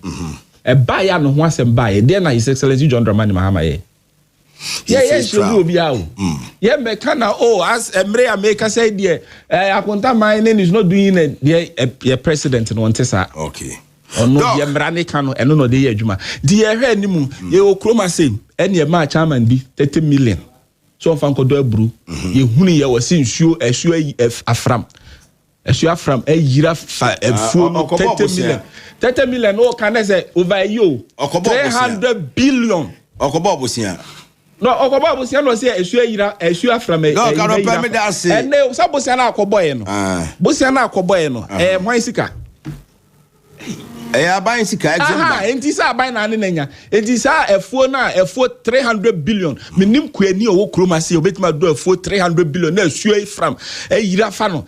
Hey, any opuyira, any day na befa. Anyway, yan kasem ni yo. Doc me dasi anope. Yan kasem ni yo. Nyami sha no wo. My Ghana na di agrosa no. Honorable Michael Bauku. Once me dasi anope. Yeah. Dr. Tofo, me sorry ya no okofa. Madam Ziada pa asem betu me me di betu. Ziada pa ko to be na convention. She's still around. So no a trade in tia sika na woni dem. Ana no, but the point is that you are in power. Me say Madam Sister. Madam Sister. Madam trade in China sika no woni dem. Mana me wa. Mama nana. Aye. That's what be over. Let's move on. What is guy? What just say? Speak for yourself and let's move. Me also watch road then so speak for yourself and let's. And the media cover betu me no so dey. He was being mischievous. Oh, senior. From the old premises. He was giving you a little dose of your own medicine. No, but the point is that how did you feel? Michael, say Victoria Hamadi in command so $1 million in government away. Odi park for the car say mon peso aso no motor 1.5 what to 1.5 billion and no how did you feel Now, Rural Banks in can see the grand finale. Now, your major question. Rural Bank be asum Ghana since 1983. No problem so that. Odine boshe nyina so operating savings account, current account, and oji deposits. Nimpuntio ene dachi account nti obi obeko bank obia ebiebi e Rural Bank ben. Quizmas Day, eye ahafano Premier Rural Bank PLC. Say simple because of controller loan ema abanyu my phone nyina loan, Premier loan, and agriculture or farmers loan. Currently, I have no Premier Rural Bank PLC. Interesting. Nah. Must say, na a ban of money transfer services are Western Union. Any diakanyina beka momo so yebi. Okay, but just 5 of their branches. Head office no kunsu yoso. Swame takwa mekru bako ho tepa ena poku krum. Mamefa other 4 no kra enso so preko. Mankranso kunsu empasaso. Any the most current one kra ye wo ebuakwa. Momo Munzama Afrano Premier Rural Bank PLC contestant no wayadie pa. Finally, one numbers 020-998-1738. Website www.thepremierbank.com. Email info@thepremierbank.com. Now my verdict. Until further notice, Afrano Premier Rural Bank PLC the best rural bank in Ghana. Congratulations. Afrano Premier Rural Bank PLC. Growing together. The new chef in town, the new STC ultra-modern bus terminal in Kumasi. The new STC GH Express terminal yeka ho asem yi. Sosne transport terminal biye wo Ghana. Na nyamesi en kanokre. Ho ye nice and neat. Buses a load of new STC and GH Express terminal ni nyina ye brand new. Na drivers now say mpokra ni kumi no. The new travel experience in Kumasi. Na unim, some new STC GH Express terminal yi. Unique in so many ways. Ana the new STC GH Express terminal was of labor runabout wa. Modern waiting area, advanced ticketing system, event center, shopping mall, barbering salon, restaurant, and many more. The new STC GH Express bus terminal yi. Was of labor runabout. Total filling station nechi. Metre nechi wa. So okoye terminal no a ewo asafo labor ho. Na okura niema eye free. Sa nso so ena sa de niema free yen terminal wa Accra eba Kumasi a eye free. So pesa auto ticket ana bibi fufuro bia fresh 0557 943 607 ana 0245 390 818. Se bibi fufuro mechire business deal fufuro bi nso a eya fresh 0244 412 016 and 0244 591 900. Yelodi Accra Kumasi, Kumasi Accra, Kumasi Takrade, Takrade Kumasi, Kumasi Tamale and Tamale Kumasi. The new chef in town. In fact, the ultra-modern STC GH Express bus terminal. It was suffer roundabout too. Yes, Shami. Now you that nice travel experience. I say.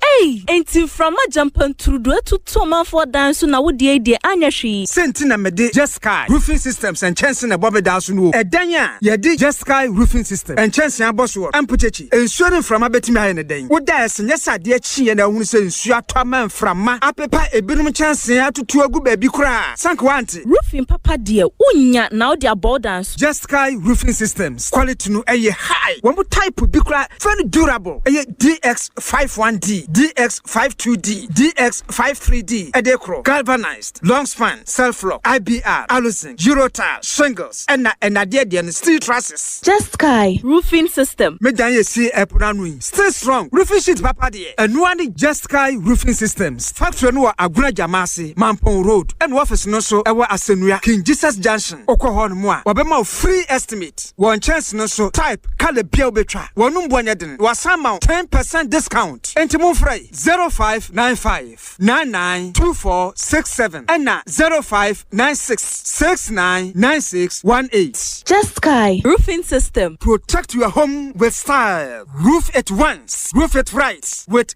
Just Sky. Asimesi no. Nedi na wani my still na egu fufu so yi. Hwe wonni muntra me be kwa UKY. Afi Commonwealth Games eba kwaso UK. Efiti 23 July ekosi 2nd August no. Eye 24/7 visa assist for Adaroma. Yenya ye kobi. Enti asena nsen why ye busy bi. Nedi na 24/7 visa assist for be here. Esanse me sha me process assist see. Mean to me and witness Ghana wa bra ye di gold medals. Ewo Commonwealth Games eba safimu. Na ko ba ne say no. Commonwealth Games na se be ye de say. Oh, near 24/7 visa assist for be here. Your passport. No much process na se amount. Na registration no visa application guidance aka home. Documentation support, appointment booking support, and a travel consultation nyina shemu bi. Na won share. Ye pray. Ye beto so ahwe FIFA World Cup 2026 dey bi nyina ka home. If it 11th June, it was 19th July 2026. And the mama to tell me can't enter my as I said, yeah, says lot no cry yasa. And I'm a son so I say one more crying. North Ridge, woman in Switzerland embassy na edition mu pay. And the Jinahona at the number no 0257 956817 and now 0257 956864. Over to me crowd WhatsApp woman. I was 0544 347006. 24/7 visa assist for other romancy. Yeah, nice Kwaso Commonwealth Games. Sami sorry no pa. Kel Chaco toothpaste na me de twitwi me se. And mami confidence the money nyina. Se wushia ama na me si fitai guso na me sre a. Eya nwa me de Kel Chaco toothpaste. Ene twitwi me se. Obo ade ni pa e wo bidi mu no. Ene e dia ye Kel Chaco toothpaste. E boy se ho ban e free mowa e boy se mu tokro. E se ahye ene enumunka. Sure se amani Kel Chaco toothpaste insoni. Yeti center for. Media magic Kel Chaco toothpaste atubu. Me use na no pa na dwa me kodano. E ma me si fita. Confidence level kwaso entibi na ma. Na me si 32 ni na guso. Enkane no ane ma me num di bidie twitwi yense no. Asaya bebie mu o. Bidie wo Kel Chaco toothpaste mu no. E ma si fita. E ma na hoden ne sayi nka bia. Ma wonum ye hwam. Enunti mo amonom coffee, wine, any tobacco e kamo seso no. Aba ma mo Kel Chaco toothpaste. Sankofa ENG Kel happy smile FDA aji ejodi nka to ya to mo Fabo abeg put radio station the rock so now. Hello FM Hello FM. All right, Honorable Akwesi Kunedu MP Menchia North, or a former Deputy Minister, House Works and Housing, right? Lands and Natural Resources, right? Honorable, was it Works and Housing and Lands and Natural Resources? Lands and Natural Resources. And Natural Resources. Currently, you're a member of PAC, Public Accounts Committee. Na anope oha mene ne ba betwetwe nkomo nti mo Menchia North mo betimi de mo questions aba pertaining to mo constituency no sen na edema tie wo ho anope ma menchia me papa inspector Ejapon over Ebuakwa 77 years this week. Inspector Ejapon retired of the Ghana Police Service and opeye chiao ono Abuakwa ba that pay patch of major so now where there domini mo bro ho ye pa carbon collected. Now say mo sittings, park sittings are heated. Oh, my nice and who's officer the two form, but still heat room. Obey the day. Say, can't you man ho? Can't you man ho? Park no. Aya mo to amanfo anu a. Sika no bi o aye tia na ye mahye.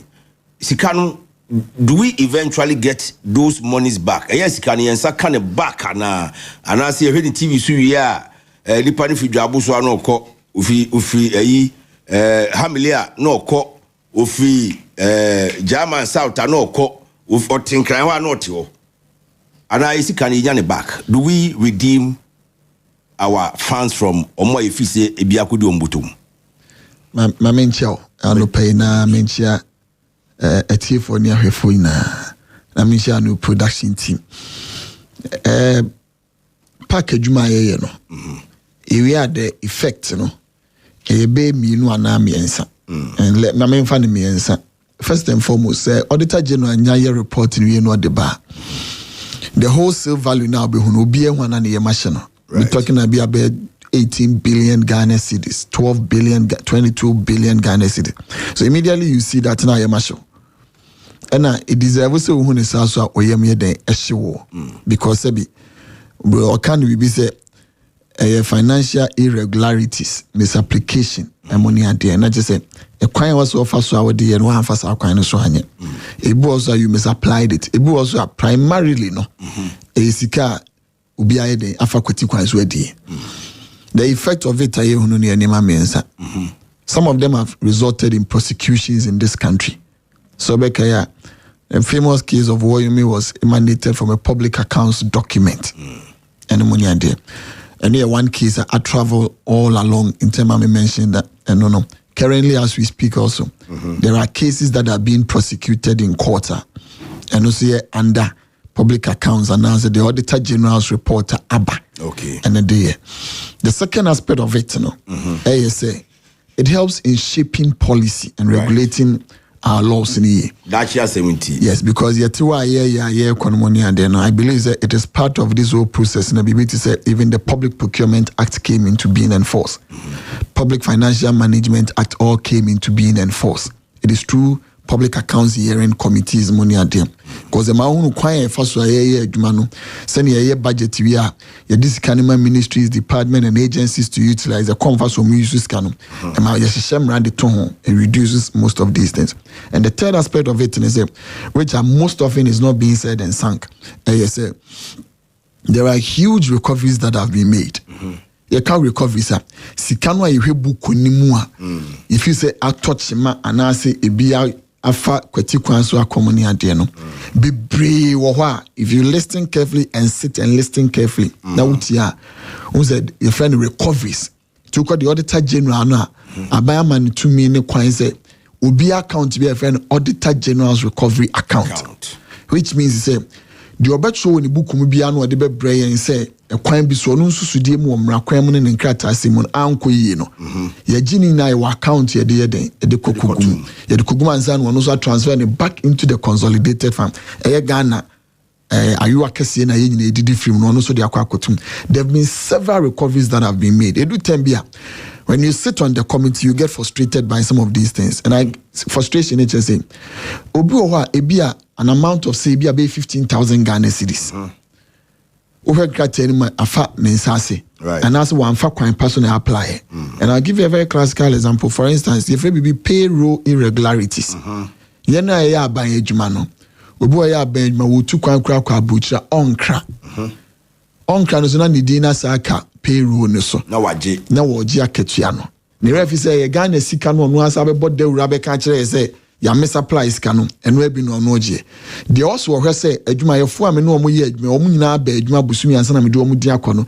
ebi ono so onhwe to Auditor General will raise these issues. Obi betimi afi for instance ye kotena the last one was in Ada obi free Greater Accra obi free Oti obi free bia Eastern Region ombeba for the hearing obi free oba bedru no Omari collected says can with evidence paid into the Auditor General's recovery account as akwa buy ho. Okay. Obi timi 92,000 Ghana cedis. Na oba be responding because one year money. So there have been huge numbers of amount of recoveries that have been made. Contrary to public opinion, any public belief, no. Park is not just a sit talk shop. No, not at all. There have been billions. Oh, yeah, okay. You see, but because people don't, currently, what is being done is after every PAC hearing for a financial year, what we do is that we do another review of the sittings that we've done, any the report itself, any what emanated from the public accounts hearings, and nobody in this way. All the infractions, how I know the recoveries that have been made, the Auditor General also write a report on it. Because for instance, Ocho book no say akwesi kunadu wanye adwuma bosome miensa so age bosome miensa akatua. Oba committee na se no ye de ball no na wote ye no wakwa akutua bosome miensa akatua na wanye adwuma e de ato Auditor General account maje ho receipt. So the Auditor General report no currently no after every financial year bia no the only say this one also say a review and a report on the recoveries and the status of all the infractions. So I can confidently tell you, say, it be more than 60-70% of the infractions in terms of financial infractions in Inano have been recovered. Those ones that are more serious now, ɛno deɛ ayɛ no ho contractual money bi akɔyɛ no ho idea misapplication money ade bebrebe no those are the ones that would generate an extra action ebi ɛbɛyɛ court proceedings ebi also ɛbɛyɛ surcharges ordinary but there have been refunds to the tune of almost about 70%. Wow. And that is and you see edu tembia on the committee. I remember, and I'll give you a classical example when we were in Ada at the committee hearing anopana no ana institutional heads in Ebano. Yeah. Omubedu sa danuano, neni pana kwa kutuya ni receipt krano. But for public accounts, because the report had you must still come. The person will not even have gone to pay. Yet when I hearing, you know, then somebody would read the message or nipana sending message on nam kwanso eko bank akwa kutuya. Make one episode. I'm so no obi abetua nisika. And I'm too no for na say you should go and say no more. Yes. It's done now. You call back. We see any person who call bank money and so the chairman asked the institutional heads, "And your maintenance say kopim say nipa no edi receipt ni so be dem beba." Would they agree? To say yes. Just under an hour and a half, they came with the original receipt of Makutrian instantly because we are the committee money and deal. So that is the job that we do, and that is the effect in any ifimupa. And believe you me, I've been on the committee for a while.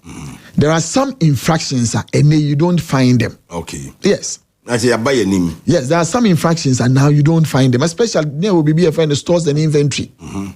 Stores and inventory irregularities money are there. Today you can't find them. There are some institutions and I say can you number it be more about 13 infractions. Now they are not even cited in the Auditor General's report. Okay. Yes, because we are learning and progressing. Institutional improvement. Institutional improvement and money at it. It's left with the individuals at every point in time. And the lack of responsibility taking. Lack of responsibility.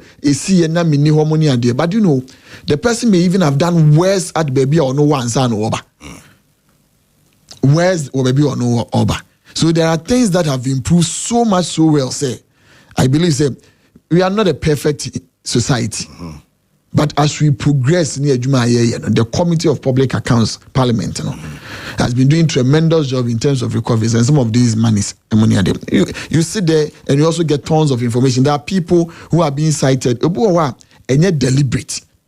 Then they would come with a plan to pay back the amount of money that have gone to them. There are contractual agreements that because of this, and some of them also project management infractions. Okay. For instance, you see die, and as you see hospital, and as you see school die, baby. The value of the school building be 800,000. The auditors will go be about 4 years. School die in CMA. Yeah. But in their report, because I overdue, I was thinking we be about 2023. 2026 they would report on that as an infraction and they will quote the money of 800, that is the contractual money as an infraction. That does not mean that money has been spent wrongly. Okay. But they are only drawing attention to the fact that there is an irregularity with this project management and is overdue. All right. And it has helped even to understand that abuama projects baby and kebi adwene free so no abuama na yetimi awie. And as we move along, we are also tagging along our hearings with all relevant state institutions. For instance, the Get Fund Ekobi. So that all projects within our secondary schools, universities, money are there, funded by Get Fund money are are delayed and not abandoned. They have an inventory of it. Yes. Any debate me ayano ena nachna and the Edbeko phase 2 and now phase 3 so that Abuama, so many of these projects have been completed. Okay. So it is a way of trying to improve society. And it's because now our work that we do as the committee is so publicized and people have taken interest in it. Okay. And it's also making people much more cautious about how they go about the activities, money and this. So I believe once we are doing what we are doing and we are gradually getting there, a bedroom time, a subject. But all that I would also advise and say, our auditors that goes on the ground, from one Kasakwaye Jumano. Yeah. Omomwa going forward to do a great service, good service to our country, Ghana. At the American in people because say be a mujmedi also mudino. Omuntimi ni yeno. May, and I put the word carefully because I've audited before, and I know the temptations that comes with some of these things.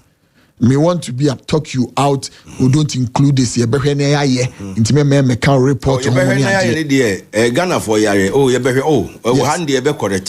But the point is that please report it as you see it on the ground. Otherwise, you are not even helping that person. Okay. You are not helping the country. We should not be in a position say it be a way there. Inside the shielding free mu.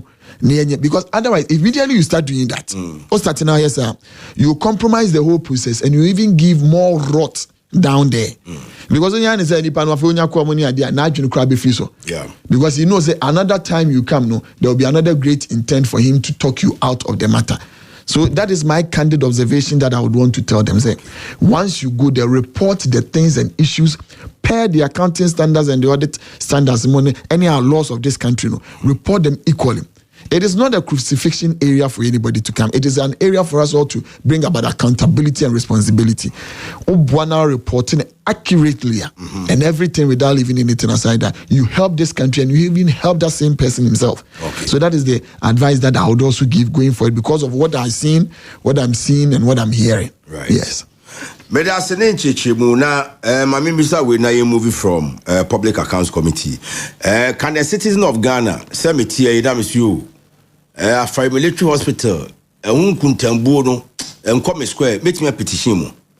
Public Accounts Committee. Oh, yes, sure. You can even, because as I contract some, no. Nisika, ni yesi sign to contractor, no me general who am in Tiasia, until Mamia, and no, no, that is the job that Parliament will do. And there are two committees because you see, it's under health. Health will do that. Public accounts can also go into that. Okay. But you see, the finality of it is the NAIO, we have the Right to Information Bill. Right. And Act it would help you to seek any information at any point in time and even can cause for a forensic investigation into matters that are happening in this country. But if you talk about Ferry Military Hospital and the fact that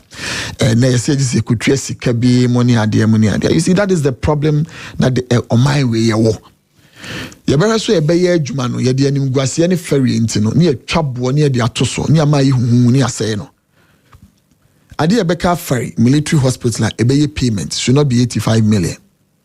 It cannot be because there is only the retention part that will be left. Retention cannot be 85 million. It will not be more than 7 million euros. So how can it be 85 million? Even if there was, it can never be that. The only aspect that will be left is retention. Okay, retention now. Obi what the public procurement and that's what the contractual any what is term as retention. Retention it says why you doing no. Near the adwuma what the ama adwuma run what the ma wo no. On tue sika ni nyina ama because your liability period there wo. Or the man obey you to a contract, may you no bosumi nsia, may who defect liability be a woman, no be tracy cana at the amount. A be a bay you soon a fit, my hand over the ama, a fini tremua. Nafi be a call ye to say there was a war pen on one. Now what you are, the aka woman, now dear mammy. That is the only thing that will be left. But a number ferry, you see, and in your opinion, what they are saying, and we need to interrogate some of these things. Send YC manage a healthcare system in this country, and we are collapsing it. And the ministry and the government must set up. So by now, I'm sorry. Now what the ferry and in Guasie, no the Tanawa Nuntino, and near my ye, Edeba Sumo Minu Ninano, Yabema say Guaseya. Just because we created the impression when we were in opposition. And the Abba Ben will say, Abind that no and ye. It's a Guasiam, say, Bakakujina when you quack many park your own party, Mra, Namua Bemuno. Couldn't you have done better with some of our health facilities? I can't me. I mean, so, meet you. We did Fomina, we did Kumewu, we did Kononguya Tepa, Swamiano Manji. Go to clinics, we did Udumase, Udumasi Newtown or Obuase. We did Fumsuya, Drobonso, Adansia Sukwa, Asantia Chim, Udumase, Puano. Chedie, Sabronu, Drobonso, Manson Quanta. All of these things were done. All of these things were done. Let me ask you a very simple question. Ene Oforikrum. Oforikrum. Yeah. Trade. Sewia. Ene Afare. Edie na aka wo mo aye nwie.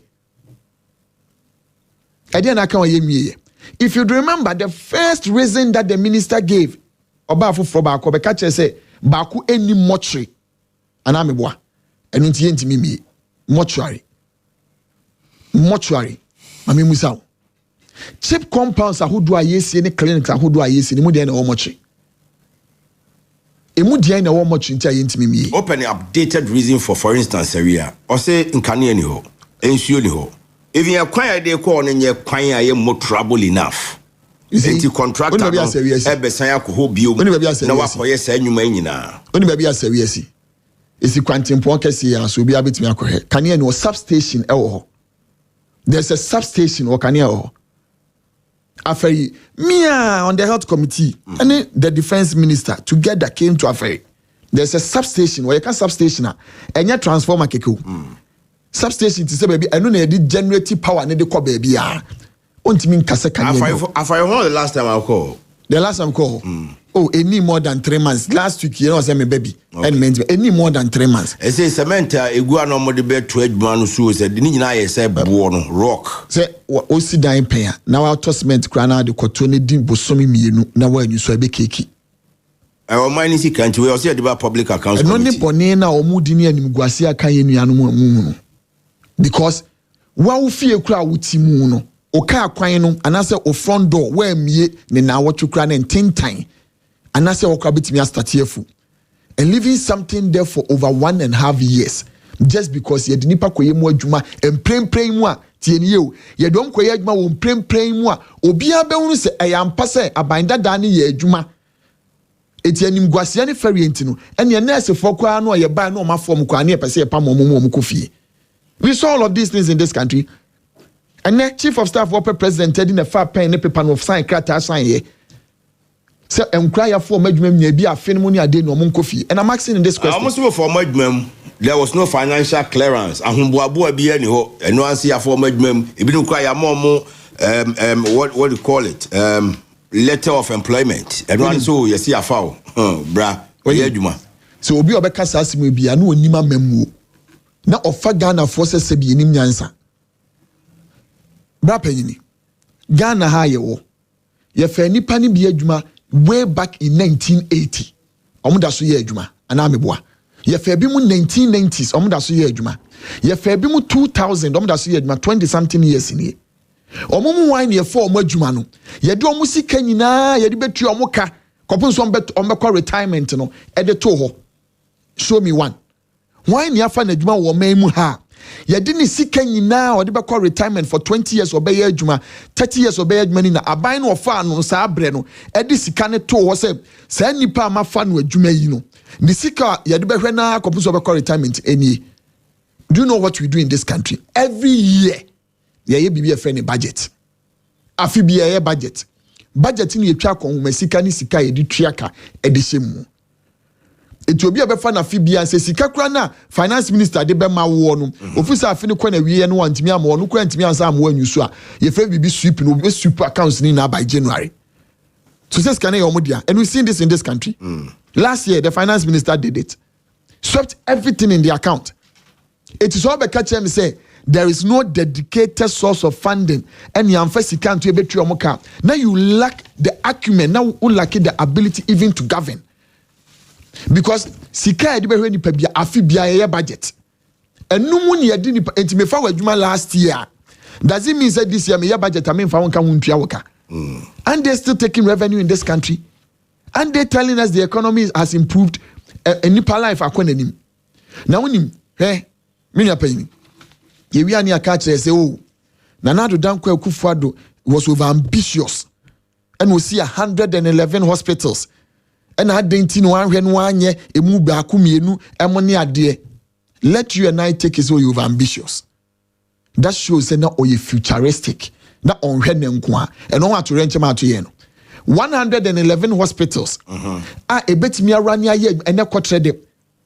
Over on the frontage in a hobby, won't go for my pharmacy shops or Kodakohe, Sameboa.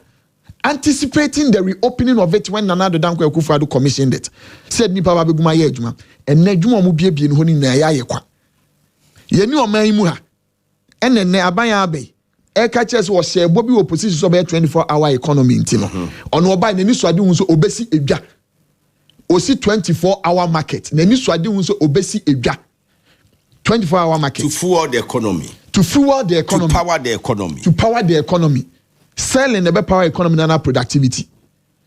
And I won't need on my ma or more who do on betting me a Juma one about betting baby 24-hour economy. KJTia. When you are Dr. Betting or see your boss where we are to ensure time and you took KJTM. Abonus near the Palo Katum. Me boaka chemsembwa. Ebia etim fi 1900s. 1900s na KJTia buy. Na say to edi kan penso or penso. Oni prempem penso na KJTia buy. Aye 24 hours. Enu mpo no tie osu oye 261 markets. Me boaka chemsembwa. Osi ahanu aduosia baako adwa no na nipa akotenama ye adwuma anajo. Na sabio 261 ye over ambitious and reckless. Na de ebesa ye yade abehwe nipa.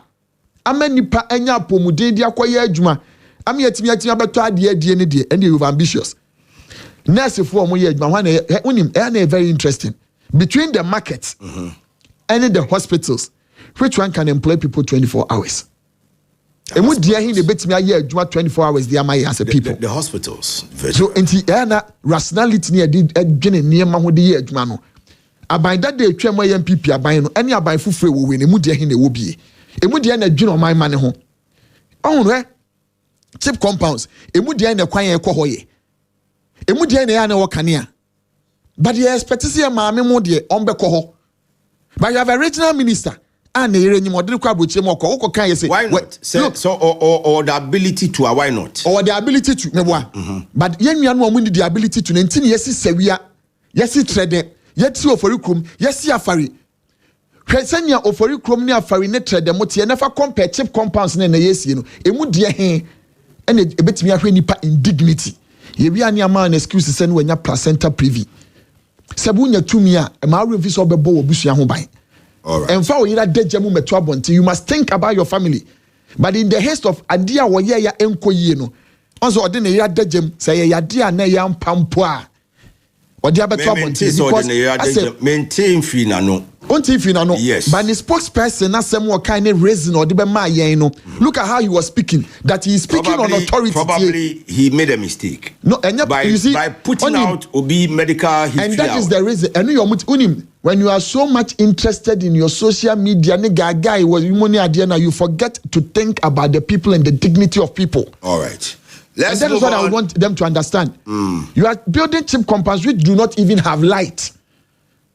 Any fridge baku kure betimi de serum ashem. Any fridge baku kure betimi de enro ashem. And we built all of these hospitals. I would say 90%. 90% empa bibia empanie air conditions so. What is left in this hospital? 10% na kanu eye nipa odom bekoma mo ma ye adwuma. And that one is not infrastructure. Right. The 10% is sanity a eye nipa odom bekoma mo ma ye adwuma. So let us stop some of these politics. Because we the nipa nkoma wani maguase. Ope say e deteriorate.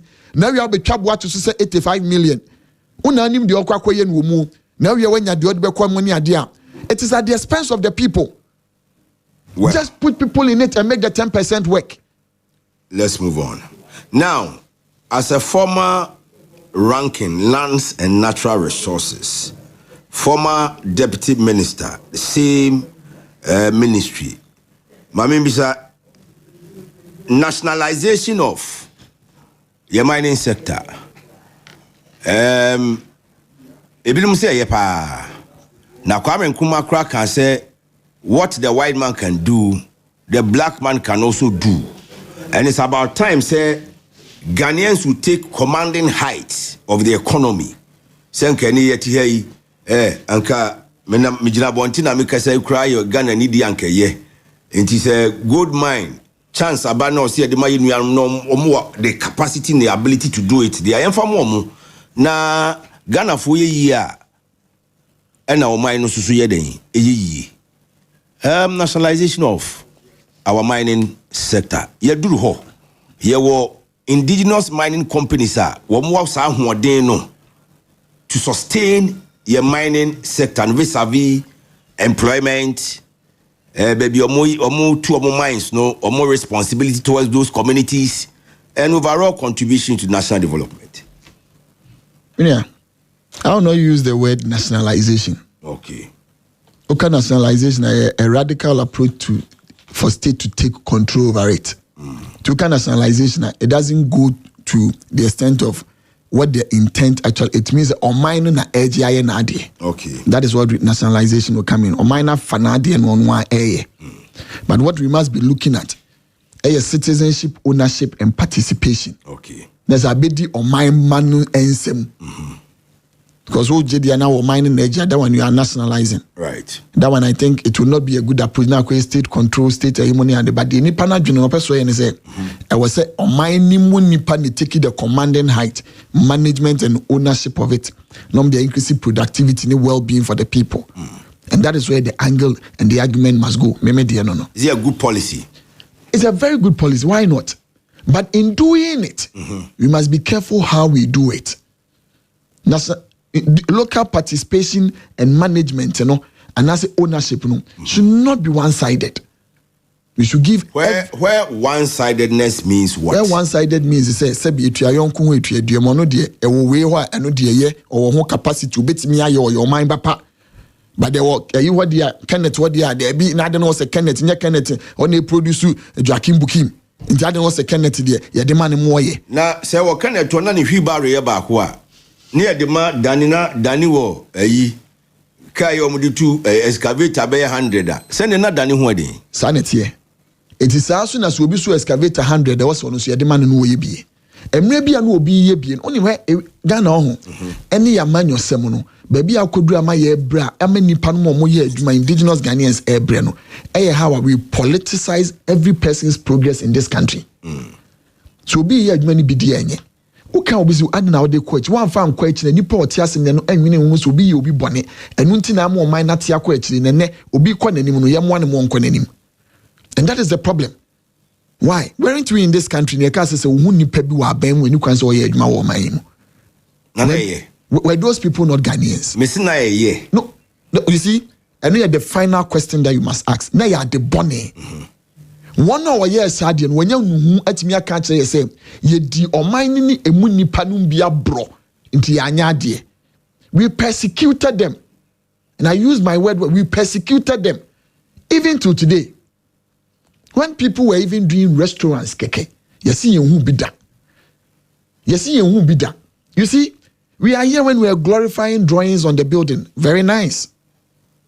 You drop your down. Interchange. Yes. I say fe. ABC bin rano edian ye kai. You draw baby and run edian ye kai. And when you draw baby, what did we say in this country about the same thing? And yet the same drawing. But sa buapayo boni e di pre to me near di guni panim bia no mu ase no and the drew so na be catch him say me meka bi muawa. I feel say I am doing a great disservice to nipa na me ma okun no.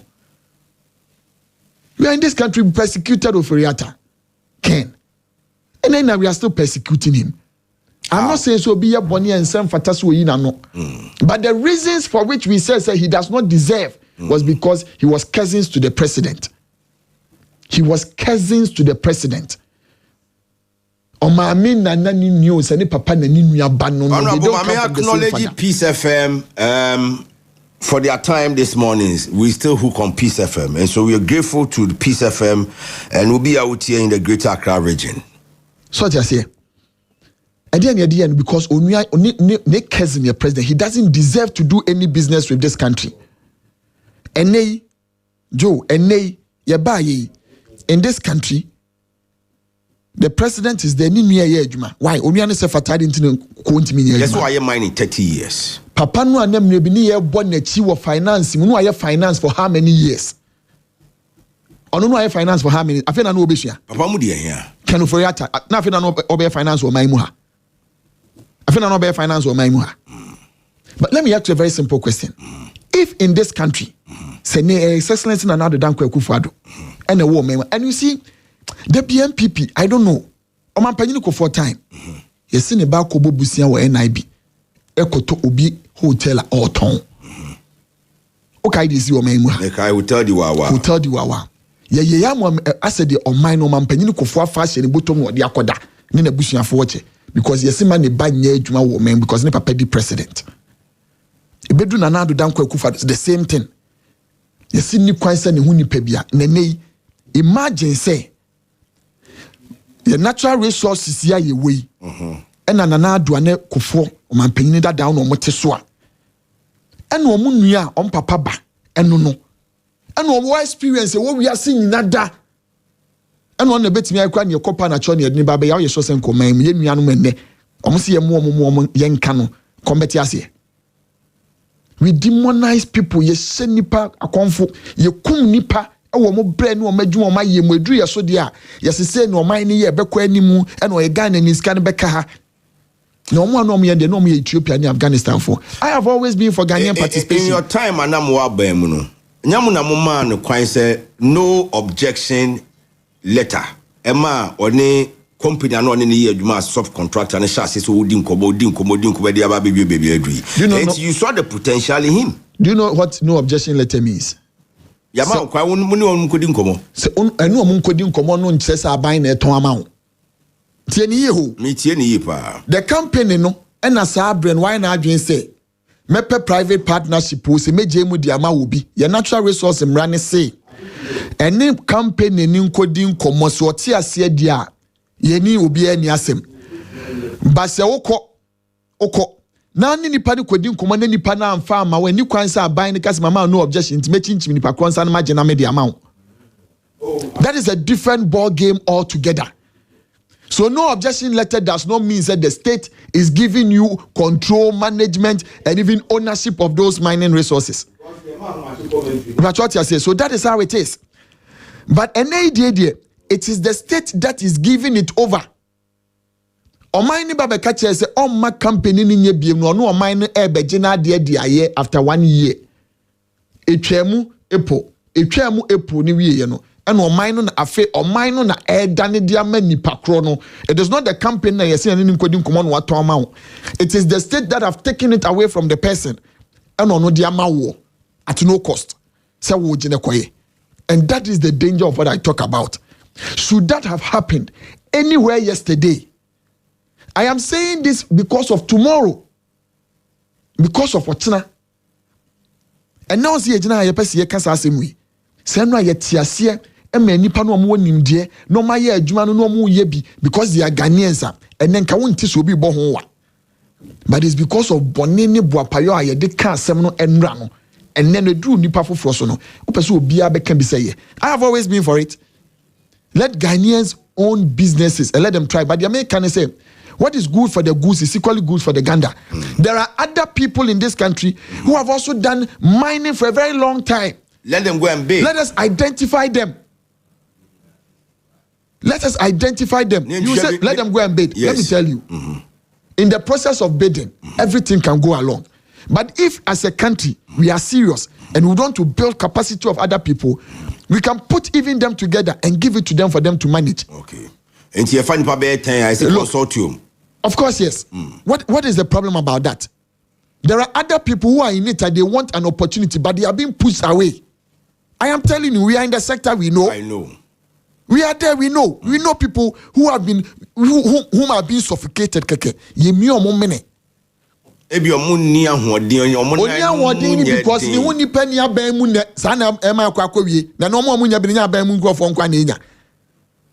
do not want to go on that tangent. Give them also an opportunity. And the other people in this country. And there are the rock shores and the rest in this country. The other as well resources, have they all been in mining? And the Kevinoches and the rest, and haven't they been in oil? What is stopping us? Identifying these people. That's what mine. Yes, sir. The term we don't use rationalization, nationalization. I mean, the person friend say citizenship, ownership, participation. Money at the end of the year. Why can't we call all of these individuals? Let them put it together, because you see, these natural resources sectors, capital intensive. To be able to revive a mine, Ubaye cut back. He said, the mine money at the end, it is in over 300 millions. Yeah. And yet, dollars when you're Ghana, in the mining sector, in the natural resources sector, we don't talk about cities. Damai Mining Limited also. Yes. Engineers and planners subsidiary. Almost they've invested over $250 million into operations in Diamond. So I tell you, say, capital intensive. Oh, yeah, no crap. So if we are into that, we can deliberately make people great in this country. Okay. Thereby making this country, but not only specific individuals. So you tell them to go and bid. They will put it in, but before somebody but tomorrow, Sabi. Na yet omunim it is the man yenim na forehand. And we are in it. I sit in the sector. I sit on the committee. I see what is happening. And there are people who are being suffocated. You liberate all other people, give them an opportunity, equal opportunity on the platform. All right. I am not against anybody who is a Ghanaian. After 10, normally around this time, my main country chief was in sports. And yeah, the Bremo. Then so when me say FIFA World Cup in USA, Mexico, and Canada. Now times I did commentary the Bremo no. I did bet you brebre pa. It be at 3 a.m., maybe at 10 p.m., maybe 11 p.m. Into mon fanche nano pay. Yeah, Power Sports on Hello FM. If you say HB, the commentary team will be here when it's time. Now, many honorable Akwesi Kunedu, MP Menchia North. Now, say former Deputy Minister Lands and Natural Resources, and that year or your Deputy Ranking Lands and Natural Resources. Honorable Nansia, insuration said to talk to you. Some of the Nkanamote Namuye Jumantia, ya muhu flood anymore. But it looks like a national problem than the national capital's problem. Now you ensure toy as a for market ya. Yeah, mammy, said young Yankee bidum cranes to the form. KNUST, yeah, Nami who be that. So the Oko Tech. Yeah. What time the night of Ladi? Me who be that? Hey, KNUST. That's the first time I saw it was I said lake. Yes. And I was like, wow. And flooding is becoming a national problem. Here, Takwa, there was a hotel here flooded. Now foreign nationals, Abrofo. Yeah. Hotel room. Now or say you evacuate you. Now Bonino or soon airtight. Ebisu no portmanteau. Not just say I ain't saying baby. Flooding. Obviously, we know all the reasons why we get flooded, but still. Joachim. Oh, very good. And then we did what my kion. Here, or I will pay your TV no. So much I can't UST. This KNUST. Wow. I know this area very well, just by the side of Paju. On KNUST bus, no. And my No. Joachim, you see, the problem we always have a very simple question. And I'm a student of planning from the same university, KNUST. So they say, we have something that we call spatial planning. Spatial planning. It is how you share or mine, your man temu, your TBM. So they say, in simple terms, how we influence the distribution of people and activities. How we influence it.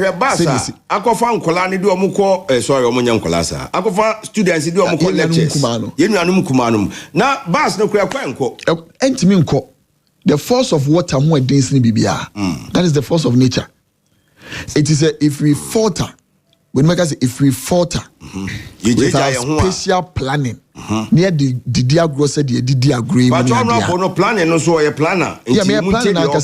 And let me make mention of my professors. Facebook no so yes. When you can you mobi another no say cry na me nanti kura me duro. I mention Dr. Techi, me supervisor ne me supervisor na me no work here university, Professor Denade mo any idea the kind of the head of department money adina. When you have because you if you don't look at how you plan your society money idea and yema ebani bini.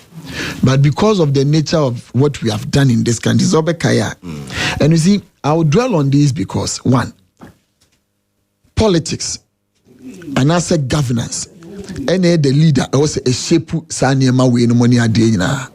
That is what has to shape all of these things. But so what they know edi kind be bring now the say no ene yemia emoni adia. That is where we have to get to. And as a minor intimi and follow a certain trajectory. What ye chira ena eye we mu eno mu koji we no man fanye we. We are in this country just somewhere around April of 2025, just before the rainy season. So Bekaya. Yeah. We put a chopper in the skies at a committee. I say, Omonko Babia flooding war so that we would be able to start solving and resolving some of these matters. Just 4 days ago, 4 days ago, we've now heard again say we should go and do a national flooding assessment before we should be able to know. Kaneno dear. Yes, in engineering, any lack of policy direction, but then you see in discipline. When you flip-flop this way, you lack the vision to specially plan your country very well and even to tackle the issues as they are. But honorable in discipline, no, you see, nobody. A major key.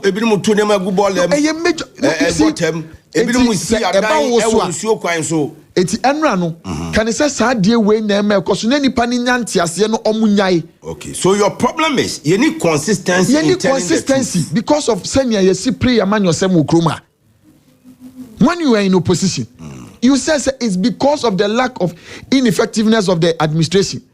Engineering matter and you was here dredge honey and dredge here and was here dredge honey and dredge here and also moti hemu no monte here. And ne obaye was here in discipline. And already nananum manimu and nananum bi. So now if you flip-flop, I think I'll be a solution to it.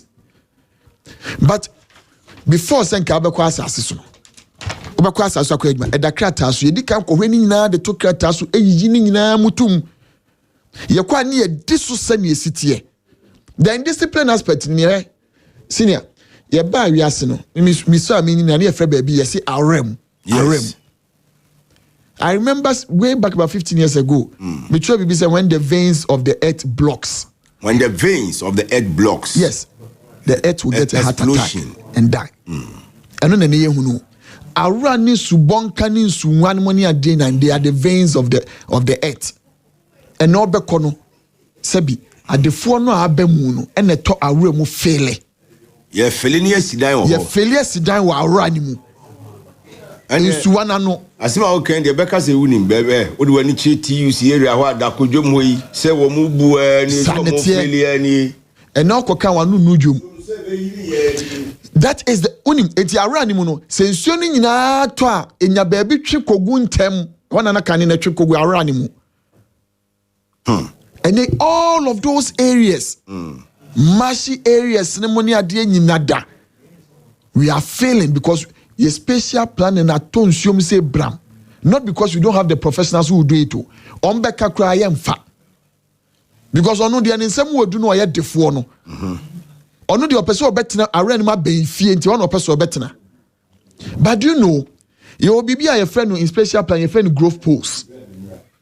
Growth posts are areas a buamasa redistribution of people ni activities in ayedeko. So we have kaneno. Se bi a school cry na hospital cry yedeko kronin kwantia. Yedeko si kronin kwantia. Bo se ebuama kronin ni koto no. Near their plan no. All of these things are being done. And then there is nothing that is being done. Professor Asen Babetuo, let us do it this way. Manfa Kwenyes Namincha Professor Adakwa. One of the greatest researchers are Ochema dear. Ochema research matters. K University Professor Adakwa. Is it solvable? Very solvable. Solution here. Very solvable. Solution you see, there are drains and dredges harmony idea. And because all of those areas now in Sube Kibedi Kai Abba Honibetimi Ajiatuno, and they all have been blocked and on edging as the first residual area. Until unless we unblock those areas on the first residual area of the year. That is the problem that they are going to face now. You are saying chaining in ano answer or maseno and another two. I'll say your friend Wyclef or Tonsu. Now I am enjoying the analysis of the vibrant and result-oriented personality from Parliament. He has been an instrumental personality since he entered Parliament. enti we honorable Akwesi Kunedu ne fans nkwa free Wyclef what nso no okay, or see the people's choice. Now, say on the support honorable yipa. Honorable, when so say maybe South say, ye ka flood in one semi yard.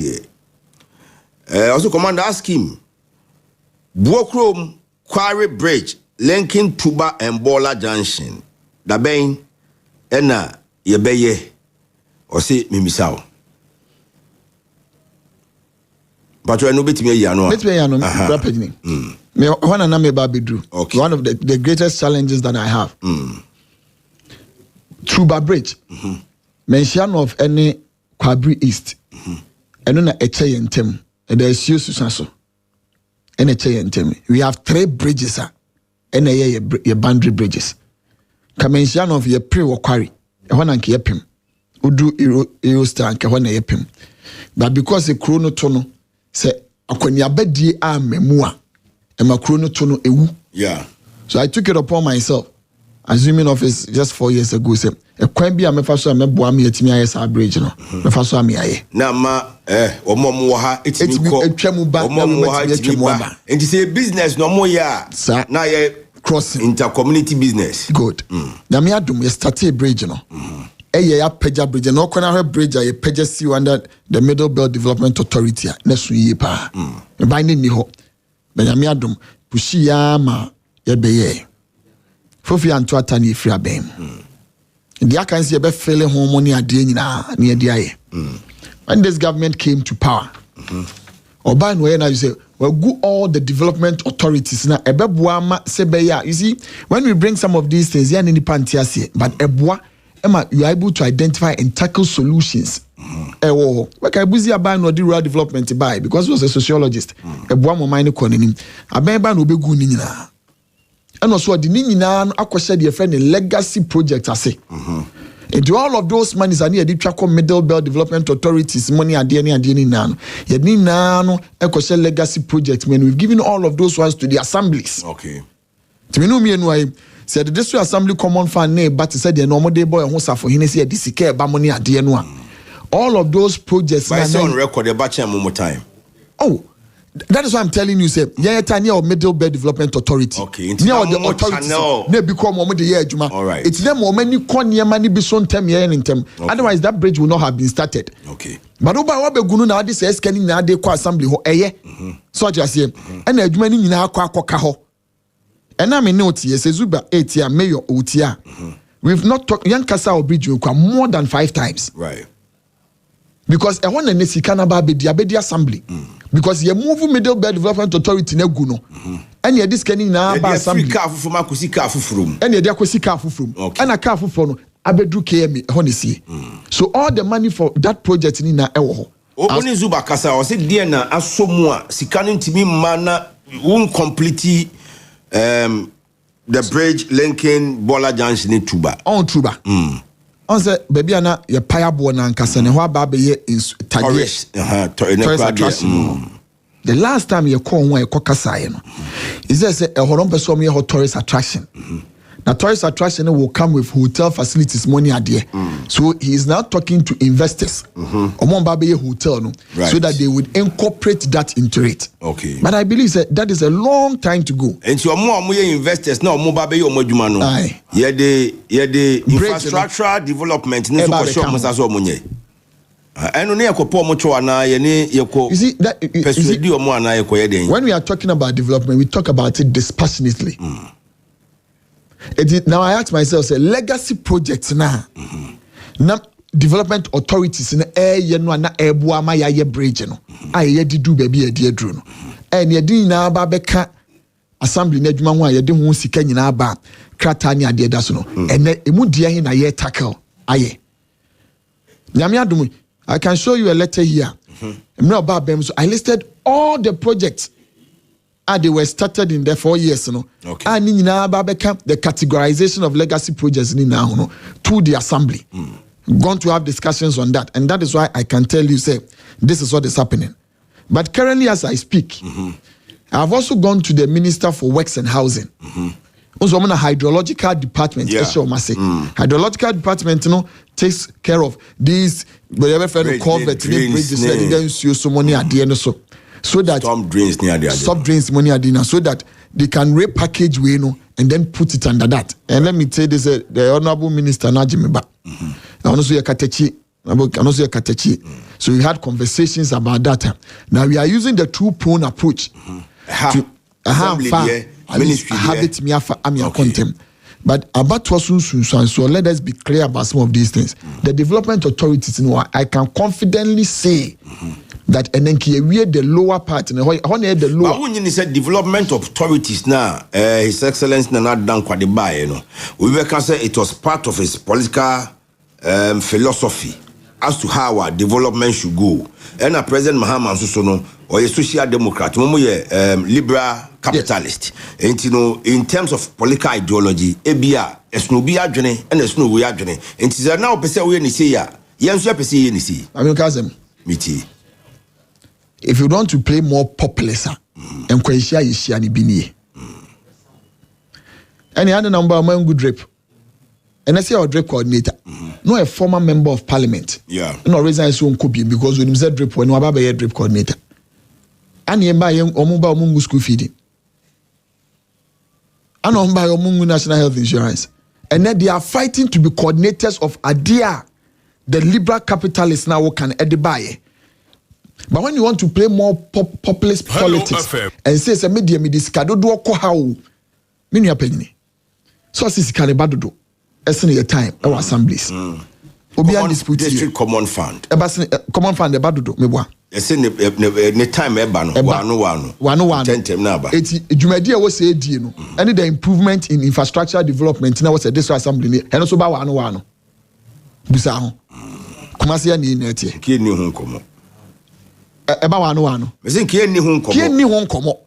So we should not be populist about what we would want to say. But the impact that it would make in the lives of the people is what we are talking about. Right. Development authority, but once it me identify, said there was this challenge. Once it me was and resolve the challenge in a very quick.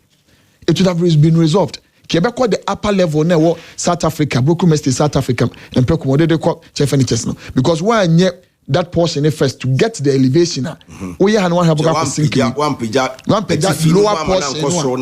One pedal lower portion, we will now start lower portion. They be an afforno. So I start here now for now. Pedjam say be able to the level near elevation abeye. So I quit. As I quit, see I quit. Yes, I uko pedja hakanina. We ensure never na ba sinkiwe. But when you are able to raise this and get the elevation, anybody wants to say I called dredge. Hano edi akofu me ensure bit me abed abetria fam, and that is what they were doing. And that's all. And that's all.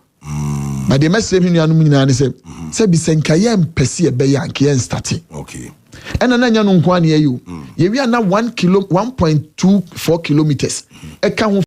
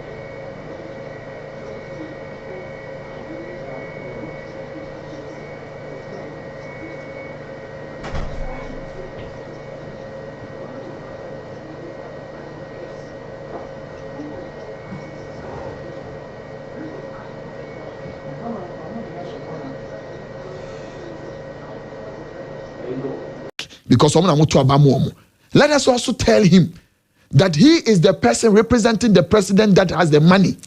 All right. So when we sit here and talk about the bridge now, it is his also responsibility to say, and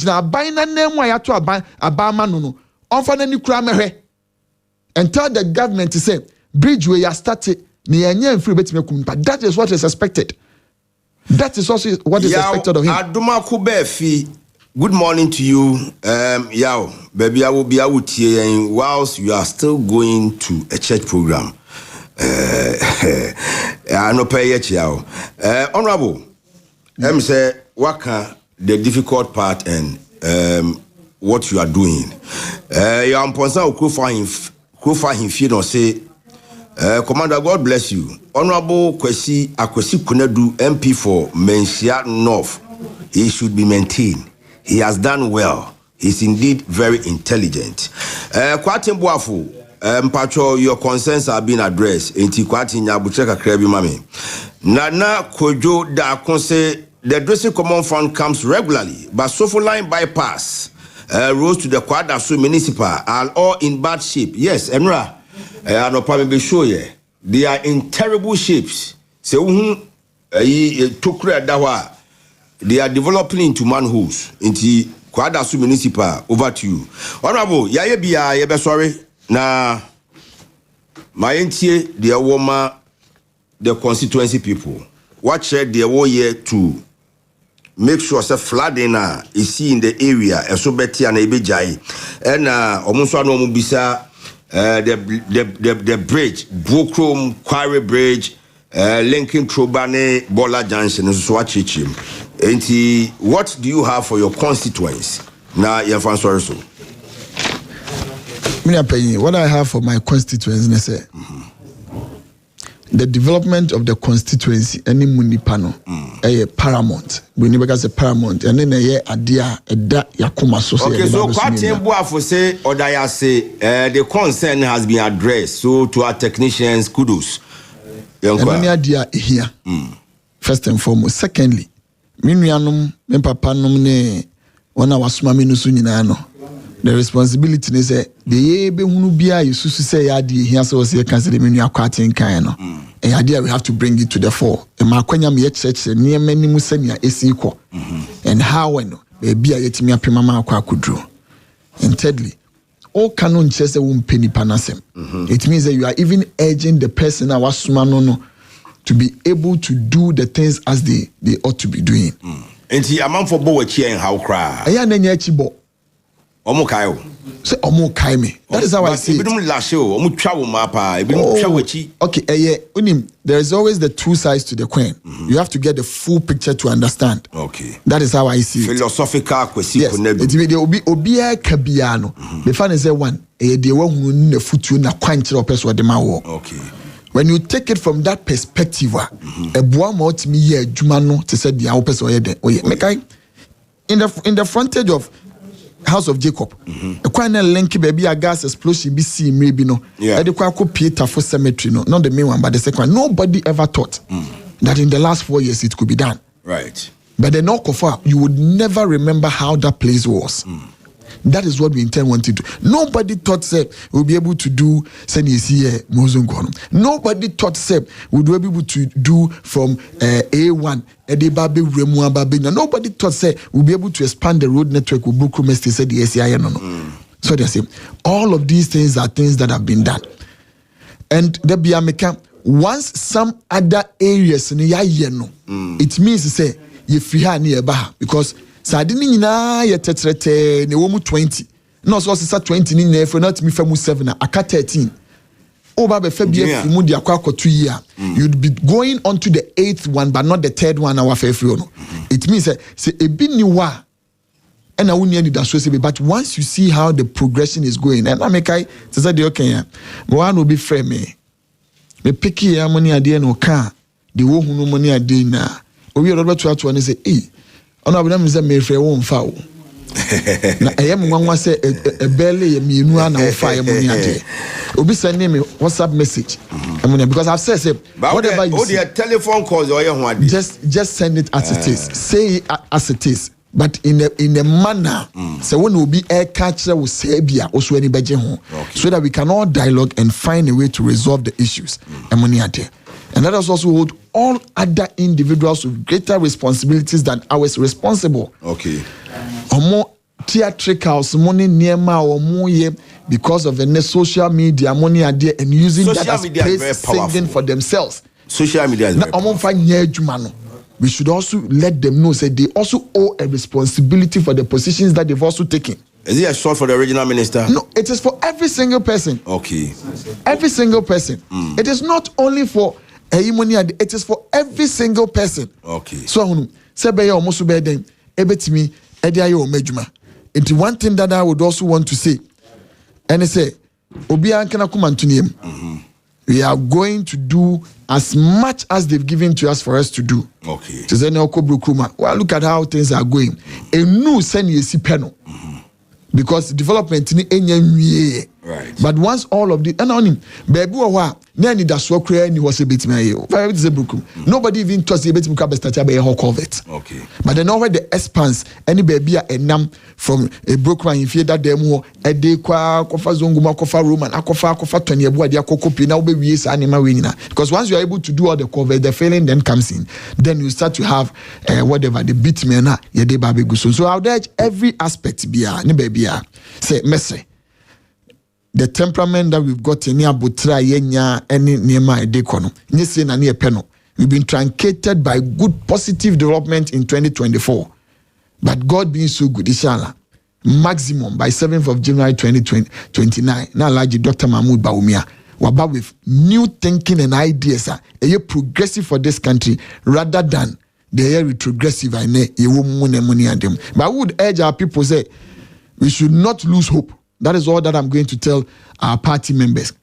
Yemfa kukodro gidie ne nkabomu no odo ne ntiase soronko. That is all that Ghanaians have seen. Ghana for and then look at how people are complaining. The dollar is down, but nobody is buying.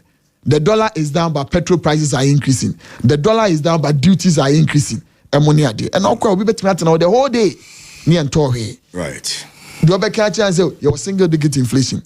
Now you want to say a buying any money cabinet minister city abonteneko. So I'm money koya. What is a cabinet minister city abonteneko? Honorable What's my 1.2 or 1.6 billion or so my miskabia and they are fighting. It tells you say Sikano yeshusha yehunu. Because the ministers themselves will not be fighting. Right. And that is where we are now as a country. You see, Ato is forcing, but Ato is not forcing. Ato is falling. Thank you. Thank you so very much. Honorable Akwesi Kunedu, Oyemensha North MP, Member of Parliament duly elected for the constituency Menshia North. Now, yaya extended version of Akoko Abon. Among for some case, say good morning to you and your crew, watching and listening to you at the same time from Asante Suta. We are grateful to Muamoba social media. Any everybody in Komo, Kwakuyabua. Ano pemi chiao. Nana bedi there who was Santi Achim.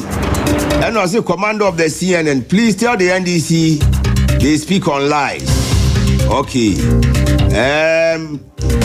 Yada munyina say Billy Bones wafon kwanta upon AJ Emmanuel.